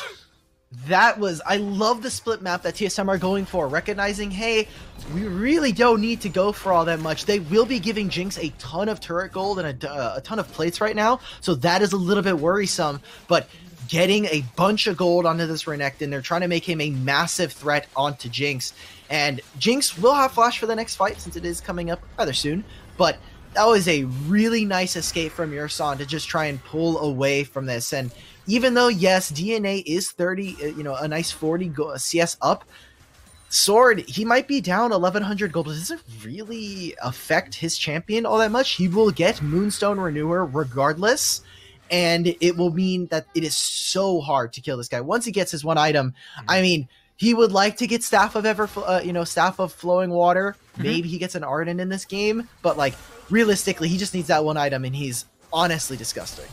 I want to point out one thing as well, Dimitri, is looking at the almost 3k gold lead for TSM, almost all of that is concentrated over onto Hanser. Oh, yeah. He is 3,000 gold up onto his laner. So you see 3-1 currently in the lane. Dragoon has not had a fun time at all. And considering how Rift Herald should be up in just a little bit too, for this, BABIP should be looking to set up some vision topside as well. But we see, how does Mirage come back into this is the question. Mirage, I mean, they don't have to get very greedy with it, right? They just need to be first on the play. If they're able to set up for their objectives, they need TSM to, walk into them, walk into their vision, walk into their side of the jungle, or even walk into their objective. And suddenly you have a great ability to turn around. Obviously with Dragoon and DNA, they are such crucial pieces to this composition that they need to be able to kind of connect them into the game, find a way to get Dragoon back into this game, whether that just be hey, drop the wave and just come help out in team fights, find the Fear Beyond Death. If they're able to find a huge Pop Blossom, maybe the side of Dignitas Mirage, they can get a foothold back in this game and start to ramp it up for themselves. Now with Dragon coming up in just under 2 minutes 25 seconds, right? Rift Herald in just a couple seconds. Which, by the way, Dimitri, I believe if we are tracking that fake stat from before, GSM are taking Dragon and Rift Herald, so they might be set to win this game. But yes, based on the logic that we had in the previous series, as Sword is battling around, gets a little bit of damage onto Hyami, but he's fine. Look at how much pain Hayami's in. He's like, okay, well, now I can't really farm my bot side. Top lane lost a lot in terms of getting both of those turrets, so I can't even hit this Krug pit at all in the top lane. It's so dangerous. Dignitas, they will find potentially something onto Yerson, getting some damage onto him, but Hayami taking a ton in trade, and they might be even giving up another tier 1 in bot lane. Yeah, because Hyami with that too almost drops down to about half health, and considering his Sword is able to get health back for himself, along with the trade, along with the Mantra W that he had empowered, and plus he's able to stun Hyami there as well. So, along with the shielding from this Karma, right, Sword takes almost no damage at all. The trade going completely in their favor as Tyson looking to pressure this Rift Herald yet again. Yeah, they're also going to have a really nice wave set up for them in top lane, so if they want to get the Rift Herald, they can now push out. They know that Dignitas Mirage are late to the play. They could TP onto this. You're seeing them start to rear up. Potentially, they'll lose the Rift Herald potentially, but they can call Dragoon for the TP. You see him already ready. He's waiting for it. Here he comes, 1500 on the Rift Herald. Yeah, TP already put into a little bit back and forth. Once Mike could be able to do the Magnet Storm onto 3, pulls them all back. But look at Mitch on the back line. He's completely untouched. He has so much damage to make a death rocket. Cares to 2 members of Dignitas Mirage as right now TSM actually get blown up, Dimitri, and a shutdown as well going over to Meech. And that's so huge, right? That is the shutdown onto Hanser, not able to get through the beefy front line of Dignitas Mirage, getting stunned every which way he tries. And we'll watch this team fight again. Watch the engage from Yerson. So he goes in, right? And I just want us to see what Cody Sun and Hanser are able to do in this fight. Cody Sun staying so far in the back line, trying to put in damage, but not... I mean, it's just such a short range. Not able to get much. Sword will be able to pick himself up. The Rift Herald... but Dragoon able to find the Fear Beyond Death. Babip trying his might with the Onslaught of Shadows, but being able to zone the enemy AD carry out from this fight just means that Dignitas Mirage, they get those resets, they get the gold that they want, and even though they lose a little bit for it, and they'll end up losing the next 2 tier 1s as well as a Drake, this has got to be that breath of fresh air into the composition. Exactly, the Drake, and also along with the Rift Herald too, as I believe, so they lose both, unfortunately. But yeah, like you mentioned, finding small, intricate ways to get back into the game, Dimitri, exactly like you were talking about. They had to be first to the take, and that TP player was very heads up by them to find the small advantages. I do want to give a big shout out to Meech as well, who was able to stay outside of that fight the entire time, right? Compared to Cody Sun, that mid-range ADC just not being able to get in, and the rockets from Meech on the other end hitting so hard. Now win this, he actually has an item up on Cody Sun as well, so this Jinx has become a lot scarier. Yeah, he has a little bit of KD under his belt, and I think this fits a little bit with how we were seeing Cody Sun throughout all of Academy as well as even UGP. This guy positions really, really well, but a lot of it comes sometimes at a cost of his damage, right? He's trying to protect himself, trying to be that hyper carry. That's why when we saw him on things like Ezreal, it was like a god's gift to us. He was like, okay, well now I can freely reposition whenever I want. We saw last week in the series, Cody Sun only died 3 times. He has one of the lowest death percentages in laners as well as just across other AD carries, but sometimes that can kind of bite back onto you, especially when we see in that team fight, it's just completely represented there. Now, Dignitas Mirage, though, just getting a bit more of an even lane state that they must look to more of these neutral objectives, right?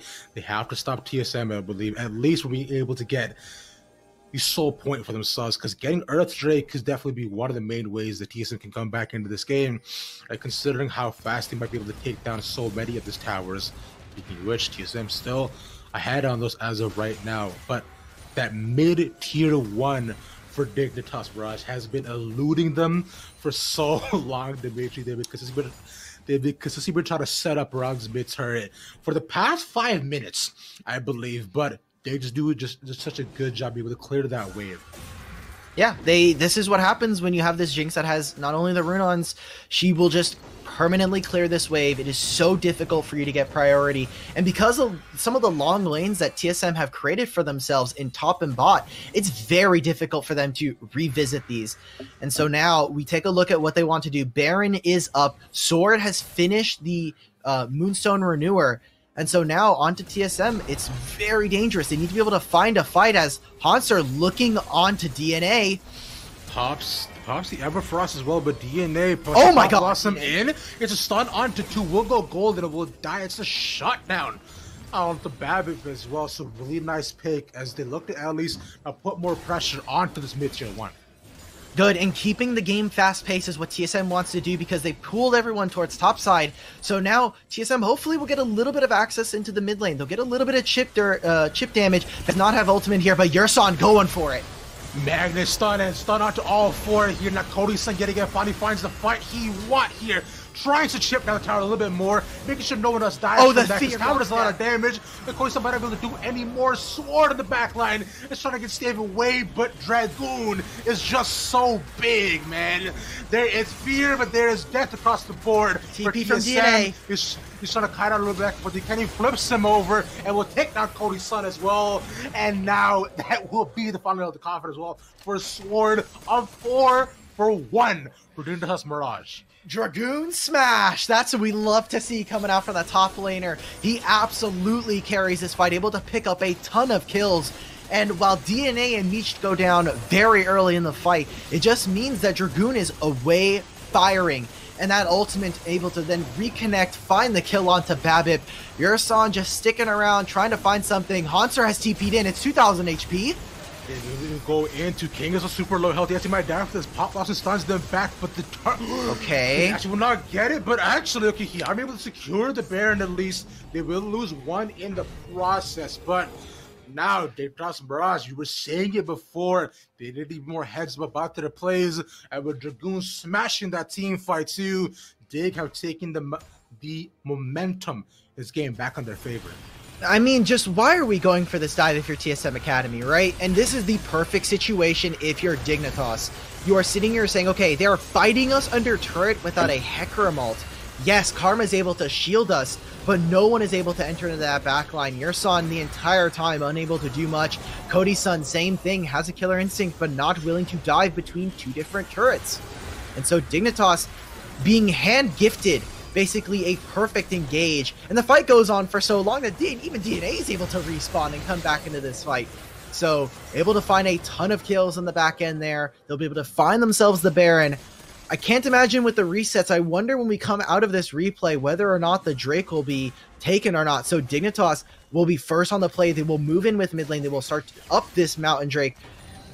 And Ravish, we may have that 4 Drake win condition. It's a little bit late, but it's coming on through. Dignitas are able to pick themselves up the second one. And with Baron, they are looking to try and push the advantage versus TSM.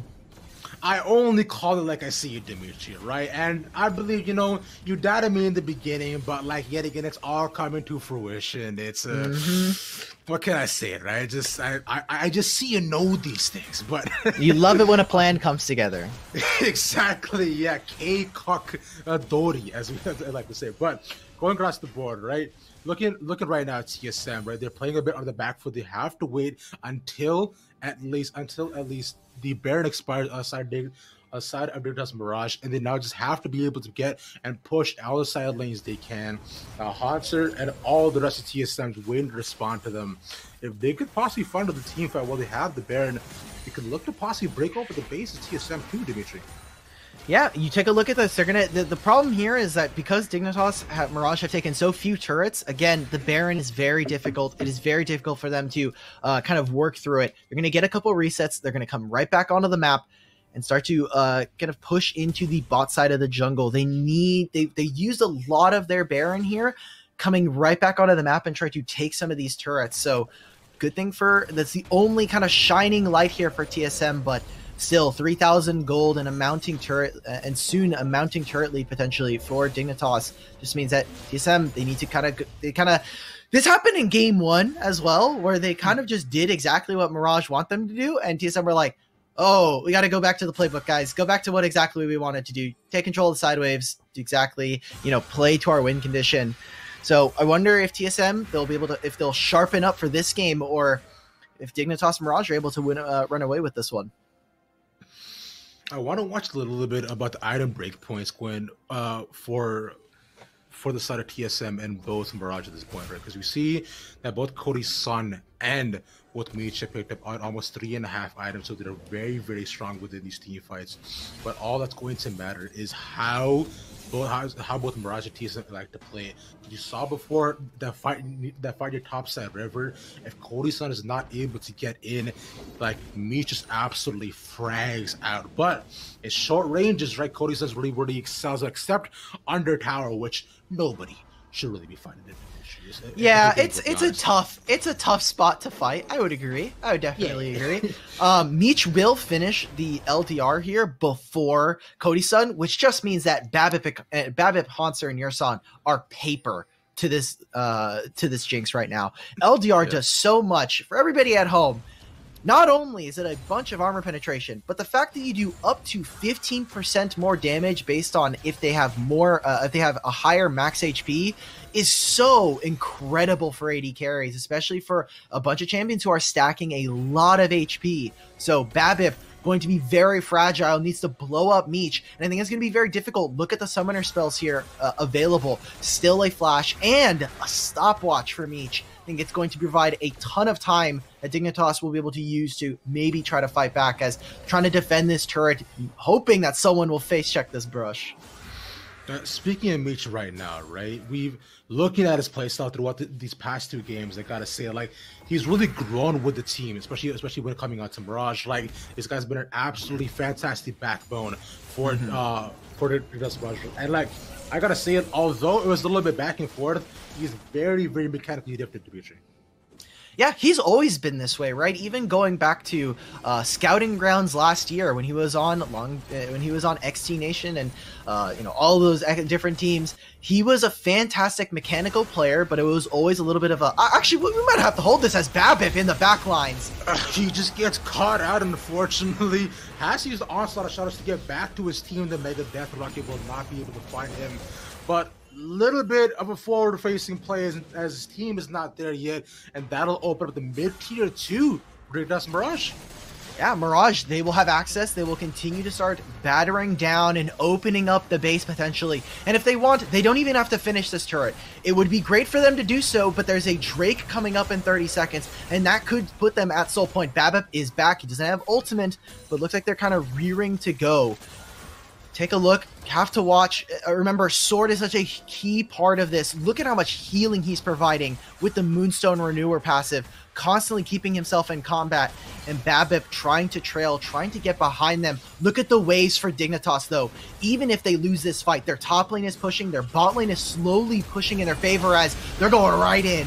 Immunity just goes all over the back line. The pop blast relies on so many people. And immediately it's going to get popped. And now with Cody at the back line, he's actually fragging on his team fight too. A little bit low, and mana has to back away as you see King and Mish is completely zoning him. But Mish so low, the Cody's trying to hide him out with him. The 1v1 versus ADC has to flash away. Oh my god, he's there for the support. He flashes and gets him. That's all because of Cody's son. He gets shielded after triple kill. By the end of it, he's looking for the Quadra. One more precinct might be able to do it, but the kill will go over to Hanser.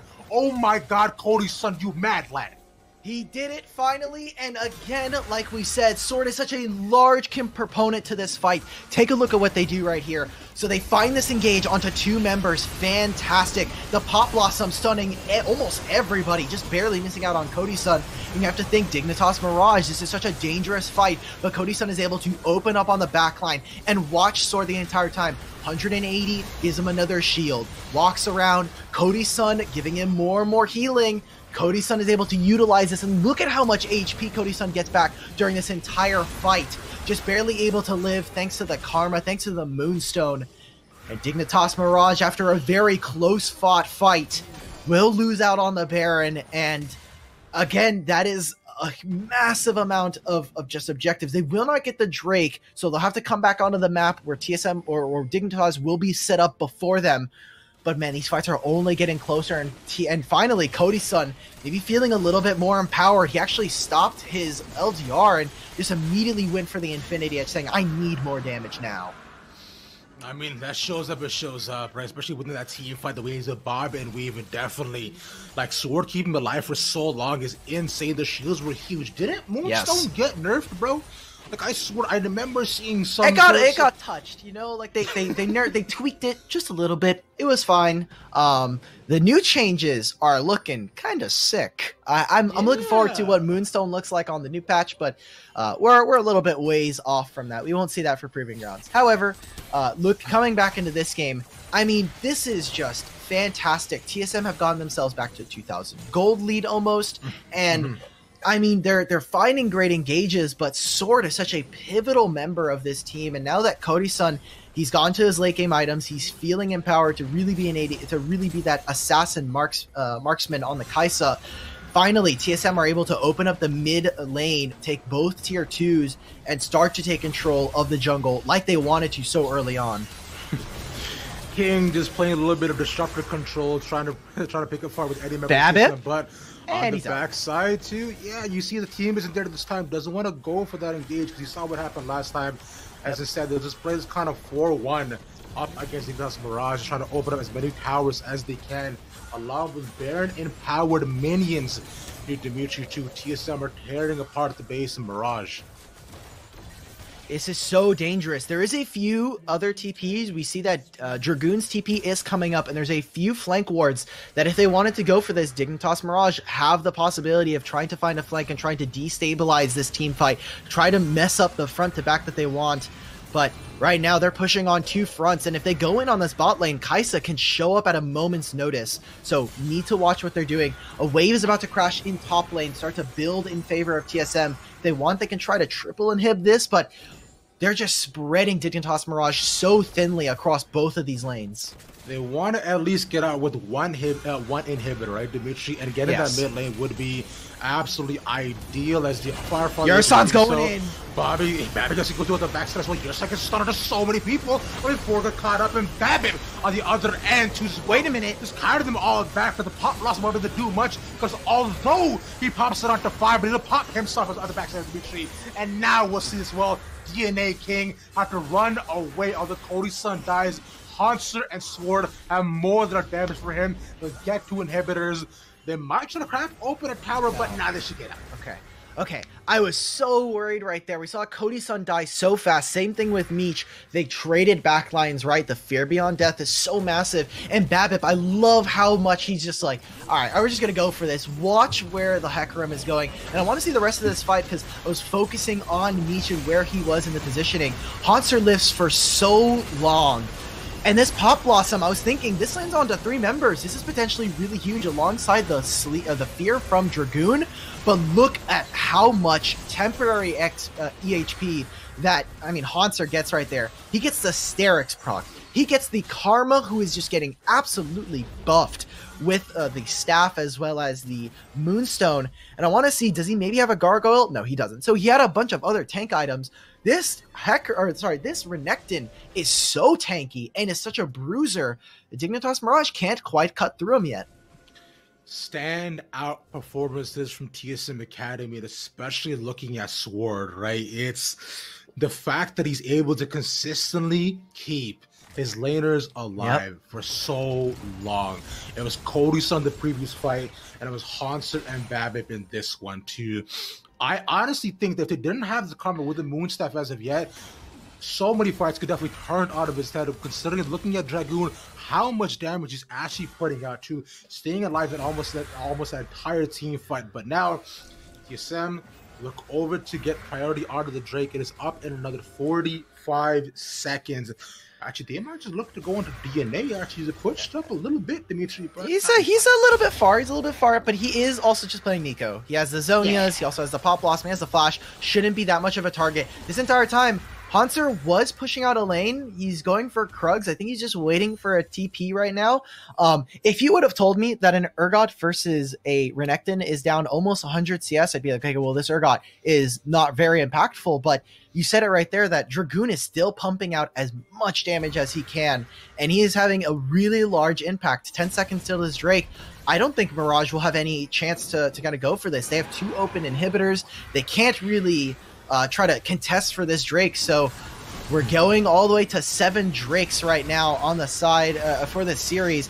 I don't think, Ravish, it's looking bleak for Dignitas Mirage. I don't know if they'll be able to kind of really reel it in when it comes to getting to a soul point. This is genuinely tough, right? And I find with the way they're focusing in the team fights on the members of TSM Academy, they have to be able to take out Cody, Sun, and Sword. But I thought if you take out one, you get absolutely throttled by the other. So there's really no winning here for the side of Dignitas Mirage. And they're facing elimination here, Dimitri. If they lose this game, they will be bottom 4. They're out of the tournament. And honestly, it's like, it would definitely hurt to see, consider the rocky start they've had, but this Mirage roster, right? They've been together for so long. They've been so back and forth, and going into this Proving Grounds, I've liked the performances, but they've had a rough early draw.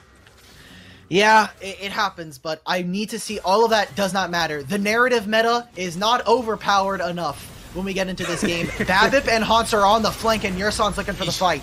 He immediately has to remember yet again, and look at this Hans on the backside. He has dominance. All that healing, and Cody's Sun is almost untouched. All those spikes will impale every single one of Dignitas Mirage. DNA will go down, and King will limp away with his horns, with probably one broken off, Dimitri. And now TSM Academy, better in the early game, better in the mid game, they take this late, and they will shut down Dignitas Mirage and move on to the loser bracket. They will continue on, and a massive team fight victory there. Just barely. It felt like Mirage kind of eking out small disadvantages against TSM Academy. And that was so close. Maybe if that Nico ultimate lands onto a few other members, maybe if Jinx is able to flash away, not quite go down so early on in the fight, we have another result for them. But TSM Academy, they kind of bully them around the map. They're finally able to find the flank. Babip and Hanser having a really fantastic series. And I think, yet again, this kind of showcased Babip having a really good time on this. And I'm hoping that as they go further into the losers bracket, they will continue to try to cultivate this, because we start to see TSM have a little bit of a lead. They look very strong. However, it is in their inconsistencies that I think they find a lot of flaws there. Again, I believe we are about ready to get into the interview in just a couple of seconds, right? We got the highlights, though. Look at you this. Are right. So we gotta look.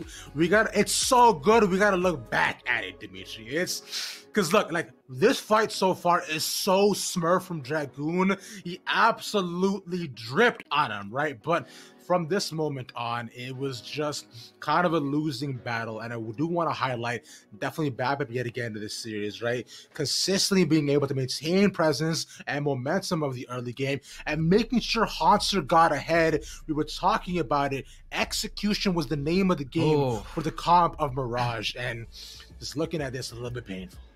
Yeah, just barely. Look at how close a lot of these fights are for Dignitas, but I don't want to take anything away from TSM. They played really well. I want to give huge props over to Sword on this Karma. Played the role really well, and I think his positioning was doing all right. You see, he's a little bit far from Cody Sun, but every single time, always there to try and find this. I think across the board, they're there to really just play for their team, play for Cody Sun, let him find these advantages. And this is not quite the final fight, but I mean, Yursan found amazing engages almost every single time. Babip is there to follow up. I think it's very difficult for Dignitas Mirage. Again, this was all predicating on whether or not they were able to find a counter engage. We'll watch this last fight over once again. Only lands onto this, but look at how early Meech dies, and he's in the middle of 5 members, gets blown up. And Cody Sun able to kind of just have free reign in this fight. Same thing with Hanser. They took control of top lane so hard, and they shut Dragoon out of the game. He was trying his damnedest to come back into it, but all in all, TSM Academy take a 2-0 versus Dignitas, and will be waiting in the losers bracket versus the winners of Nowhere versus Mirage. And I think that Dignitas and Mirage have to take this loss in stride, definitely, because I don't think they played, and I don't think they necessarily underperformed by any means, right? It was just small little mistakes back and forth that we saw on their side, but I am still impressed by the guys coming from them. They absolutely played their heart outs, and again, just another massive shout out to Dragoon who did absolutely amazing. And I believe we have Cody's son on the interview as well. So we'll have him in the booth in just a couple of seconds. Cody's son, my brother, can you hear us? Yep. He's got to fix that. He's got to fix the camera. Right, there we go. Yeah, there you go. We don't want to just look into your eyebrows, my brother. You were not Tyler 1, so we want to get your CEO face. He's not even here to defend himself. Come on, man. Jesus. Mercy, but Cody's son, man, absolutely fantastic series play from you guys too. 2-0 clean across the board. How are you guys feeling about that win? Because you can see there was some touch and go moments from you guys, but at the end of the day, absolute domination. Yeah, I mean, because this is like do or die for us, so we were all pretty hyped for the match and ready to give it our all. I told everyone that when it comes to playoffs, only playoffs matter, and only whoever shows up that day matters. So I think we all showed up today, and we had a pretty decent 2 games. TSM and lower bracket miracle runs. We'll wait to see if it happens, but the narrative is already starting to form. It all comes into place. Cody, talking about last week coming into this match tonight, you guys did end up losing to Zeus last week, and obviously UGP was a little bit more difficult. You guys ended up qualifying through there. What exactly, I mean, from your perspective, has really gone on with TSM, even all the way from the academy split to now, and how are you guys looking to kind of get to that final form for you? So I think our team, because I feel like we're a really flexible team right now, and we play like all 3 lanes, including the jungle position as well. So like it just took us a long time to kind of figure things out and get everyone on the same page, especially since we also had CJ Fizzy for like half of the split, and then we switched to Yursan. And so it just took a lot of time for us to gel and mesh together. But I think right now we're definitely at a really good place as a team. And we're ready to make the miracle losers bracket run. Okay. The narrative starting to form, as you said, Dimitri. Now, Cody, so I do want to specifically ask you right now, what do you want to prove to the people watching this games about your team, and maybe specifically you as a player, as you make your way through Proving Grounds, and even past that even? I mean, I think from our scrims and from stage matches, I don't think anyone in Academy is like better at ADC than I am. And also, I think your side and I were just like really dominating 2v2s. But we also know how to play for the team as well. So yeah, I think our team is just really flexible right now. And when we're in form, when we're ready to go on the day of the match, then I think we're a really scary team right now. Yeah, those bot TVTs were pretty disgusting. We were like, oh, okay, we're getting mixy already early on in the game. Ravish, I've got nothing here. That was these are some really good matches, and I'm excited to see what Cody's son and the team can do. Yeah, definitely so, man. Like, fantastic games from you guys today, man. And I gotta say, it was an absolute pleasure to watch you guys go into this game. And I'm excited to see if both TSMs across the board, across the entire organization, can make those miracle losers bracket runs to the narrative pans out all the way through. But Cody Son, man, thank you very, very much for appearing with us on the interview. Really good job today, and GG's to you and the team. Thank you so much. GG's. Oh man, that was what just a nice, wholesome guy. We get 2 really well-spoken marksman players. You love to see it, especially since us marksman players, we get a bad rap sometimes that we complain to get our way through the meta. I love to see it. Shiro and Cody, thank you guys for the interviews tonight. You guys were incredibly, just really well-spoken, and again, just a pleasure to have. And like across the board, Dimitri, I gotta say we saw absolutely fantastic games tonight. As I believe we do have the final updated bracket for you guys. There we go. As we go into tomorrow's games, right? Because now with Dignitas and Mirage being out, we'll see like. Yet again, stuff we've seen before. We've seen facing EG and EGP face the winner between No Org and Barrage, which that matchup is tomorrow, and that is one you do not want to miss. Some of the best teams in Amateur will be playing in that, right? It's super sick.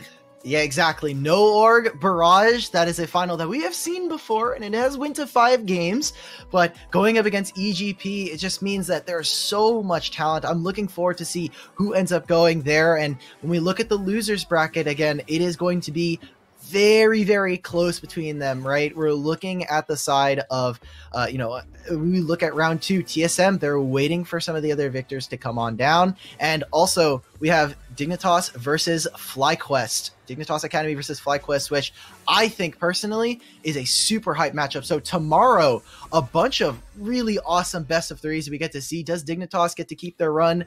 Does FlyQuest continue on into round 3? Do we get more and more amateur teams out into quarterfinals? We'll have to wait and see. Will the dragon prevail, Dimitri? Yes. A question at the end of the day. There we go. And that's what you want to see, right? But with that all being said, I believe that will be everything from us tonight. I do want to thank you for being by my side the entire day, man. I also want to thank production for making us look good. Thank you all for watching. Now, all that being said, I have been Ravishing Ravis, the most ravishing man on the internet. We'll be back tomorrow with some more games, so we'll see you there. Y'all stay safe. Peace. Verizon believes everyone deserves the best. That's why we start with 5G from America's most reliable network. Verizon 5G is next level. Then give families plans to mix and match, so you only pay for what you need starting at $35. You get so much more than this, a great network. And offer the best in entertainment on select unlimited plans like Disney Plus, Hulu, and ESPN Plus, as well as Discovery Plus, with a Galaxy S21 plus 5G when you buy one. There's no reason to settle for less than the best. Only from Verizon.